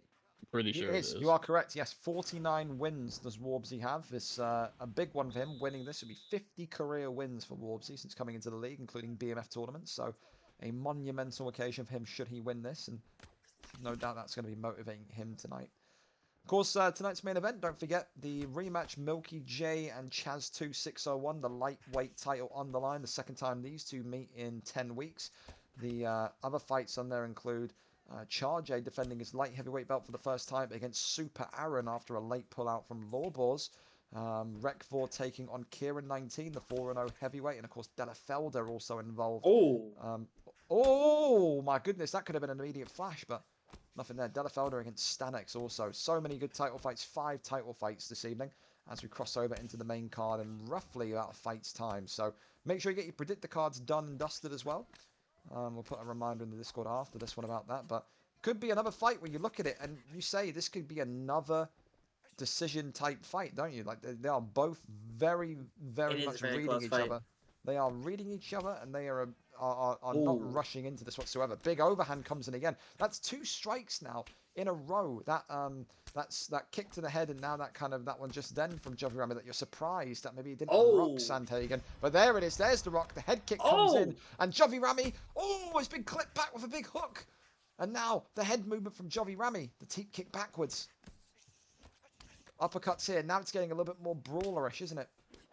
Yeah, both of them are starting to open up now. They've got big hits in. They got the rocks. They tried to go for the knockdown. Both of them just... I mean, now it's they're going to leave their comfort zone a little bit, I think, now. They're going to try and be a little bit more expressive. Pay attention to Warbsy's block. Yeah, Warbsy's block is absolutely starting to feel the impacts of that Sean O'Malley pressure. It's taken one punch and then it's evaporating. Warbsy's going to have to become a bit of a bit of an evasionist. Oh, look at that flurry of strikes from Warbsy, showing that this old dog still has tricks, but it's that big rock in return by Jovi Rami, who now stuns the oncoming Sandhagen and goes right back in there for more. Oh, it's big overhand again, and Jovi Rami here. Big head movement from Warbsy. Swaying to the side here. Still looking. Big hook, big straights there, still coming in. Teep kicks backwards. Goes towards the leg. Swing and a miss there. 1-2s again. And you can see both of their blocks now starting to feel it, but Warbsy's so much more in trouble. And there's that Rock again with the spinning back fist. And now Jovi trying to come through. Good head movement again from Warbsy. Warbsy firing a big head kick. Runs the body. Goes for that uppercut. And then right back in there again. Jovi Rami absolutely knocking Warbsy to the canvas here. Oh, pull elbow. That pull elbow probably should have done more damage given Jovi's health and stamina. Absolutely should. No, Warbsy's not going to be happy with that. He finally shoots there. Yeah, there we go. And round number 3 going to be on its way yet again tonight. So many close fights this evening. Jovi definitely took that round there. I think Warbsy might have squeaked a round 1, but that round is 100% Jovi's. What are you saying? Are you saying 1-1? Are you saying 2-0? It's 1-1, but Warbsy's definitely on the back foot here. He has the stamina advantage, but his blocking head is for. Oh my god, they both go for it at the same time. Could have been a double knockout. Imagine how incredible would that have been. Oh, it's that pull elbow from Jovi. Jovi pushing the pace again. Head movement from Warbsy. Again, wonderful. Matrix-esque, but he just keeps relentlessly pouring the pressure on. Jovi. Oh, it's the elbow. And now pushing backwards is Warbsy. Warbsy pushing the pace again. And it's a rock again in the truck, and a drop from Jovi onto Warbsy, working the body going forward. Holy shit. Warbsy keeping out of the firing line. Oh my god! Hell. Oh my god! He got through the block there. How is Warbsy still in this? His head health is gone. Warbsy. Sandhagen has a chin of dreams. Works the body. Robbie Lawler somewhere is smiling. Still pushing the pace hit. Little jab back to the body. Uppercut there from Jovi. Swing and a miss. Keeps going again. Spinning back fist. All Jovi has to do is not get dropped for the rest of this fight, and he wins this fight. Spinning back fist again. And does Jovi risk it all? Or does he? Oh, drops and rocks Warbsy again. Warbsy. Is being forced to go forward. And yet, doesn't go for the finish. Won't jump. A man of honor and integrity is Jovi Rami. Tries to go for that front kick there. Does Warbsy. Oh my goodness me, taking a dangerous double jab. And there's that absolute killer overhand, and he bows in a sign of respect as the round comes to an end, and it's a Sugar Sean O'Malley pick that maybe sends Warbsy to the featherweight division for a month. Who knows? That is a big, big victory for Jovi Rami, who fights back from a very difficult round 1, looks in control of round 2, and gives us a Hall of Fame round in round 3. What a performance from Jovi Rami. A 4th win for this man in the bantamweight flyweight division. Congratulations to him. Top marks 60 FPS Jovi Rami is not to be messed with. I think, I don't know if you two or even George would agree or disagree. I think we're going to move that one to fight of the night so far. An incredible back and forth one. Incredible back and forth. I was going to say this earlier regarding Jovi and getting his new Xbox. Fair play that Warbsy by all means, but with Jovi being as good as he has been on 30 FPS, now being on 60, he just looks like a whole new machine. Like, I would not want to be in that division with him right now. He's looking untouchable. Right, okay, we're going to go to our final prelim fight and then onto the main card. Then it's going to be our good friend SF Batistuta taking on Prestat. Both men coming into the featherweight division with no wins. Prestat, of course, returning to the division after a long time out, 0-0, takes on Batistuta, who is yet to find his first win in this division, 0-3. There were accusations and a finger pointing about Prestat in the welterweight division. We'll have to see what the answers are in this division tonight. Of course, Batistuta, bottom of the pile of this division, but an incredible kickboxer. RJ Prestat, of course, when in the welterweight division, had a dangerous hand speed as well. Will Batistuta or Prestat get their first win of their featherweight careers? We're going to find out who gets it. Where does it go? Let's see. It is Prestat versus Batistuta, and that is coming up immediately as we go in. And then, of course, we're going to move on to the main card. You're up. Of course, we're running slightly behind tonight. I can only apologize for that. But yeah, and again, donate.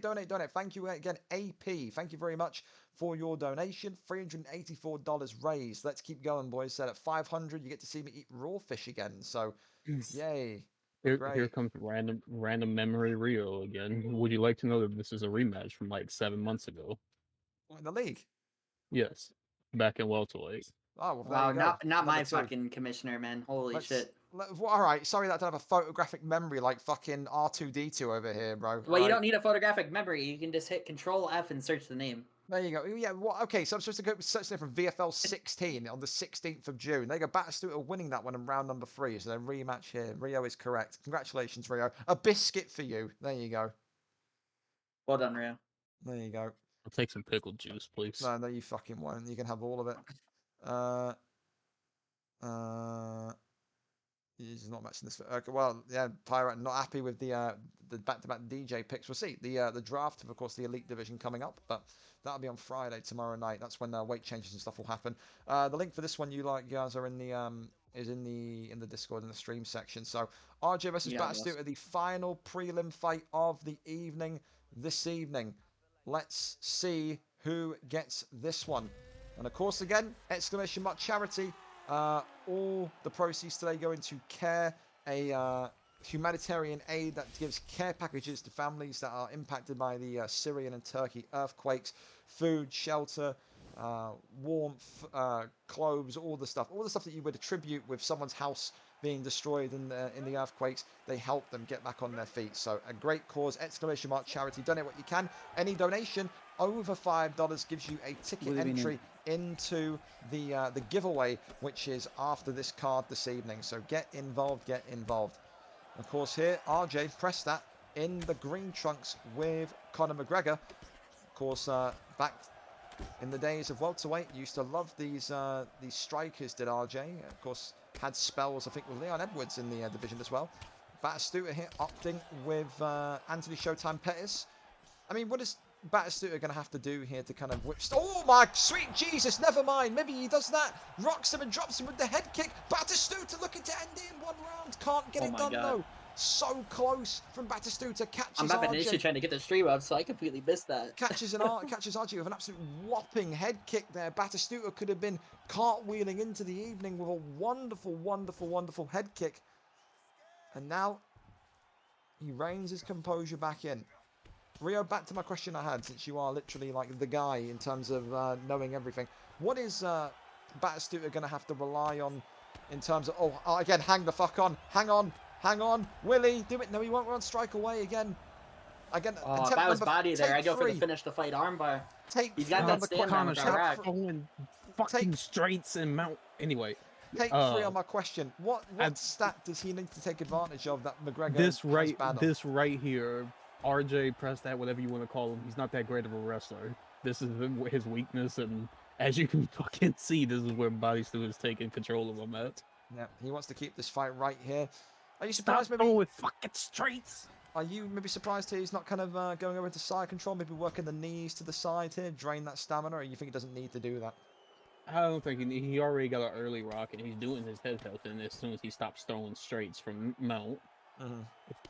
You see, because if you notice, RJ's not really blocking the straights, he's just blocking, he's swaying his head to the side. So if he just throws hooks, he's going to do his head health and do his blocking at the same time. Let's do it here. Still relentlessly pounding on McGregor, giving me flashbacks to the Khabib fight. Going over into the side here. Running down the strikes again. Nope, only one elbow. And it was half blocked. And then another great deny there by Batistuta. Looks like a man possessed trying to get his first win here tonight. And so he's had a strong list of opponents, hasn't he? He was, of course, matched up with Johnny Arco, but has had so many tough ones in this division. But this division is filled with killers from top to bottom. And maybe see some of those killers going up to the bantamweight flyweight division in tomorrow night's weight changes. Who knows? But good work from RJ to get back to the feet here, as he now looks to kind of rework the striking. He knows that maybe he's going to need to dodge those takedowns. Big strikes there from Anthony Showtime Pettis. Press that, just surviving at the very end. That head kick, I'm surprised it didn't immediately drop him, but it was that big straight that did. Again, RJ knows if he can get that takedown defense going, he has every single hope in making this one a stand-up war with Showtime Pettis. Head health is noticeably different. Batistuta looking like he's absolutely fresh off the mark here. There's that volley kick, as I like to call it, from Batistuta. Tries to go to the body here. Big pullback elbow there from RJ. And now starting to feel the presence of McGregor. Switch kick there to the body. Maybe Batistuta going to maybe regret a little bit that he didn't go to the body a little bit more when on the ground. Leg kick blocked up there by Prestat. Now great combinations. RJ hunting for that pull elbow. Is that all RJ can do at this point due to the damage sustained in round 1, Rio? Is he going to be kind of demoted to a counter puncher? What do you think? I mean, it's Conor McGregor, right? Like, you only need, like, one solid, clean combination to hit to get a rock and drop. Just like that. Well, Batistuta. Oh, my God. Taking. Oh, big uppercut. Oh, my God. Works the body. Clinches. Batistuta there being reminded very quickly about the power that McGregor brings. And he needs to be a little bit more careful now of those pulls, doesn't he? Absolutely does. Yeah, I mean, that's gonna be Prestat's ticket back into the fight, is landing that counter with the pull elbow or pull uppercut. Absolutely. I mean, maybe Body tries to work a little bit more at range here for the rest of this fight. Oh, he tries. Yeah, I respect the effort. Yeah, I imagine it would have been great for a knockout of the night contender potentially. I mean, it wouldn't be his first time he's done that. True. Body kick there, goes back in, uppercut there, still. Stamina though from RJ, Prestat, McGregor, what you want to call him, is looking very, very dim.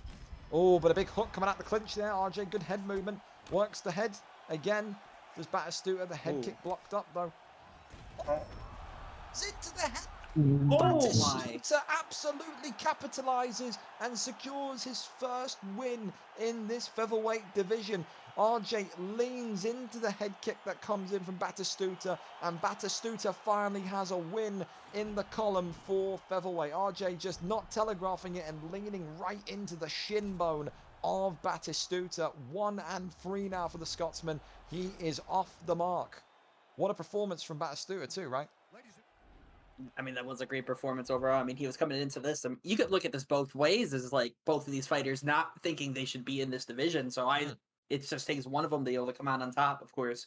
And Body is looking like a whole different animal tonight. You know, he didn't wake up 5 minutes before his fight for once. So well played. There you go. There you go. Right, we're going to go and advertise now. Of course, the main card for this evening. Gabby as well. There is UFC tax for you again, boys. Remember, ! Charity. Get involved and donate. All going to a great cause as we get ready here. What's the current this one? What's the current knockout of the night? I must have missed it. The current knockout of the night early on in the card, that was the Rafa knockout with Masvidal. Well, I think I missed that one. Delete this. And then we're going to post this up with this one. There we go. Main card starts now. Main cards.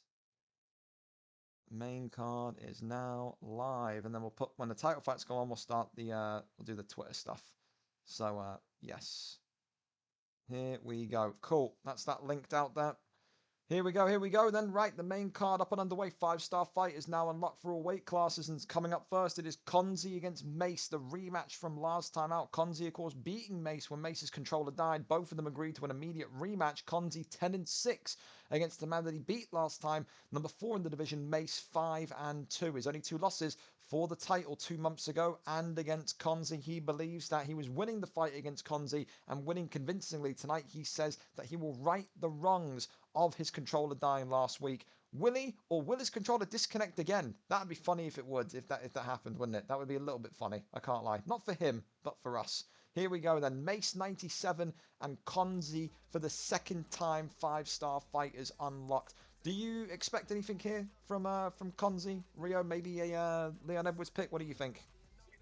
I would hope not, because that's not his style. If he's going to win this fight, he's going. Well, no, actually, it's Konzi. He's going to pick Leon Edwards, but his style is wrestling, and he wins this fight by wrestling. Because my memory, and of course, he goes fucking Leon Edwards. And of course, Mace doesn't strive away from his calf either. 2 very stubborn fighters. Of course, he did the job. He nearly did the job with his calf last week. I mean, people will say on the last fight, Mace was winning the fight, and it was very unfortunate that Mace was effectively knocked out because the controller issue. He was very much in control there. He will be feeling relentlessly confident ahead of tonight. Said a Taekwondo artist knows that his keys to victory, the man in the black shorts there, Mace, is through his kickboxing, is through his even clinch work. Konzi, of course, was probably surprised a little bit at how good Mace's boxing and kickboxing was last week. And it's an immediate kick here. Konzi already in trouble. Konzi taking big damage earlier on from Mace as he gets right back into this one. I mean, Rio, did you catch the calf archetype or not? Did you see any of that? I'm pretty sure it was. Oh my goodness me! Though, which is basically just the one that has all the spammy kicks and punches and everything, the elbows, all that jazz. Well, we're off for an absolute flyer as they've already stunned each other once. Of course, Leon Edwards, known for Lee 66, incredible undefeated streak. Those knees and elbows, those pinpoint sharp, accurate knees and elbows from Leon Edwards going to be something for Mace to kind of be careful of here. But he already knows that. He's not afraid to kind of get in there and kind of take a stun and maybe take some damage to kind of open an avenue up. Maybe feels like if he can maybe bait Konzi into something, then maybe he can get a trademark Mace 97 knockout. This guy's got so many highlight reel knockouts to his name, even as a Hall of Fame fight to his name, does Mace 97. Believes that his destiny is to go and get that welterweight strap. Had an incredible run before moving up to lightweight. Then, of course, lightweight did not go to plan. He finds himself back in welterweight, which is right at home for him. And so comes in against Konzi last week, has an incredible fight. Controller issue happens, and now here's the rematch. Konzi agreeing to it, didn't have to, but he did. Felt like he didn't prove himself. I don't want to sound like a complainer, but I just don't understand the Leon Edwards pick with Konzi, because he's done this before in the past, and I just don't get it. Sways out the way. Great movement from Mace. Oh, what a kick to the face by Mace 97. That's the second one. Now a judo flip. Mace 97 looking like a bloodthirsty psychopath after the last time out against Konzi. Doesn't want to leave this one to chance whatsoever. Jumps on him, judo flips him, and just wants that front kick and karate kick his fucking chops off. There's that big elbow coming through there, but still nothing. Head kick coming through, but blocked up there by Mace. Mace going to have to rein it in a little bit and be a little bit more controlled here. And I think that switch kick is really setting him up well, isn't it, Rio? Just he's leading with that, isn't he? Yeah, he's baiting. He's doing. You see, he's rotating from the spinning kick to the body, and then he does this, the spinning kick to the head, and making him guess which one he's going to go for. And you see, look at Konzi's stamina; it's already taking a major hit. Yeah, and he's just doing so well with the sways as well as Mace. Just so difficult to hit. That's his trademark as well when he's been in the welterweight division before. Tries to go for that trademark kick again. The front kick there for Konzi doesn't come off. Konzi now getting a little bit more aggressive, but round one in the books. And round one, you have to say, Mace's round. Two big knockdowns there. Konzi getting a stun as well. But Mace very much in control here. Oh, only one knockdown for Mace, but there you go. Mace may well want to think about, though, in between rounds, running to the bathroom and getting like the batteries out, one of those electrical air fresheners to make sure that he doesn't, have a similar kind of situation as last week. Maybe he's on a wide pad, who knows? But I can only oh, it's an immediate double uppercut, and Konzi's already stunned again. Konzi taking big damage here with Leon Edwards. Big knee to the body. Big elbow comes in from Mace. There's the takedown. There's the land. And for you, Rio, from what you were saying, a round too late maybe for Konzi, no? He shot one at the very beginning of the first round, and then he didn't shoot again. And if he keeps him here, he wins the fight. Which is why I say I don't understand the Leon Edwards pick. Leon is a good wrestler by no mistake, but he doesn't exactly have the best takedowns in the world. And this could be where it ends. Yep. This could be where it ends. This is all he had to do. HUD watching, boo. He lets it go. Why does he let that go? He wasn't going to get it. Notice, never say never. If you notice, this calf that Mace is using, he doesn't have a get up from top, so he can only go left and right. And he stunned him there with the ground and pound as well. Oh, this is Konzi's wet dream right here. Raining down the strikes again. Konzi could have got the fight done there. He still goes forward one strike away. Yeah, the HUD watching is very much underway. I think Mason's going to have to just take his time and wait here. He may not have a chance. No, he doesn't. Konzi absolutely ruined in round 1. But then Konzi goes to the ground and ends up getting the wrestling victory in round number 2. A big sigh there at the end from Mason. But as we know, when you go into those welterweight, lightweight, featherweight divisions, you cannot just rely on the stand-up. You have to come with a full mixed bag. And you got to think, with how Mason performs on the feet, if he adds wrestling to his game and adds that defense to his game, he's going to be a real handful, isn't he? Really pieced up Konzi on the feet there, but there is no doubts about it at that time. Konzi winning it in round number 2. We move on to our next one. It is Temp against Raw Matrix, a debut from the man that comes from Wavy Pappy's camp. He says that Matrix will be a fierce competitor in this PlayStation division. Temp, the man to kind of start that off with a bit of doubt. Temp, of course, 8-6. Raw Matrix 0-0. Temp saying that regardless whether he wins or loses, he feels like the next title shot should be his nonetheless. The question mark is, can Temp immediately put out the flame that is Raw Matrix's hype, or will it be a hype train that we begin to believe in from Raw Matrix? But we wait for a stream link and we go from there. Stream link plus, as we wait for that one to come on in. First selection of the Ackers in, says Blaze. There you go. Former campmate. There you go. I got you, Wavy. I got you. I got you. Isn't Temp the knee spammer? Is Temp the knee spammer? I can't remember. Blaze will know. Blaze will remember. And Josh, thank you for the follow as well. Again, fellas, thank you again. Another one at Ruho. Thank you very much for the 5. We're now up to $389 raised for charity. I'll be right back. Thank you, Cosmic, again for the bits. Again, please remember, fellas, exclamation mark charity. Get involved. All goes to a great cause for the Turkey and Syria Earthquake Fund. So it's going to be a good bit of help we're giving there. So the thing that got given to me is something like $50 or $50 or $40. I forget, one or the other. Gives like a real good care package basket to one family. So we've already helped nearly 10 families over there in Turkey and Syria that impacted by the earthquake. So yeah, donate. Like I said, exclamation mark charity. The giveaway for the prize happening after the UFC card. Every donation over $5 is 1 ticket, and then of course when we enter the kind of sudden death zone, then of course every donation will be worth 2 tickets. So donate now, donate later, doesn't matter, but be here of course after the UFC card for a chance to win that giveaway. For this one though, of course, like we said, never seen Raw Matrix fight before. We've only heard good things from Pappy.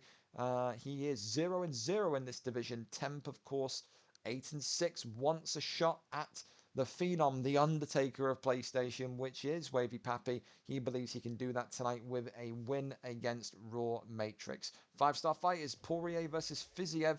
I guess we're going to see if Poirier is the answer.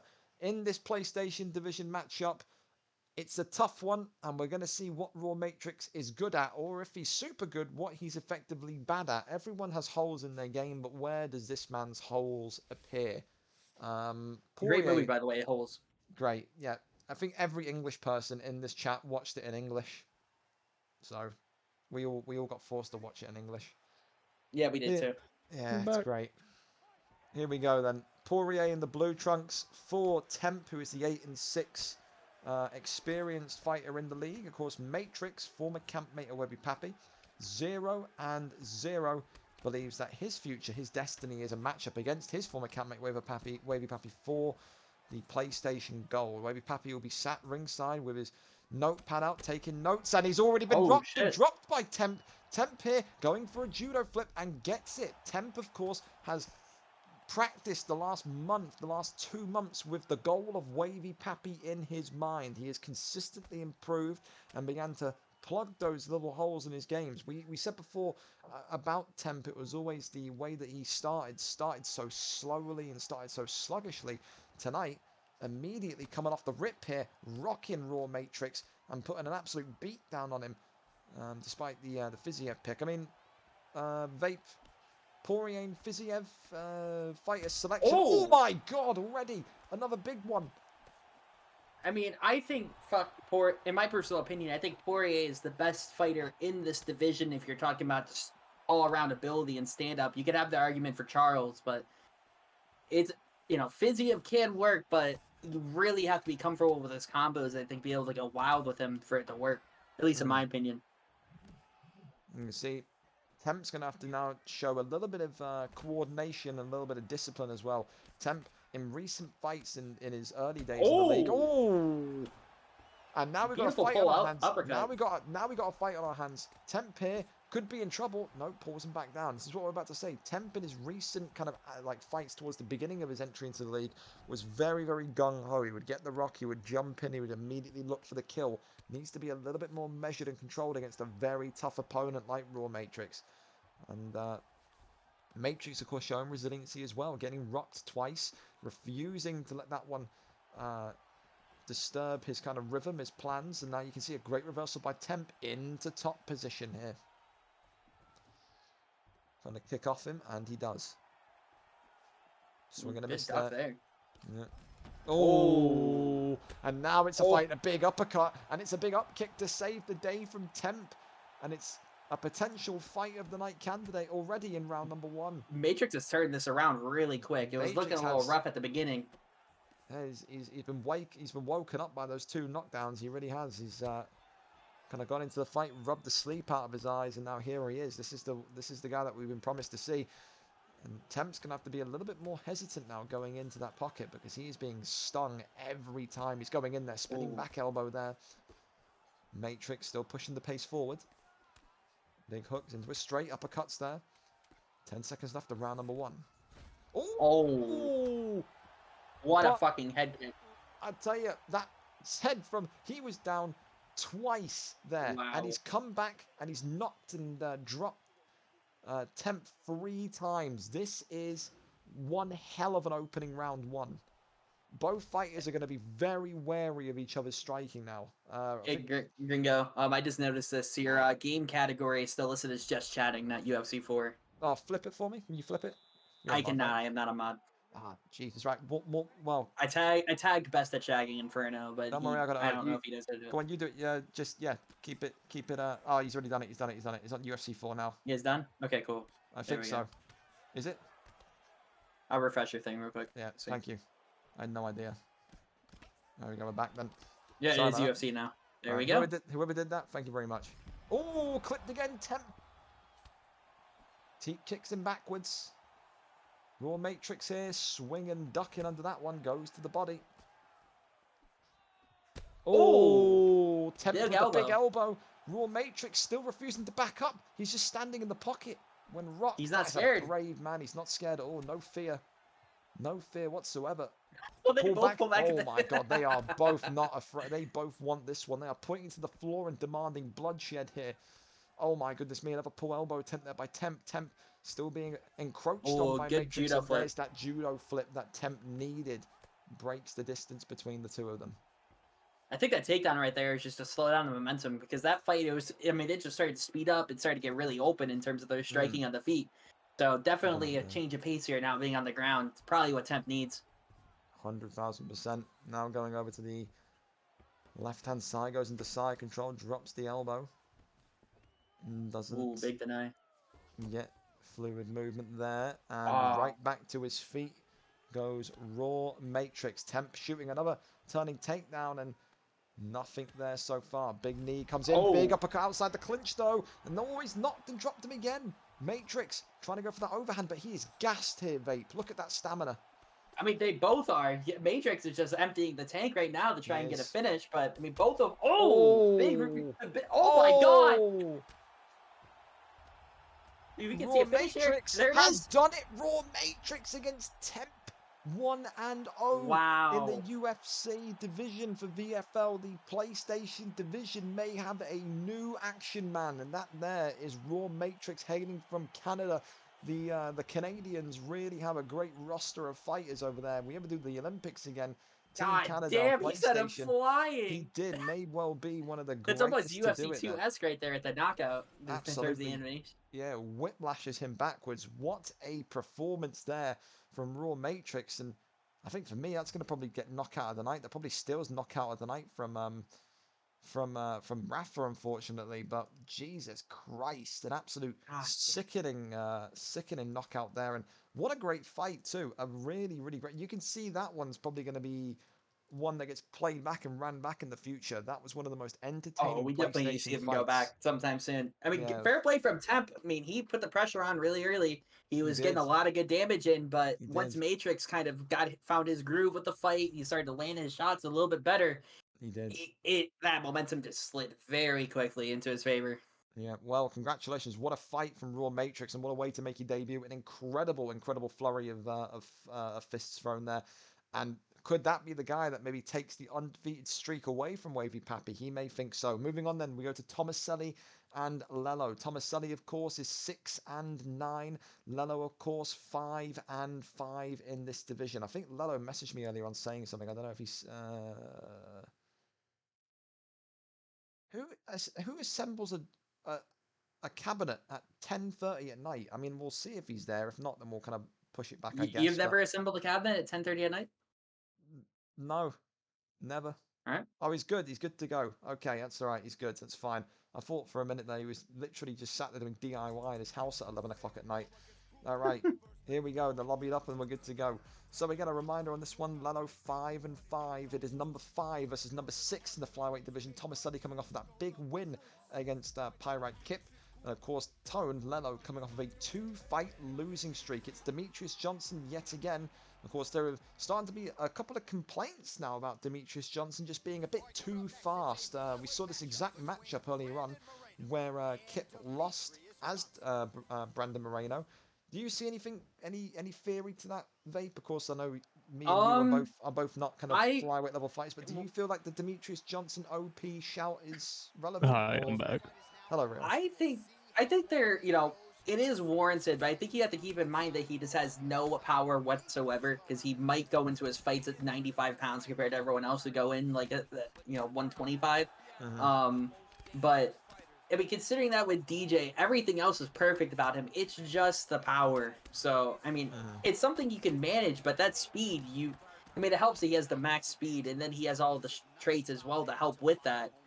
You just need to be on top of your head movement game and blocking and defense in general when you are striking against a DJ. Because, these strikes just come in so quick. Absolutely wrecking the shit out of each other right now. Lello, of course, the 5-5 man in the green. The man one rank higher than him is Tomaselli in the black, 6-9. And he's hoping for 2 wins in a row, but he's been rocked and dropped here by Lello. Lello here looking to go back positive, 6-5. The cabinet's assembled, and it could be a good night's sleep for Lello. Big uppercut there from Tomaselli. Still pushing the pressure on to Tomaselli. Oh, Superman punch bops him right on the nose there. Oh, I love the Superman punch. Tomaselli still. Have we had a Superman punch KO in VFL history? No, never. Someone needs to go for it one day. It needs to happen. Same as like Showtime, the Showtime kick off the cage. Kick? Yeah. I was talking with Body earlier. He picked Pettis. He was like, if it comes to it, I will try it. It's just never had the chance. What about you, Ro? Same question to you. Couple of murmurs about maybe the Demetrius Johnson pick being a bit OP. Agree, disagree? I mean, OP in what sense? Too quick, too fast. I just think people found anything to complain about, to be honest with you. You could just say it's a skill issue. I mean, it very much is. Even though everyone at Division whips me like 10 out of 10 times. I know. DJ is a great pick. He's got good combinations. He's got great wrestling. He's fast, as you all know, but he has the 89 punch power. So like, if you let somebody box your head off with DJ, then we have to talk about some issues here. It's like a midget version of Max Holloway, but with wrestling. Now works the strikes again, keeps going. Oh, who's that the call? Was that George? That George. Right, he probably went to bed. Love you, George. I'm surprised he even stayed up this late. Yeah, it was good. Before you guys got here, it was very good. Nice to have him. Yeah, I don't need to watch back my my fight with. That was funny. Yeah. Why did you stand and strike with him? What's up? Why did you stand and strike with him? Look at these denials. Jesus Christ. Oh, I was trying to hunt to get the 4-star flying knee KO if I could. Let's go for the arm. Oh. Let's go for the arm again. Denied again. There's not enough time anyway. Yeah, that's true. That's true. Yeah, I mean, I kind of wanted, but I knew I probably was gonna lose that fight regardless because he's like, going. You can't really stand it big with McGregor. My denials just were not on point on the ground. So that's something I'm gonna need to work on, going forward. It just was not a good night in the office. Round Round one one, goes Moreno. to Lelo. Yeah, Moreno, round one. Easy. Absolutely. Of course, fellas, as well, if you are, again, bored tomorrow, you got no one to watch the UFC with, I'll be doing a watch along with the you guys are here in the call. We're doing a Jones, well, not tomorrow, Saturday night, a Jones Saturday night, and yeah. a That's gonna be a Garn great watch fucking along. card, man. It's going to be great. In my living room, takeaway roulette, fantastic. So, oh my god, hits him Oh in the my air, god! the Superman punch. He hits him out of midair like a pigeon in the cross sky. out of nowhere just sleeps him there. Holy shit. Takedown, pulls guard, pushes him off, and now jumps on him. Wow. I like that right there. Shit. And he's gonna go straight into what? Is this top mount or side control? I think it's side, right? Yeah. I always forget with that one. When he starts eating his ass out. I call it the Batista bomb position. Denied. Talking of Batista bomb, WWE 2K23 out on the 13th. We'll be doing our first ever. Really, on the 13th? They should do the New Zealand trick, yeah. No, I just didn't even realize it was that soon. Yeah, Shit. soon. And then, of course, the first pay-per-view for VFL on the 20th. So stay tuned for that one. Should be a fun one. Trying to take the top mount position still. Denied well. Very, very well done. Good defense here from both fighters. At least they're getting their denials. Absolutely. Goes over into full guard. Tries to kick him off. And now denied well by Lelo. Lelo, of course, does it surprise you, Rio? Lelo on a 2-fight losing streak, or is that just a testament to how good the flyweight division is? I know one of his losses was the easy word. Who was the other loss to? I honestly couldn't tell you. We got him. Oh, ground and pound. Anyway, like, good flip there. Lelo's one of those guys to where he's really good, but like most of the people in bantamweight and flyweight look at him as like towards the bottom of like in terms of talent. But like, which is harsh. Obviously, like so harsh. he's been a featherweight champ. He's been a bantamweight champ. Given that Dave didn't, or no, it was a flyweight champ. Given that Dave didn't wrestle him, but that's besides the point. Like, I don't know. Like, Tone is very good, and also you already know like Thomas Elliott's very good as well. So it's just one of those things where like literally anybody can beat anybody. So when people go on losing streaks, it's how it goes. It's a testament if you can get the slip straight overhand. My god. Demetrius Johnson taking out Moreno here with the slip straight overhand. And he throws the two straights, both of them get fucking weaved. Yep, absolutely. So I mean, going back to that point, it's why consistency in either the bantamweight or flyweight division is so impressive. It's just so difficult to get a run going. Oh, that's not good. There's not enough time here for the armbar, but that would have been perfect. Ground and pound. He may not need the armbar. Oh, that's a big dodge right at the last second. That's massive. This is why you don't throw fucking straights and mounts. He had him, man. He had him. He did. Wow. I mean, with all the damage he took that round, I mean, Thomas Elliott's down, what, 2 rounds now at the very least. I mean, that, he did have that knock. I think, you might be wrong, but... I think Manu's down 2-0. There's going to be a mound decline for Manu. I think he's down immediate that power, and they look. It may not even go to it.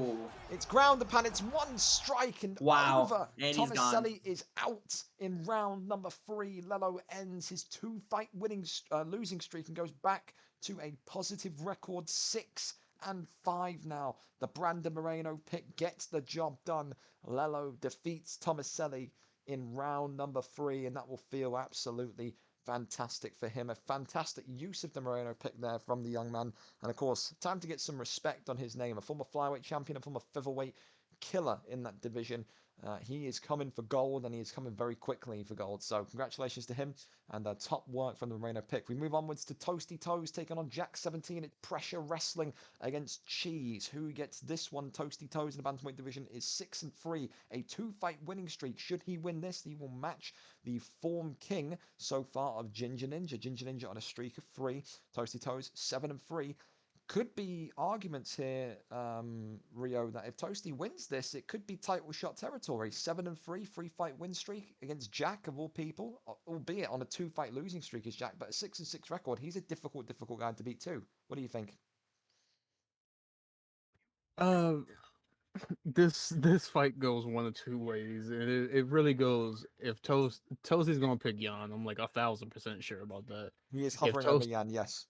if Toasty does what Toasty does, it's not gonna go quick. It'll go long, but it'll be a long day for sure. But if he denies takedowns, Jack, this could be quick.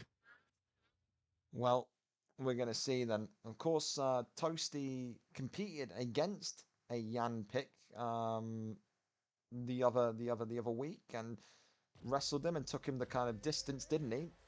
He knows how to compete against Jan. With a Jan against an Aldo, from what I've seen, you need to be so good with Aldo to make this work, especially against someone like I mean, Jan. this makes sense though with Jack, don't it? Aldo spinning elbows, switch kicks. He's got the cheese, yeah. He's got everything that Jack wants. But you still need to be on your A game and then some when you're going against a Jan, especially with someone that's as good as Toasty. I mean, none of that matters if he's on his back, to be honest with you. So it's just a matter if Toasty takes him down or if Toasty like gets in his own head and tries to stand up with him. I just wondered if what is like, does Aldo have like a weak block, or is it weak punch power? What is it that makes him so kind of like not ass, but like just so weak in this division? I think he has like I guess you would say average like head health, but I think it's just like if you aren't like Liam does a good job with him, but like outside of Liam, I've never seen anybody actually like maintain. I've never seen anybody like maintain stamina with Aldo. They normally gas by the end of the first or middle through the second. You see Jack there is hunting for that pull elbow. Oh my god, it's been dropped again by Toasty. Toasty looking to finish the fight here in one. Toasty toes. Oh, I can't finish the fight. And Jack now resorting to offensive wrestling, which of course is what Toasty will be loving to see. He is a wrestler at heart. He will be saying, yep, take me down all day. Absolutely perfect. So, I mean, for you, Rio, even though the pick makes sense due to what Jose has in his arsenal, does it feel like a bit of a suicide pick for Jack? I mean, like I said, I don't rate... he's better in bantamweight than he is featherweight. I don't know the exact statistics, but I just don't rate Aldo against Jan. It takes a really skillful player to be able to pull off an Aldo, especially against Jan. Double elbow. Yeah. And now Toasty unloading with the Russian hit. I feel like Jack would have had better, like, he's still in the fight, but I feel like he would have had better success at the start if he would have went like an O'Malley pick or even a Sandhagen pick. Now hugging the back here. We're going to take him down. He does not. Oi. Pushes the pace again. Jab straights. See, big elbows ain't much better, but look at Aldo's stamina. True. True. Oh. They're both trying for that pull elbow. Jack's relying on it at this point, isn't he? Trying to hold Toasty back. He's the self-proclaimed mayor of Cheesetown, so he's gonna have to pull out all the tricks out of the book here for this one. He's got to have Nightfall in his party right now, asking for some advice, I think. He's definitely got the Beyblade theme playing in the background right now. He does. Fucking the elbows there, pulling that one down. Now elbows galore. Toasty is very, very happy with how this opening round's gone. I think that's clear as day a Toasty Toes round, and that is a big step towards him going 7-3.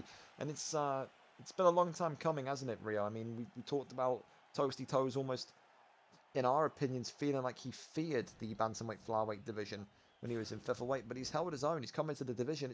This could be 3 fights, 3 wins in a row. So hanging in there with the very best. By no means is he a weak player. He won the first round, but I'm very like nervous the fact that Toasty is committing to like standing. He's not initiating wrestling. Which, if you ask me to pick one in a stand-up fight, I would pick Jack to win the fight, even with Aldo. He probably just wants to send a message here that there we go. There we go. Okay, we're back to normal now. Ignore everything I just said. Running down the strikes, pausing back in. Denied well by Jack here. Trying to pass over, postures up, gets right back And off of him. Toasty Doesn't gets want to up. wrestle. Interesting. Yeah, doesn't want to wrestle. Could be a statement that He he's probably trying just to wants to send send that message, yeah. Yeah. Oh, big cross big, there. Big right God hook. damn. Now still going. Oh! Jack 17! Oh! Jack 17! Jack 17! Oh my god. Oh, he's not going to get the finish, but Oh wow, my what a fucking God. flurry. That's why Toasty has to wrestle. For fuck's sake. Oh, it's not looking good for Toasty now. Jack has a really good side control, by the way. This could be a long day. Long 3 minutes. This could be the case study of why you do not play with your food. Oh, he's got the crucifix now. Nah, look away. Oh. Okay, thank God, Toasty. Toasty can't get up, though. And you got to think, if Toasty can survive this round, he may well change how he's approaching the fight going into round 3, because No flying ghillie from Jack. Boo. You should. I wanted to hunt a flying ghillie in my fight earlier. So that's why I saw the up and I was like, maybe. Let's take the back. Toasty surely going to die. That one, of course. Good deny. If Toasty survives the rest of this round, he definitely needs to initiate the wrestling to round 3 and just hold him there. Yeah. Because if this ends right now, it's 1-1, isn't it? Yeah. Denied. Beautiful. Jack 17. Looking for a comeback victory for the ages. Tries to get a sprawl. Gets it. Works the body. A heroic comeback, you could say, from Jack 17 so far, but needs to get the fight secured and done now. You just got to be careful to not gas out. I think that's just the one thing. I can't tell if it's even, or maybe I think Toasty has a little bit more head health than Jack does. Either way, it's very close. It is very. I think it's even. Very even. It's very even. All spinning elbow, spinning back fist. Back on the feet. 22 seconds left. I feel like Toasty is getting baited into trying to out cheese the cheese, and it's not working for him. 10 seconds left. Still going. There's the knee elbow. Double elbow. Double elbow. Toasty pushes him back. Well, that is a warning shot from the sea for Jack 17. Stranded, shipwrecked, and fires that kind of emergency flare into the sky and attracts some interest. Jack 17 needs to be very, very, very committed now to what he wants to do here. And Toasty, you got to think, like Rio said, is going to have to just go back to typical Toasty, isn't he? And just wrestle, wrestle, wrestle. He cannot stand this round with Jack 17 after what we just saw. No way. If Toasty stays on top for the entire third round, which he's capable of doing, then I would say he wins this round. But he has to actually do stuff. You know, you can't just lay here for 5 minutes. Gets the strikes off once again. Crossing over, gets into top mount now, trying to go over to side control. Half guard. And now crossing over into side control.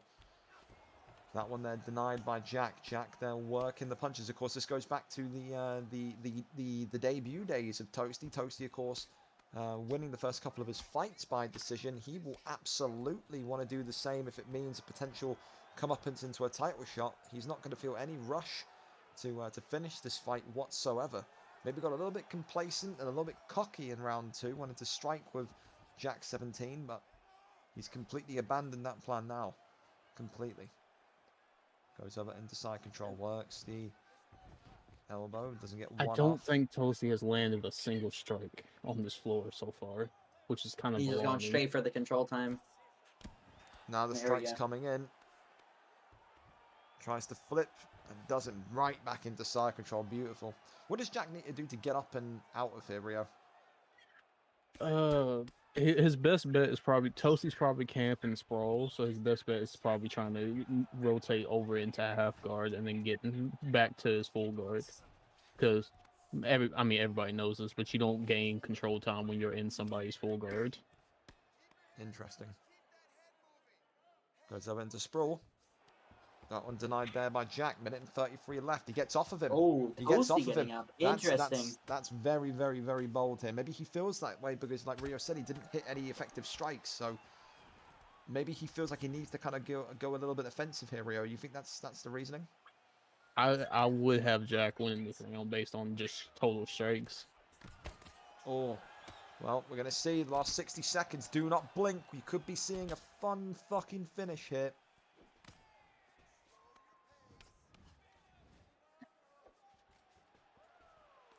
Toasty taking elbows there, responding with his own spinning elbows. And they can see Aldo, okay, Jack 17, feeling a little bit gassed here. The block broken. 20 seconds left, and let's see if Rio's correct. So far, Rio, you've got Jack winning this fight 2-1 then, right? As of right now, I do.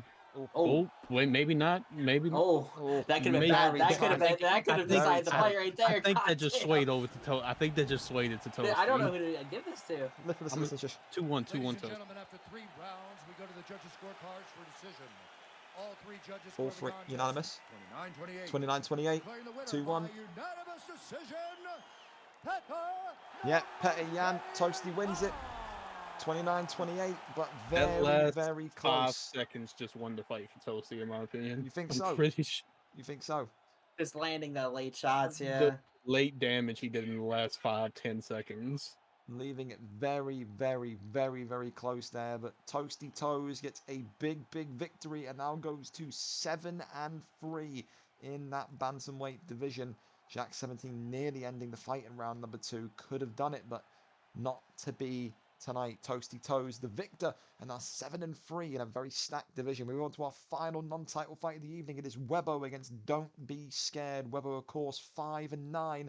Don't Be Scared, 2-0. Webbo, of course, 2 wins out of his last 5. Don't Be Scared, 2 wins in a row. And we've got a Twitch link as well from Don't Be Scared. Good to see him fight again. A fight that is exciting, but we do not get to see as often as we like. So very interesting to see him. And of course, again, fellas, remember, donate, !charity. We are nearing $400. We are $10.63 away. So get involved, donate, get us to a nice round. I love that pick from Webbo. I love that pick. Henry Cejudo. That's his typical pick. He's a gold medal wrestler, isn't he? So yes, Henry Cejudo against TJ Dillashaw. Webbo opting for Cejudo with the black hair in the blue, and of course, Don't Be Scared, bro. In the blue with TJ Dillashaw, the man with blonde hair. Did he pick blue trunks? They did. There you go. So the guy that's blonde for Don't Be Scared, 2-0. The man with black hair. Oh, big love touch in the Otagari. Rio's having flashbacks to Vietnam. Rio. Well, I think he tried to fake glove touch Otagari, but he was a little bit too far away to initiate it. So that's why he did have the body uppercut. Rio, any comms there? I mean, it's to be expected, isn't it? But did you expect it last time? Oh, there's another. Webbo is a fucking it's just way too easy. Webbo is literally the fucking ISIS of UFC. This is horrendous. Come on, Don't Be Scared. Oh, he's got the side control. Here we go. You know I don't know what Don't Be Scared's ground game is like, but if this could be very quick. This is not looking good. Don't Be Scared is the John Cena of this fight. Princess saying Webbo is the Sean Dyche of MMA. You know, I can see it. Yeah, he is. He so is. It's such a good comparison. Crossing over here, Webbo holding top position here again. Oh, slow ass transition there. God damn. Postures up. Don't Be Scared. Gonna have to find his way out of here. Of course, Webbo is what it says on the tin. He is a wrestler. He is not going to strike with you. And when he has that Henry Cejudo pick, he is gonna absolutely ground you when you have TJ Dillashaw. This is gonna be one where maybe Don't Be Scared is gonna have to play the long game against Webbo. Crosses over to the right, and again another deny. Webbo's denies are scary though, man. They are. No, you want to know what's going to piss me off about this fight? I'll tell you what's going to piss me off if you know this, because I know what he's doing. Webbo's being a dick. He's striking his head, but he's not posturing up, and when he does posture up, he goes right back down. He's not even trying to inflict damage. He's literally just fucking with dude. No. This is getting. Webbo finds new ways to be toxic every time I see him fight, man. You know what Webbo is, Vape? He's the literal embodiment of the Hey Arthur shaking fist meme. That's that guy. He's that guy. I think Don't Be Scared is rather scared right now. The fact that he's been on his back for four fucking minutes. But this is the thing. He's not sustained too much damage, which is the thing that that Rio's saying. You think if he comes out into the second round, denies the takedown attempt from Webbo, denies the Ostagari. Oh, there we go. There we go. Okay, now we get to see what Don't Be Scared is dealing with here. We've already seen. And he gets right off of him. He's going to need to be careful of the takedown though. And of course, he's going to be feeling confident. Don't Be Scared of. On the feet with TJ Dillashaw. Webbo, of course, training boxing a little bit more, but is predominantly a wrestler. And there you go, being a big hook coming in through there. And like I said, there's the kind of takedown. And there it goes, it lands. This takedown defense has not been there from Don't Be Scared so far, but maybe he's kind of okay with this. You know, he's not getting pressured too much, at least with the damage on the feet. I've just missed the end of the fight, the end of the round there because we blurred into a it's just a couple strikes, something crazy. Yeah, the same thing happened for me. Here he goes. So, Prid said in the chat, terrorist MMA. God damn it. Don't Be Scared. He's going to take his fucking car, drive to whatever seaside town Webbo lives in, and just absolutely stomp him, bro. This is like, there we go. Come on, I thought you were going to say he was going to do something else with this car. I'm rooting for Don't Be Scared so much, man. Come on, man. Come on. Do it for all of us. Oh, the ankle pick. He doesn't get it. There we go. Doesn't get it. Come on, that's it. That's what you need to do. Come on. Handling Webbo so far. Webbo, of course, with the Ostagari. Brother, deny the Ostagari for the love of God. It was obvious as soon as he switched the stance that that's what he was going to go for. Deny, now raining the it's such a quick takedown. It's like you have to be ready for it 1,000% to have a chance at it. Yep. Of course, Webbo wasn't to be against Mac DeMax. Mac DeMax came out last week in his return to the division, beat Webbo.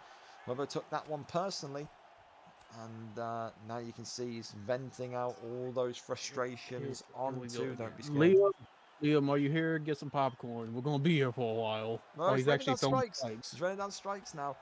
He's finally found. He heard us saying like he's not getting any damage, and he's like, "All right, I'll punch his face in a little bit." I literally thought Webbo was just going to do this for 3 rounds. I really did. Can't get up though. Don't Be Scared. Just absolutely suffering here now. So one of the best wrestlers in flyweight, of course. Webbo had a lot to say in the build-up to this fight. Said realistically, the next kind of fight he wants after he wins is the Dirty Dave fight. He wants a top contender. That's what he said.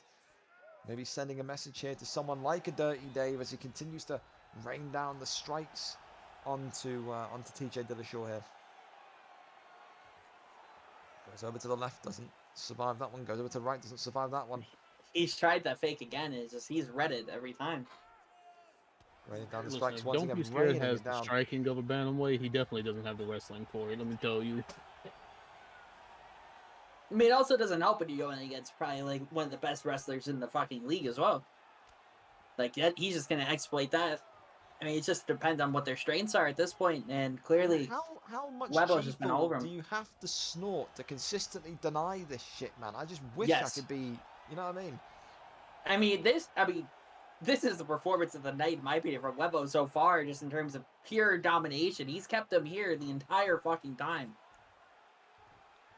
Postures up, rains down the strikes here. Don't Be Scared, just completely. Oh, brother. Tries to get the get up, can't get it. Round 2, teetering out here.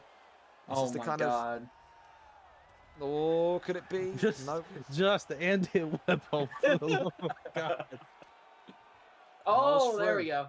Gets back to his feet. Don't Be Scared now, fighting with a lot of anger. Of course, we always talk about Webbo. His head's gone. Literally and yeah, and in game. Right. Damn. Well, this is the kind of performance that we expect from Webbo. Webbo, of course, has a pattern of playing with opponents. We saw what he did to Cams. Cams, of course, selling his Xbox after being embarrassed by Webbo on stream over at Vapes League and AFC.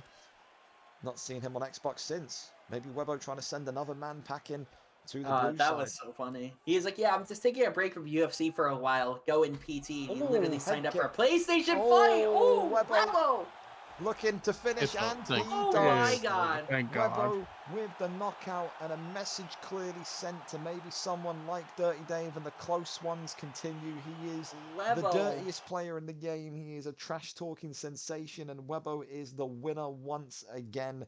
A round 3 knockout for Webbo. He gets that one done and extends his record upwards and onwards. Now in the division, of course, Webbo 6-9 level with Tomaselli. Maybe the rematch there coming. Come on, fellas. We're $11, $10 away. Wow. Someone get the $10 out. Let's go. We're going into the title fights. We're going to ping Twitter and ping Discord as we go into this one. So, of course, the 5 title fights now on their way, fellas. Here we go. I hate to be that guy, Gringo, but I am going to step out now. I will. Yeah. Thank you for having me on, and yeah, good luck to everyone else tonight. Peace out. Goodbye. 5 title fights are now live, and then we'll put a donation link here. Charity donation link. Put that in there. Again, thank you to everyone tonight for the exciting fights that you've put on, and the big ones are on their way, have no doubt about it. 5 title fights for some people could be the last title fights before the weight changes. Interesting ones to see, especially that heavyweight and light heavyweight title fight tonight. Rekfor and Charlie both defending their belts against top opposition. Here we go, then that is sent. Lovely. And we're going to go over to Twitter and put one more ping out. Again, thank you very much for the subs, fellas, but please, if you can, exclamation mark charity instead. Exclamation mark charity. There you go, there you go. Exclamation mark charity. Donate, donate, donate. All go into a great cause this evening. Here we go then. It is the final 5 fights of the night. The big title fights, of course. And we are set and ready to go. So, this evening, our opening title fight, it is Rekfor against Kieran19. Rekfor knows this is her last fight in the division, 8-1, as she prepares for life in potentially middleweight or welterweight. An undefeated streak that is fit for any champion. Wants to end it with 9 wins tonight out of 10 potential heavyweight fights. Only lost once.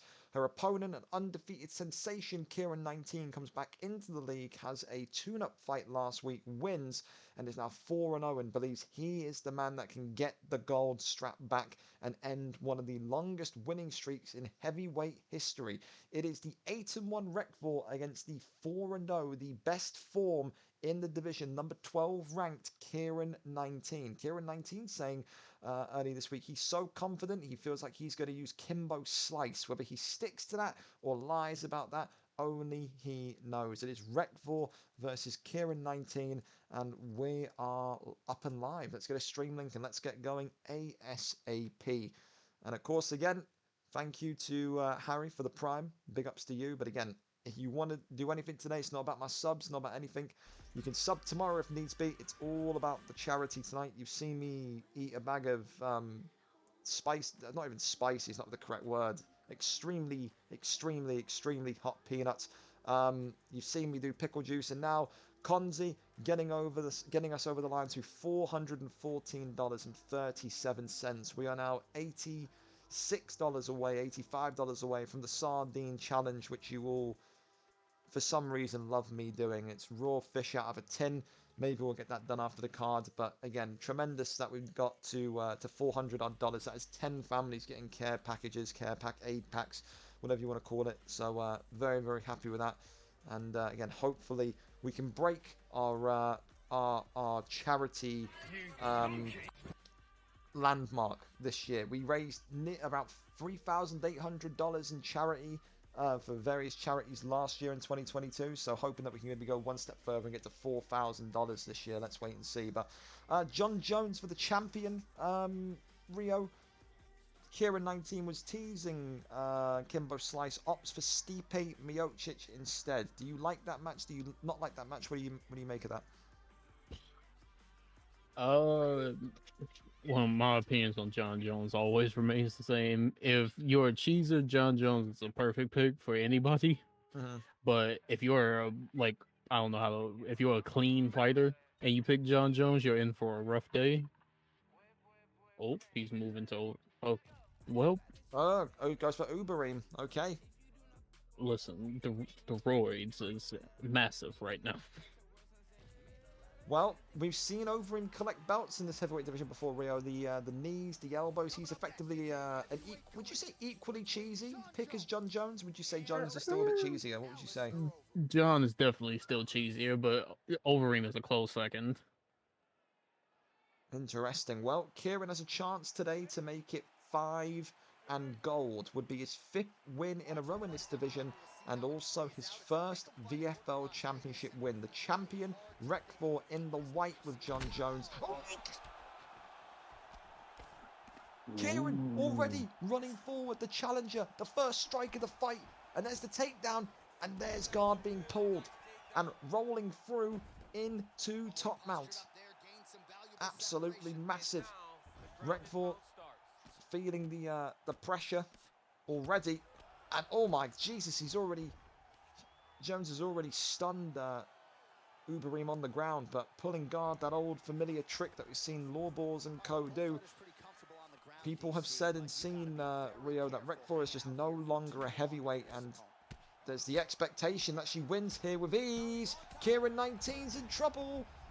Nearly put out there in round 1. I mean, listen, we could debate on whether it's middleweight or welterweight, but if you know how to pull guard into top now, you're not a heavyweight or a light heavyweight. Absolutely correct. Rains down the strikes again. Rekfor looking to get this one done early. Wants an early night, but can't do it just yet. Goes for the armbar. IQ from the champion is top tier. Oh, and the submission defense isn't looking good at all. This is a wrap, and Rekfor will no doubt leave this division as heavyweight champion of the world. 9-1, clear as day. No longer in the level of heavyweights. It's nice to. This might be a future welterweight right here based on this fight, but absolutely, it's nice to see John Jones get some wins because I think he has a negative record in VFL. Here in 19, leaving the game before the submission is synced in, his first ever heavyweight loss, and like I said, the heavyweight champion has been on a tear. There is no doubt about it. No one can dispute it. Rekfor, you messaged me talking about going to light heavyweight. You have got no hope in hell. Welterweight, in my opinion, probably is awaiting you after a very strong run of form and a very strong performance there. Rekfor winning again with the John Jones pick, and what a way to say farewell to the heavyweight division for her. For Kieran 19, it's a disappointing defeat, but opens up the horizons now with Rekfor disappearing. He'll be looking to get right back in there, get a couple of wins and go for the belt again, no doubt about it. But a very, very strong up and coming performance from Rekfor, who is going to be exciting to watch in that kind of welterweight division, no doubt about it. But congratulations to Rekfor, commiserations to Kieran 19, but that is just how the cookie crumbles sometimes. And like I said, she's been on an absolute streak. A reminder about Rekfor's form. Rekfor's last loss, Rio, in pay-per-views was all the way back at VFL 44, lost to Ash H98. That was back on the 29th of December. Hasn't lost a fight on pay-per-view since the turn of 2023. That is impressive in itself. So lots of hungry challenges for her in welterweight, and I'm sure she's going to be absolutely fine with how well she's developed. So congratulations, one of the greatest heavyweights to ever do it. And let's see what awaits you in the welterweight division. We move on then to our next one. CHAZ, the light heavyweight champion of the world, takes on the late replacement Super Aaron. Was supposed to be Lawbors. Lawbors steps out due to family stuff at home. Cannot make it here tonight. It is CHAZ, the 8-5 champion. Recently collected the belt from XPG Chopper against the most informed man in the division, Super Aaron 1875. 3 wins in a row, a 5-3 record. It is 8-5 against 5-3. Champion versus challenger. CHAZ was preparing for a groundsman in Lawbors. Will he be ready for a boxer like Super Aaron? I guess we're gonna have to wait and see. Rio, who do you have in this one? Who do you like in this one? Well, obviously Charlie. I'm not fucking game of tag. Charlie is one of them. I'm calling him that when we get off of here. Charlie is a part of our camp, but being unbiased, I know Aaron's really good at stand up, and that it's weird to say that's not Charlie's weak point, but like with the Ankalaev peak, it is a weak point, if that makes sense. Well, this is the thing as well. Ankalaev pick for him again makes sense because he said last time against Chopper he didn't want to be cheesed by Jones. So maybe again the same thought process. He's seeing Jones, he picks Ankalaev to avoid cheese. So this is maybe the thought process here. CHAZ, of course, the champion. It is nice not seeing Jan in the light heavyweight scene. Yeah, also true. Nice to see no Blashkowicz. Of course, CHAZ, the champion in the red trunks, looking to make it a successful title defense. He knows he is moving divisions. Super Aaron is the man that has the aim of ripping the belt off of him and sending him to middleweight, welterweight, wherever, in a disappointed frenzy. Super Aaron has had a massive comeuppance in the league, has only gotten better and better. His striking week upon week has looked so good. And now you can see he's going to be... He looks like he's measured, Rio. It looks like he's taking his time and just maybe looking to kind of take this one slowly and work the offense slowly, not rushing in there like we see most light heavyweights do. Yeah, he's a very patient striker. I'm very confused by the John Jones pick, only because like it's not a bad pick, but like when I think of like somebody being like a pure boxer, I think of like picking Jan, picking Jerry. I don't really picture John Jones when I think of like super like stand up, like not throwing crazy kicks. So yeah, I mean, to each their own, I guess. Absolutely. Of course, CHAZ, one of the very rare, very few Ankalaev champions. I think we've had one before. I may be wrong, but I'm pretty certain it's only been one Ankalaev champion before CHAZ. But again, he's made Ankalaev look like an absolute demon in his last title fight, of course, against Chopper. The ground game was absolutely excellent. And tonight, gonna maybe not be focusing so much on ground game, but just focusing on that kind of reach of Jones and boxing. And it's a big uppercut there, and Super Aaron, the champion, taking early advantage here. Super Aaron gonna have to keep some distance. And this is just one of those. My sweet Jesus Christ! The hook from the champion now, stepping over into stack guard, going into side control, and he gets there. He was so fluid, so liquid on the ground the other night. Gonna see if he's had that same fluidity again this evening. Super Aaron drags him down into half guard. What are you going to say before, Rio? Talk to me. I was going to say, well, you can't really see it now because on the ground, but if you notice, you can tell Blaze has been working with Charlie, because if you notice, so Ankalaev is a southpaw, but most like people just switch to orthodox because it's easier, like what people remember. Charlie's actually fighting out of southpaw. Yeah. And it's one of those things. It's one of those like anomalies that you see in heavyweight. Oh my God! Right? It's the power of Ankalaev. Absolutely sends him to the floor. A sledgehammer of a left hand. Steps over into stack guard, and that Super Aaron could be in serious trouble. Super Aaron, not out of there quite he'll yet. survive. He won't survive another one though. Ooh. Jumps in and says, "No, I want more." Raining down the strike, still nothing there. Nothing there. Well, not the best start if you're Super Aaron. Super Aaron, very much turning into average Aaron. Needing to kind of find the answers to CHAZ's boxing so far. He's been rocked and dropped twice. He hits like a truck for a reason. Does Ankalaev, and the light heavyweight champion of the world, showing incredible boxing prowess as it stands. Little jab there, fires off. See, I feel like this is when the part of the fight where like being a patient striker becomes a problem because he's still like picking his shots, which is not bad to do. It is a 5-round fight, but he's down by a lot. And now absolutely slamming him to the floor. CHAZ. And gets back to his feet there, the Super Aaron. Big knee to the body. Wonderful work. Super Aaron has got to get some sort of counter-punching ability going now. He can't stand with CHAZ anymore, can he? He's just absolutely been ruined here. John Jones. Oh, could have been a front kick of doom there from CHAZ. It's just the head health. It's just gone. It is. Absolutely gone. Works the body again. CHAZ, though, whose IQ has grown relentlessly since working with guys in ATT. No longer a guy that rushes into fires and tries to put them out. Just kind of gets the rock and backs off and then takes his time. Clear as day, ready for a promotion into those lighter weights. Head kick there, blocked up. Super Aaron gets the straight off. Teep kicks him backwards. Super Aaron gonna need to find something, maybe a sway to the side and a hook, maybe leg kicks, anything to get him some sort of momentum. Thinks if he gets a stun, maybe that's something that will kind of breathe some life into the man, but so far taking a lot of damage. Big uppercut, swing and a miss. Oh my god, and it's an absolute baseball bat to the chin again. CHAZ, the champion, swinging and turning him, takes him to the floor, steps over. The stat guard that time reversed. And Now maybe pushes this off. maybe this is just the experience of Charlie, but you know, so what Super Aaron's doing every time he gets on deck is it just doesn't even matter.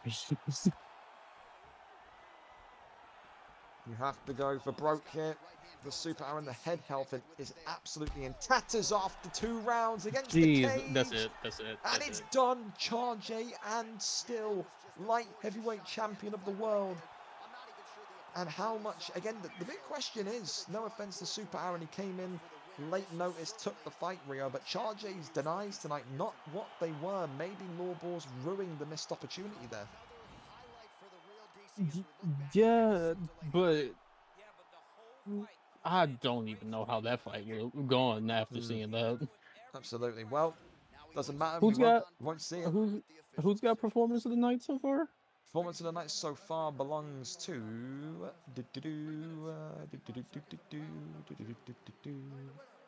Where's the P? Where's the P? There it is. Johnny Arco with Korean Zombie against Para. Does this rival that by chance? I didn't see that fight. No, Johnny Arco absolutely deserves that. Fair I love enough. Charlie, but yeah. Fuck me, that's impressive. A round 2 knockout in the end then from CHAZ. He remains champion and sails out of the light heavyweight division with the gold strap around his waist. Wales retains another belt. CHAZ and still light heavyweight champion of the world. We go over to our next one and we're right back on time. Delafelder and Stanex had some harsh words for each other. Delafelder said that this was going to be another easy fight. He said it won't be as easy as Rocker. He said that one was too easy. He said he expects Stanex to be a little bit more challenging on the feet. Delafelder saying to him on matchmaking night, you're going to shoot like a bitch early. Delafelder maybe being baited into a boxing match. But a lot of people believe that this one could be a Delafelder whitewash if it hits the floor. Stanex, of course, has been forever disrespected about his wrestling defense. He's been quiet. He hasn't said if he's been working on it or if he's been drilling it. But one thing remains. Stanex, superior boxer on the feet to Delafelder. Delafelder, a superior grappler on the ground when it gets there. It is a one-way, one-dimensional fight for both fighters. If it stays on the feet, it could be a Stanex and new. If it goes to the floor, it could be a Delafelder and still. Delafelder, of course, great wrestling, great transition denies, and of course, a notorious Brazilian Jiu-Jitsu submission artist. Stanex combinations left and right. We've seen him get 1 submission in his career against Law Balls. I don't think we're going to see a submission tonight. It's going to be knockout or bust, I feel, for Stanex. Here we go, and then the champion over here, Delafelder 2-0, the number 1 contender. Stanex 6-3, 4 wins in his last 5. Slow the card down. I'm dropping the world's biggest poo. Delafelder, I can't. You've had like 10 minutes to poo, right? Relax. You're fine. Maybe a nervous poo. Who knows? We go on over then to the middleweight championship fight. Delafelder and Stanex. For you, Rio, do you have a potential favorite? Who are you liking in this one? I mean, it's hard to make this argument from your end, but Delafelder's not a middleweight anymore, is he? He's just no. He knows he's moving up. He knows he's moving up. Absolutely. He knows. And this fight also comes down to who Stanex ends up picking. Delafelder picks Chael Sonnen, and that is incredible disrespect here, but I would love that. Goes for Robert Whittaker. Is he? Wow. Pack this up. No, I'm sorry. Pack this. Wow. This will be quick. Wow. The Adesanya pick. Izzy does not scream Stanix to me. He's not a kickboxer in the slightest bit.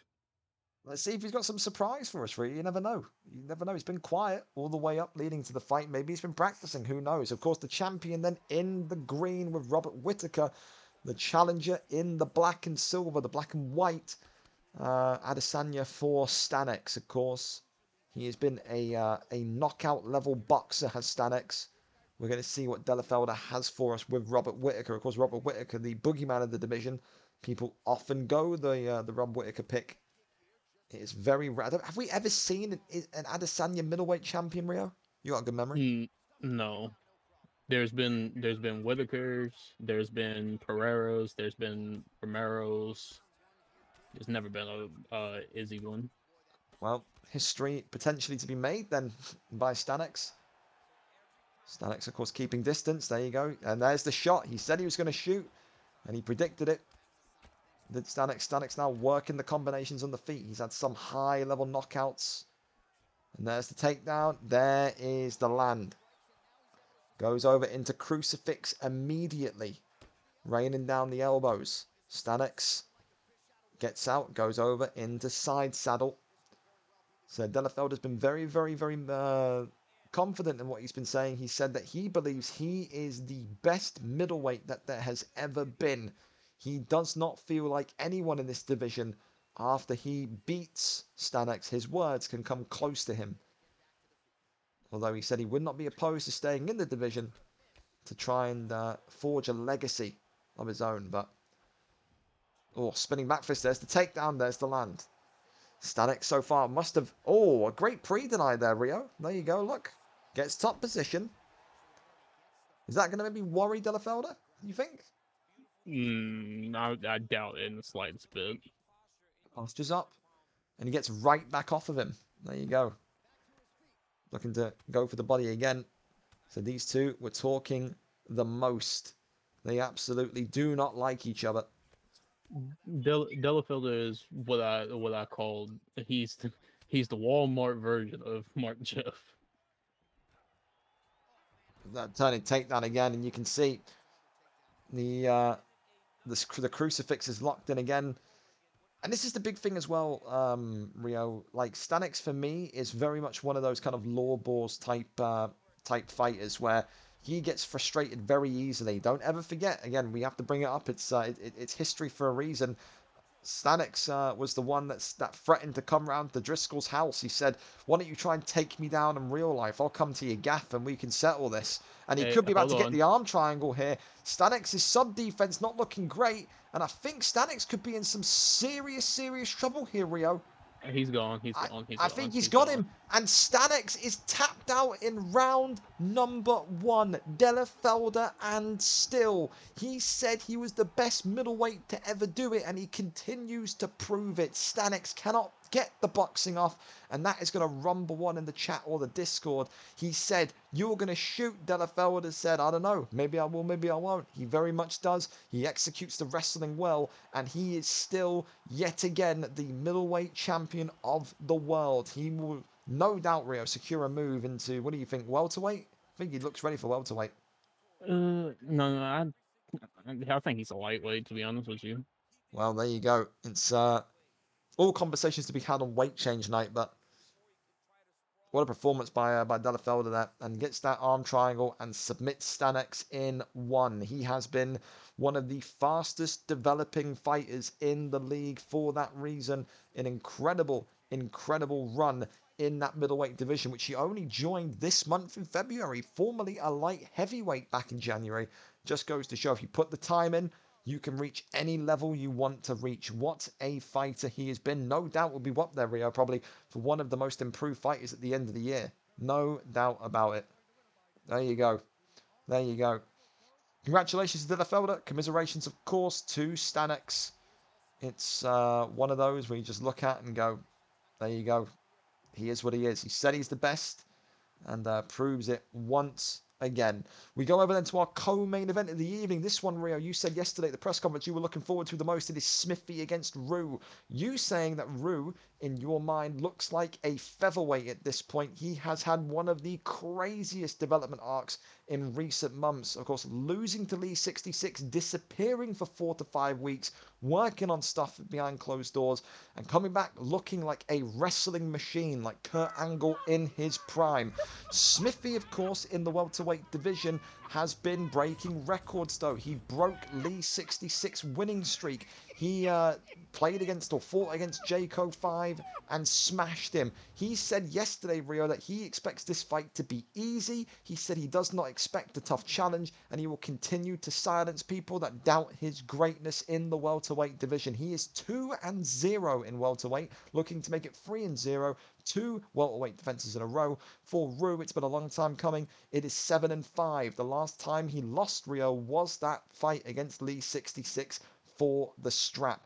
It is a kickboxer in Rue who has added wrestling to his arsenal against a straight-up boxer against Smithy. Probably, arguably, one of the best straight-up boxers in that welterweight division. Let's see what way this one goes. Will it be and still for Smithy, or will Rue finally capture VFL gold? Let's find out. Let's see. Who do you expect Rue to pick here? You think Leon Edwards? He's going Leon. There it is, Leon Edwards against Rachmanov. Rachmanov, of course, is the man that's getting all the dubs for Smithy. I mean, for you, Rio, you've seen Rue. What do you expect? How do you see the play-by-play of this fight going? If Rue does what the game plan he set out to do, is that he's going to slowly work the body, and he's going to slowly work the body, and then he's going to start initiating the wrestling after he starts making him believe that he's going to stand up with him. Well, we're going to see. Smithy, of course, got a very, very brutal knockout on Lee, a very brutal knockout on Jayco 5, the champion in the yellow trunks here. Leon Edwards in the black and gold for Rue, immediately testing the takedown defense of the champion and immediately blocked up by Smithy. Did Rue expect good takedown defense from the champ, Rio, or not so much? Yeah, I mean, Smithy, like, he is labeled a boxer, but you saw against Lee, he has good wrestling. Like, he picked Gilbert Burns in this title fight against Lee, and he initiated the wrestling. Wonderful wrestling. Wow, it could have gone for a counter punch there, Rio. Could have gone for a hook, maybe, no? Could have, but I think he just wanted to secure the takedown. Now going over the top mount. Rue, of course, never held VFL gold before, has he? I don't think he has. He was a middleweight champion. Middleweight champion, there you go. So progressively wanted to work his way up, become middleweight and now welterweight champion. Get another one that just looks incredible in terms of his development arc. And like I said, is going to be one to really watch out for should he win tonight and make the move. Raining down the strikes here, Smithy. Calm and confident, though.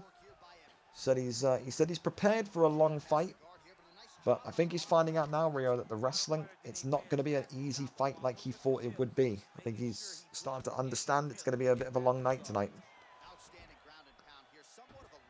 I think I just noticed that it's on 3 rounds, by the way. Same thing as always. Then we'll have to kind of check the scores at the end and then see what happens. If it goes to decision, of course. Postures up. Rains down the strikes here. Goes back down. But I think what I was going to say was I think Smithy underestimated Rue, which I don't really know why. Maybe it's an ego. Maybe it's the fact that he beat Lee and Rue didn't beat Lee. But he said, of course, remember, he said in the press conference he doesn't believe anyone can develop into some sort of incredible fighter in such a short time. In the 4 weeks or 6 weeks since he last fought Lee. So he didn't really believe the hype, I don't think, of Rue's development. So 6 weeks is a long time. There you go, right back on the feet, which is exactly where the champion wants to keep this one. It's just the timing a little bit off for the champion. There goes the 1-2s from Smithy. Goes for the spinning back elbow into an elbow there. And now working the block of Rue. Pushing up onto him, works the jab straight. Oh, tries to go for that spin head kick. Gets back to the body. Now a knee. And that the game plan, Rio, if it's true, is coming off perfectly. Look at that stamina already from Smithy. Yeah, you know, every other shot, every other third shot is a body shot. It's just slowly piecing together the body. Absolutely. He's sticking true to it. Round 1, in the end, no doubt for me, it's a Rue round. More significance, more total. Looking very, very good so far. And the champ, Smithy's going to need to find a way to overcome this body work, this pressure that Rue's putting onto him. Right back into it now. Works the body back in. Big, big strikes there. Big hook. Spin kick to the body. Goes back to the body again. Big uppercut. 1-2s again. There's the takedown. There's the drive. Holds him. Big knees to the head. Still nothing. The biggest thing that Rue has to do is he has to not make his body shots very predictable. You know, great turning takedown again. Now Smithy is aiming for an uppercut every time he goes for a body shot. Great deny again from Sprawl.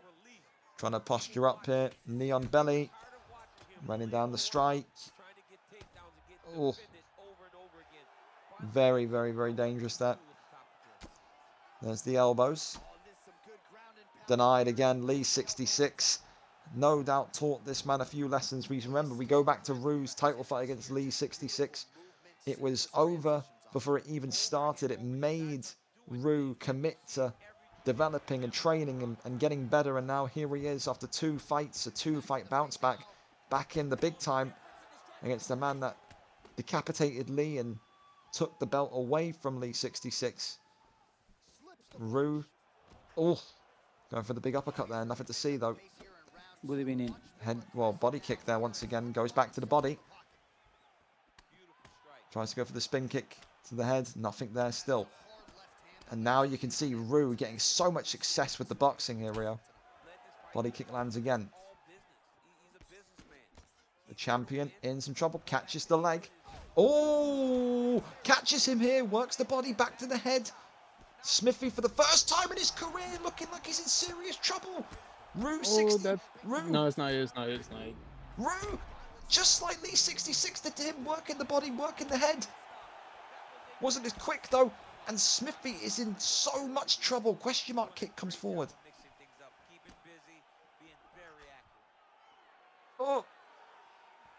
Oh. Damn it. I mean, that is a relief from for Smithy, isn't it, Rio? It is, but it doesn't reset anything. It doesn't reset anything. It doesn't. Yeah. But position-wise, he was against the cage. He was kind of stuck in there. And now a big knee to the body. Rue's going to pounce on him. I don't think it matters. No, he won't. He's not going to pounce. Shoots the takedown out of desperation. Smithy feeling like the end of his title reign could be coming here. Big knee to the body. Clinches again. Takes him down. That's big. He needed that. Stamina is absolute. Oh, the head kick from Rue. Works the body back to the head. Oh, bops him and downs him again. Body shots here. Big knee. Oh, right back to the midsection. And another knee. I don't think Smithy knows what to do, I'll be honest. Yeah, Smithy is absolutely overwhelmed here, and the champion stumbles and bumbles back to his corner. He is absolutely that could be a 10-8 right there, Rio, that one. Look, I don't think he gets out of this round if it goes to decision. I don't think he gets past this, but boy, look, this is why you don't underestimate people. Rue 6, I keep calling him Rue 66. Rue very much showing that he, in 6 weeks, can absolutely become so much better than what he was. And now, another uppercut. Working the body, knocks and drops and refuses to jump. Works the body again against the cage. Rue can't finish. Oh my God. Oh my God. Jesus Christ. Put this man in handcuffs and put him on death row for murder. Listen, God. I didn't see the other fight. Take the performance away. Take the performance away. Take the performance away. It's Rue's. And new welterweight champion of the world via murder, via homicide is Rue. Rue gets the job done. What's the current No, that's Jovi's knockout. Yeah. Okay, Jovi's is cool. Yeah. Oh my God. Oh my God. An absolute riptide of shots. And Smithy loses his gold to Rue. What a performance by this man. Performance That of the man, night. he Leaves was Johnny Arco. he was happy with it. He accepted it beforehand, but that man is not a welterweight any longer. He is very much shown that in 6 weeks, if you disappear and you go and really hammer the game, you can very much come back and look like a superhero. What a performance from Rue, and what a way to leave the welterweight division, Rio, capturing the gold with an 8-5 record. Not much in that fashion. There's not much more you can really be happy with that. That's like the perfect exit. The perfect exit. Nah, I don't even think he would want to stay in welterweight after that point. I don't think he can top that performance. No, absolutely sensational. Jesus, incredible, crazy. Thank you He as well, came Aaron, out. Fredo. Thank you the followers He as well came out for with a game plan, or he came up with a game plan, and he stuck to the game plan, and it worked to a fucking perfection. Yeah, what a performance. What a performance. And he's going to be super happy with that. The last time, of course, remember, Rue touched gold, as Rio said, was the middleweight championship all the way here. VFL 38, the 17th of November. So it's been nearly 4 long months for Rue. And he's now back with gold around the waist. And what a transformation from Rue. One of the fastest up-and-coming strikers that we've seen. Just an absolute butchering of Smithy. And no doubt that is going to be one that sits on the mantle for performances for Rue. Jesus, what a performance. Next up, though, it is a potential Hall of Fame main event. It is an absolute blockbuster. Both of these fighters start fights so aggressive. We saw Millky stun Trickster Trappy last week in 7 seconds. We've seen CHAZ knock out people in 30 seconds. This is the type of fight that could either end for either man in 10 real-life seconds or go all the way to decision. Both will be right in each other's faces. Both will be walking in front of each other. Both of them will not be backing up. The first person to back up may be showing their weakness and fear in this fight. Key point to mention, though, CHAZ has said since Millky caught the belt, I can beat him again. I know the game plan to beat this man. Reason being, he beat him on decision the last time they fought 10 weeks ago. Millky J losing to CHAZ on decision at VFL 43 on the 22nd of December. Since then, Millky has been one of the top strikers in the league, let alone the division, knocking out everyone in his path, from LW Walker all the way to the did he beat Com? I think he beat Com, did he? Did he not? Millky? Yeah. I don't think Millky fought Com. Knocked out Trappy, knocked out Nolan, knocked out Walker, knocked out Jay Boa. Since that loss to CHAZ, he has been on an absolute knockout streak.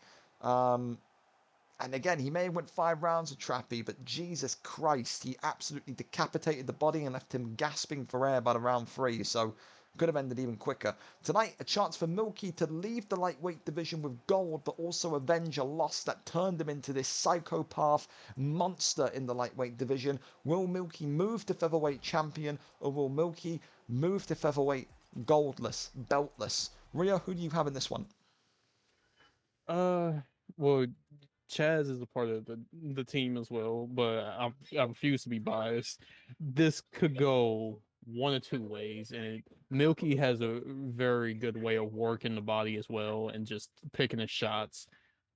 CHAZ, on the other hand, is very much a Beyblade. Like, memes aside, he said yesterday on the press conference, he said, I'm gonna cheese.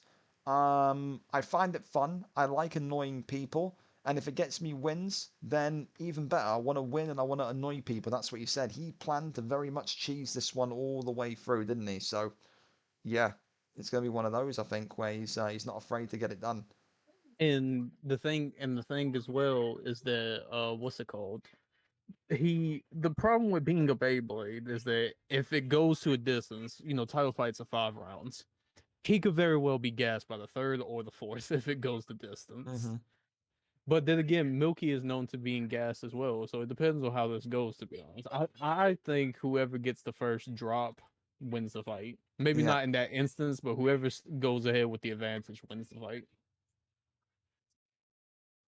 Well, we're going to see again, fellas. Reminder, get involved, donate to the charity, ! Charity. So we're going to be doing the giveaway for the prize after this fight. Of course, we're waiting for Millky J to reset his game. We cannot see absolutely anything. So if they are fighting currently, nothing is going to count. We can't see a single thing. So, yeah, I'm going to tag them and let them know again. But And fun fact, while you do that, fun fact, one of the refs are smoking, or the judges are smoking, because they had Rue's fight as 1-1 going into the third. 1-1. Jesus Christ. Yeah, Rue said that they had it 19-19. Oh my God, what fucking boxing judges have we got in the fucking arena, dude? Holy Christ. What? So I guess they gave, some of the judges gave Millky, or not Millky, Smithy round 1, I guess, because round 2 was definitely lead. They must have given him, yeah, must have given him round 1. I don't know if anyone's talking to Millky, but you need to tell him to reset his game because we cannot see anything. I think he's realised he's turned the stream off, so we're kind of waiting on that one. But again, it's back. Is it back? There we go. We're good. They got a big one for Millky. He wants to avenge that loss that he took 10 weeks ago. Turned him into an absolute serial killer. Of course, a 5-round matchup here. CHAZ, of course, with that win. That was the last time they met. It is a Fiziev pick for the champion, and it was always going to be Justin Gaethje for CHAZ. With Gaethje, are you surprised by that, Rio? Not so much. He's got all the elbows and stuff that CHAZ needs, doesn't it? So it's not too surprising for you, or not so much? I mean, it's not surprising given his playstyle, but I mean, he could have also won Oliveira. Well, that's true. You could have. Here we go, then the champion in the white trunks, the challenger in the black. Millky developing some of the scariest pressure boxing and scariest aggressive fighting styles that we've seen on the stand-up in the last 53 weeks. He looks like a absolute axe murderer in there when it comes to the lightweight division. He is absolutely decapitated people, and he wants to add CHAZ to that list. CHAZ, of course, chasing a lightweight strap, was welterweight champion twice, if I'm not mistaken. Wants to add that lightweight belt to his mantelpiece. Rio, go on. No, I was going to say, you know this from being friends with Messiah and all the Dan Hooker memes about leg kicks. Justin Gaethje has a 5-star lead leg kick. Wow. And he's throwing them a lot. Well, that could be an interesting, that could be maybe the strategy to kind of take away Millky's power. We've seen him absolutely split people open with Fiziev. Spinning elbow there. So CHAZ has said he was never impressed with Millky J's form, said that he believed it was all smoke and mirrors, it was all a mirage, and that he just wasn't impressed with the people that Millky was fighting. He says that he's the same Millky he fought 10 weeks ago, the same strike patterns, and it will be the same result, whether it's decision again or by a knockout. He said there is no way, though, this fight, in his opinion, goes to decision. Millky certainly will feel the same, especially with that kind of feeling that he's been given in terms of being invincible recently. And there you go, the 1-2's coming in. Big hooks, uppercut there, nothing to see. CHAZ floating around the octagon here. Keeping this one very, very tight and secure. You can see so far CHAZ maybe fighting a little bit more conservatively, Rio. Not really throwing so much and not really engaging too aggressive. Maybe that's why getting a lot of clipped shots there off of Millky J. That jab coming forward again. I don't know how good CHAZ's stamina management is, so I think he's trying to like work around that by just not initiating the attack and just kind of let Millky come towards him. As I say that, he is pressuring now. Body kick lands there. Tries to go back to the body once again. Big uppercut attempt. And you can see the block there for Millky starting to take some damage. Has Millky done a lot wrong yet for you? Or is Millky just kind of doing everything right so far? He's letting CHAZ beat up his leg, which is not the best thing, especially when it's Justin Gaethje. But assuming he either catches up on the leg kicks or he switches stances. But in a 5-round fight, cracks the leg. Yeah, see, like, this is going to be a problem, especially if he's not comfortable in southpaw. Well, he did say he had a plan for Millky. He did. Maybe that's what it is. The big knee coming in there, and now Working the strikes, and he's absolutely rocked Millky there at the end of the round, and that is a damaging round for the champion. That's the first time the champion in this division, Rio Millky, has looked like a normal human being.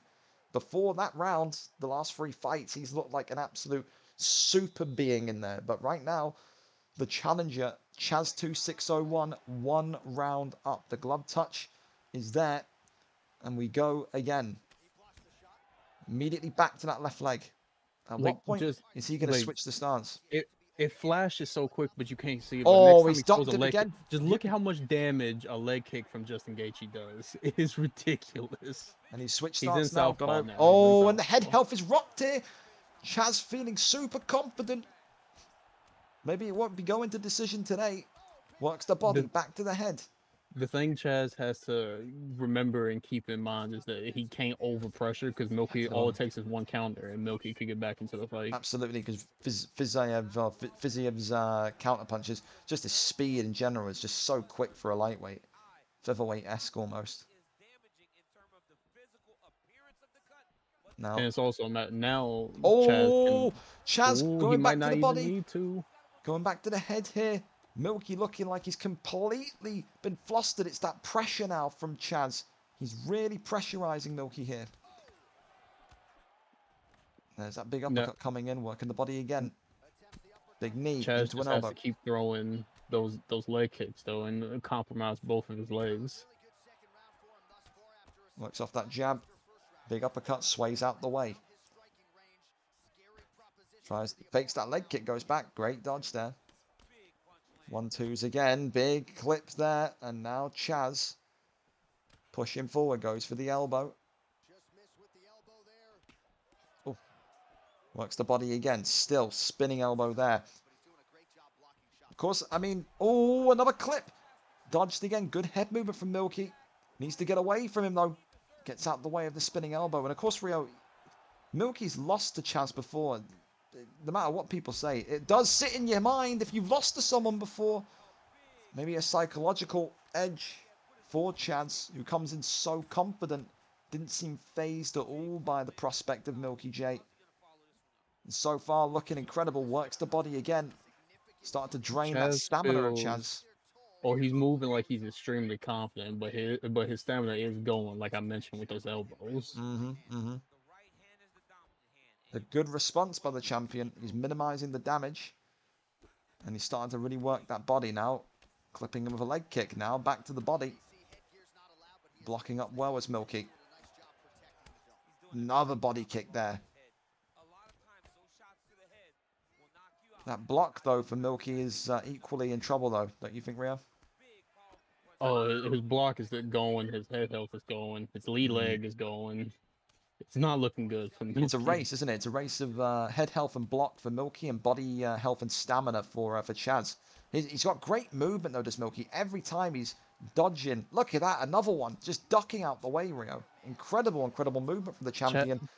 Chaz is throwing a lot of, like, he throws a jab and then he throws a hook. He needs to start throwing uppercuts because he's ducking every single time. If he throws an uppercut, I think he'll clip him.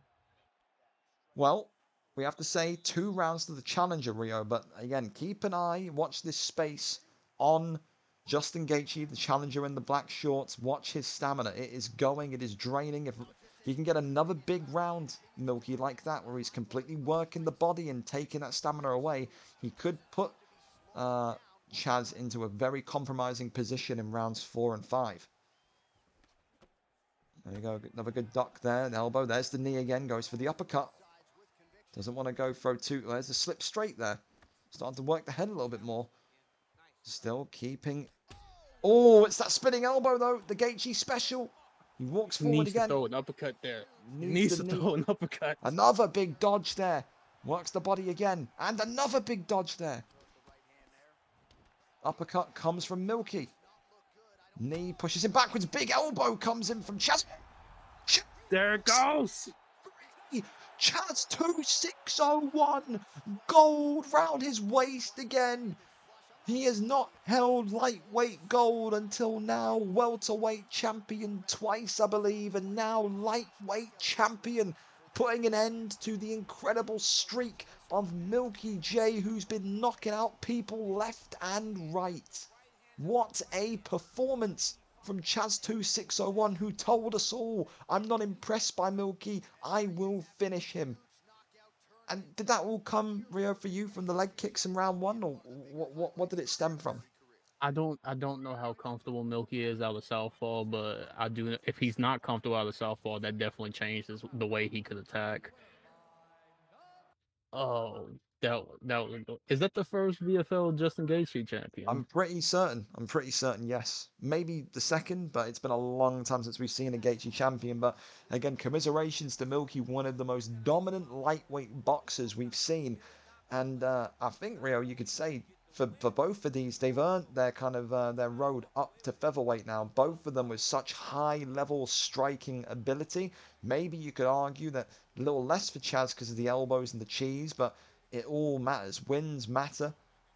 Millky has been knocking out everyone below him, and maybe these two meet again. Of course, now Chaz 2-0 up against his arch rival in Millky J.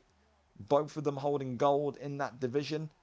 And the rivalry's put to bed. CHAZ2601 and new lightweight champion of the world. What a performance and what a game plan if it was that, to go for the legs and really work the legs early. A round 3 victory for the Justin Gaethje championship winner. There you go. So a reminder then on the card, and new lightweight champion of the world CHAZ2601, and new welterweight champion of the world Rue, and still middleweight champion of the world Delafelder, and still light heavyweight champion of the world Charge, and still heavyweight champion of the world Rekfor. In terms of the bonus awards, performance of the night goes to Rue.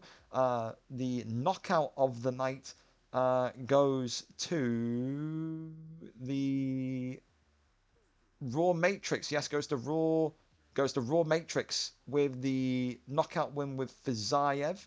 Fight of the night goes to Jovi Rami and Warbsy, and submission of the night goes to Driscoll with that flying armbar with Paddy Pimblett. So congratulations to all of them. Of course, weight changes. There'll be a stream for that tomorrow in terms of who goes where and how we kind of mix up the divisions, and VFL 54 will of course be next Thursday. But what a way to celebrate 53 cards in a row. A blockbuster main event, blockbuster showcase of talent from guys like Rue, dominance from champions like Delafelder, Charge, and Rekfor. We saw flying armbars from Driscoll. We saw debuts to remember from Raw Matrix. We've seen everything and anything we could want today. What a card it was. Incredible performance. What we're going to say is stick around, because we're going to do the giveaway for the charity prize. Now I'm going to ping everyone and kind of get everyone there. So again, still keep going. I want to get these sardines done. Of course, the more you donate, the more tickets you're going to get. Chaz, of course, there with the Gaethje Championship poster. There you go. It is still there. You can edit and add. There you go. Let's go over then to the VFL Discord and get this kind of popped in there for the giveaway for the charity. So, again, the charity I'll talk about a little bit more when people get in here, and then we'll run the timer and go from there at everyone. Charity giveaway. Doing the... Oh, fuck, I can't spell. The Turkey, Syria earthquake appeal charity giveaway now. Come in, have a listen, potentially win a prize. It's a $100 prize. That's about £80, worth £80 plus. HTTPS. Twitch.tv gringo_AFC. I'll put that in the manager Discord as well. People want to put this in their own Discords, like the Vesa Discord or whatever, they can. Everyone's welcome. Everyone's donation is equally as welcome as anyone else's. So spread this around, let people know. I'm going to put it on Twitter as well. Yes, charity giveaway.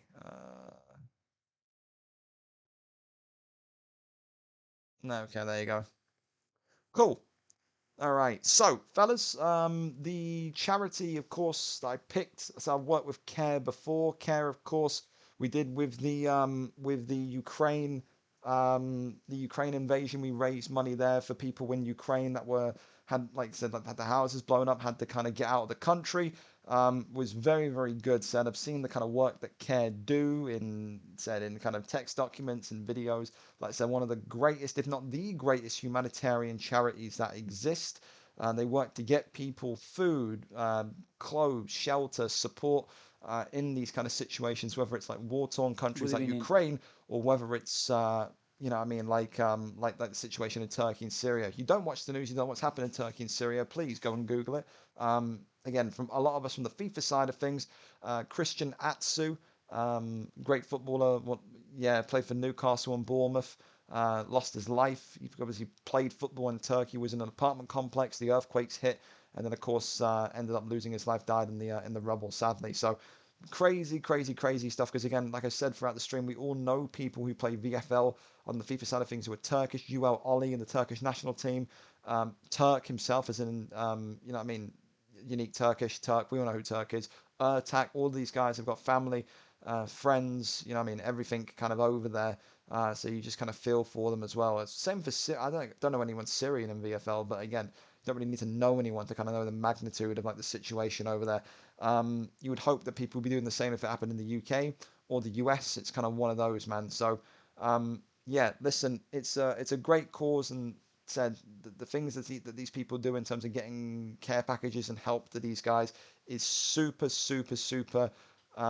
important, and I feel like it needs to be kind of pushed as much as possible. The quote I got given to me is, I can't remember, someone said $40 or $50 gets them gets one family of three a care pack, or with food and clothes and a little bit of money on the side, so it kind of helps everyone, especially if said someone's house has been destroyed for an earthquake. So $40, you're pretty much helping one family of three, so you get to be your own kind of mini hero. And that, with that, of course, I always do the same thing for my giveaways.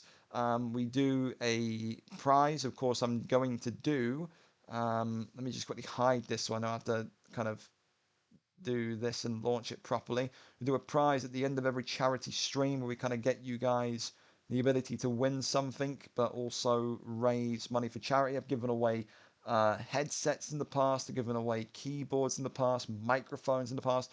Corey Koza, as you may know him, won a Nintendo Switch, I believe it was, in the first ever charity stream I did. But yeah, it's the great people, great charity, and I could not be more happy to effectively be linked to that charity. So with that in mind, I'm going to start the giveaway. It's going to last 10 minutes, so you can ask questions and talk to me about it, and then we can go from there. So this should start. And there we go. So enter the giveaway on the donation page. Of course, it is for a Razer controller, one of those nice fancy controllers this time around. Again, durable. I think it's wireless. I'm pretty sure it's wireless. It's a Razer Wolverine V2. Great for COD, even great for UFC, because it's got those kind of trigger stops on them, so you can kind of button map. It's like two little buttons above the triggers. You can have them set as your right trigger or left trigger, so it's easier to play on the ground. But a very expensive controller. I think it's $100, £80 in general. So you can kind of get involved there. Easy enough to enter. Again, I got to read you the legal stuff, so I'll hide my face out the way so you can read it as well. And then go from there. Let me hide that. There you go. So you can see here, it's effectively in the next 9 minutes, if you enter to win on the donation page. So again, !charity. Donations under $25 now give you one entry per dollar. Donations $25 and upwards are 2 entries per dollar. So for example, if you donate $30, you're going to get 60 tickets. If you donate $24, you're going to get 24 tickets. Makes sense? $10, 10 tickets. $50, 100 tickets. So the more you donate over 25, you get double the amount. So the winner is going to be announced at the end of this 10-minute timer. And then the controller will go to that person there. So again, giving away 100 quid keyboards, 100 quid controllers now, headsets, Nintendo Switches. So really good. And of course, if we get some sort of rich Saudi investor coming in the next hour or whatever, then I'll give away a Series X or Series S as well. So again, ! charity, get involved, get involved. And again, thank you for your increased support. Like I said, this whole thing with the Turkey Syria thing has been very, very, very sad for people. I know people in real life from school that are Turkish and are kind of like effectively just worried about their family and friends over there. So it's just a very kind of weird and difficult thing to kind of see and deal with. But yeah, of course, if you entered here, over here, you'll be already entered. You'll be in and set for an entry in terms of your tickets. But again, you want to enter, then get involved now. You got 7 minutes to kind of enter and go from there. And of course, if we get to 500, then you get to see me eat raw fish. If not, then I get to avoid it. I avoid the punishment of raw fish today. But you got to see me eat spicy peanuts at least, and of course the pickle juice, which is absolutely revolting. I don't know It's not a why. punishment. It is absolutely a punishment. That is the most disgusting It's shit I've ever ingested. Literally not a punishment. Look, all right, then you go on stream right now and drink a bunch, then, man. It's no punishment. I will Shocking. literally send you a clip of me downing one right That's now. absolutely. You are a mutant that lives in a sewer. Like that's you. You literally live in a fucking drain pipe, man. But again, !charity, get involved. And like I said, any donations under $25 get you a ticket. So if you want to donate $5, you're going to get 5 tickets. Anything over $25 gets you double amount. So you donate $30 because you're feeling super, super generous. Then you get $60 or 60 tickets, should I say, to win. So you want to get a new controller, one of the new controllers that are super, super, super, super expensive and super durable. Very good for CODs, very good for UFC, even FIFA to a certain degree. Then whack in a donation and risk your luck. Of course, all the money goes to charity as well, so don't feel like you're wasting it. Anyone can kind of contribute in that way. So at the end of 6 minutes, we'll see, and we'll go from there if it's going to be someone from this existing list. And yeah, a really, really top effort. Like I said, we raised $3,800 in charitable funds in 2022. Of course, a lot of it was for Ukraine. A lot of it was for Games for Love, which is where we got games consoles into hospital for children's that had like sicknesses and illnesses. So really, really felt strongly about putting Ukraine and Syria on that kind of map too, and going in there. Chubb, thank you very much for the 5. That's 5 tickets for Chubb. Top man, top man. And like I said, anything and everything is appreciated. I'm going to leave the charity link up for people that watch this back on VOD in my stream tab. So again, if you're watching this back on playback because you watched the UFC event, if you go down there right now, you'll see a big orange square, or say like care or something like that, big orange thing.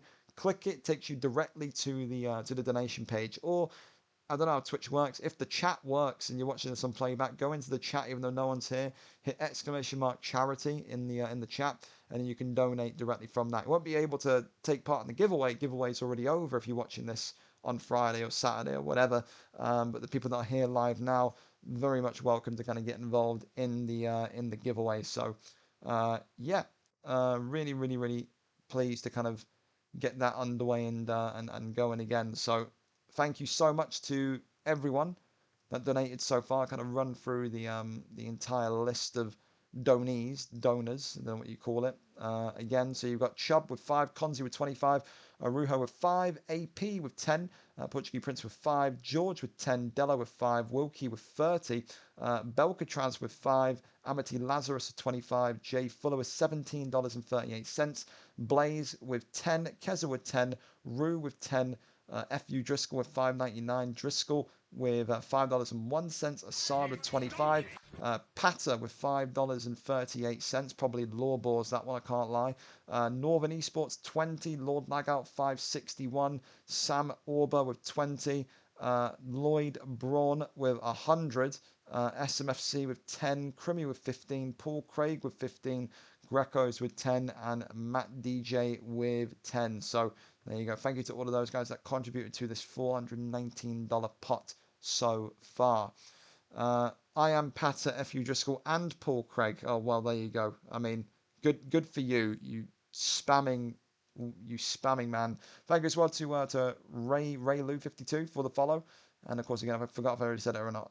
Aaron and Fred Doffer for the follow as well. But yeah, like I said, really good, and so let's see what else kind of happens in the next couple of months as to whether these what more we can raise for these charitable causes. Because when I see stuff like this, or I see stuff like the stroke awareness charity, which of course has an impact on me because of my mum, or I see like the games for love stuff with like kids with like illnesses and diseases in hospital that kind of want games consoles, like that draws to me, and I'll pick up these charities and go like, yeah, I want to do a charity stream for that.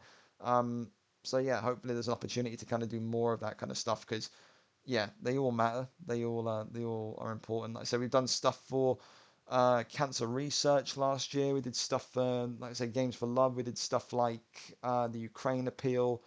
Done loads of different causes. So like I said, that was one of my proudest moments as a VFL owner, when they kind of came back to me in late December and were like, you raised like $3,840 something for charity for us. So yeah, I could not be happier and prouder of that for a small kind of FIFA community like us. That is, yeah, that's super good. So absolutely really happy with the continued efforts that we see from the charitable front of VFL, because not everyone does it, not everyone wants to do it, and like I said, you really don't understand until you kind of look into the deep-rooted meaning of it, how much your donation does. And kind of when you're on the other side of things like me, and you're getting the emails from the charity, and you're getting shown like what like the $800 or the $400 or the $1,200 that we raised does, then you don't really kind of get it. But it's sure as hell does make a difference. So yes. But yeah, beyond that, like I said, we're going to find out in about 70 seconds or so. Last chance to enter. You want to get some extra tickets, !charity. Who takes home the controller? Again, a big one, no doubt. What? Oh, wow. Oh, I sent it to you. Koza with $25 there. Atsu was the go. Atsu was a personality, no doubt about it. Ria, what is this? Oh, that was my proof, though. You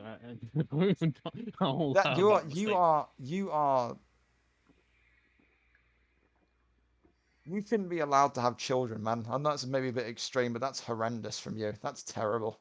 You are It's one not of the. bad.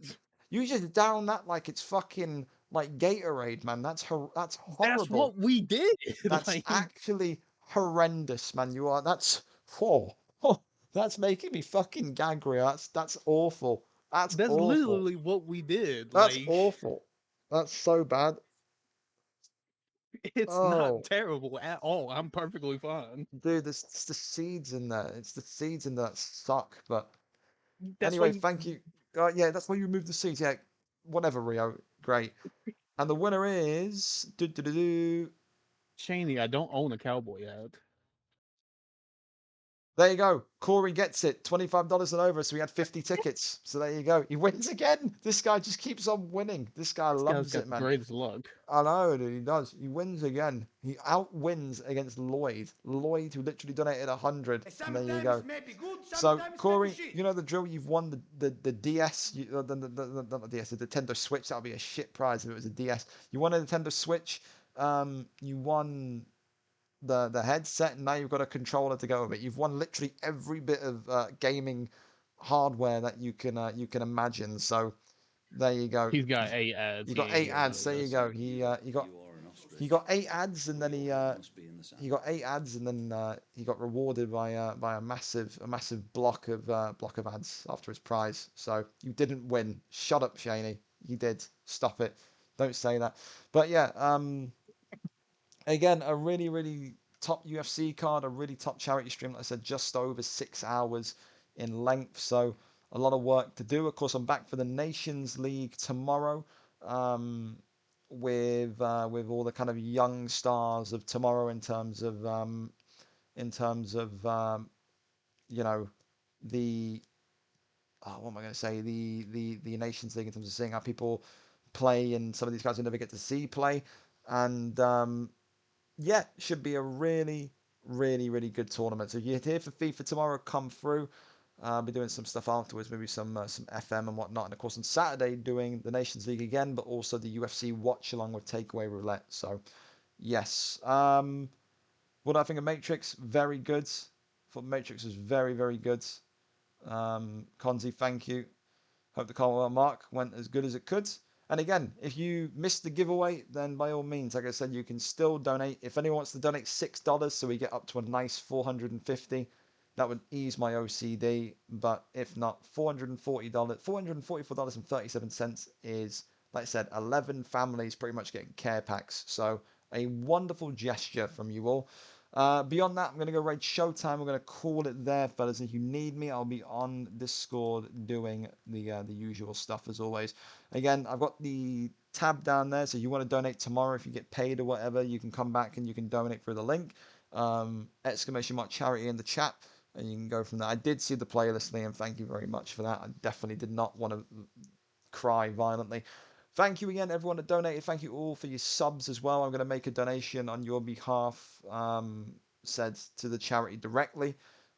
Same with the bits. Everything that got put in today will kind of go into them. So, yeah, probably when you kind of put all of that in there, you're probably at roughly around $500. So, really decent there. Cool. Right, fellas, you need me. You know where I'm at. I'm on Discord. Have a great night. Have a wonderful evening. And I will see you when I see you. Take care. Take it easy. And until tomorrow, I will see you then. Later. Sounds like the sardines. Listen, thank Christ I didn't get to do the sardines this time. That is a lucky escape. I can't lie. That pickle juice was worse than sardines. At me. That's a lie. You're a weirdo for enjoying it. Goodbye, everyone. There we go. Off. How do you like that shit? That is so strange. You're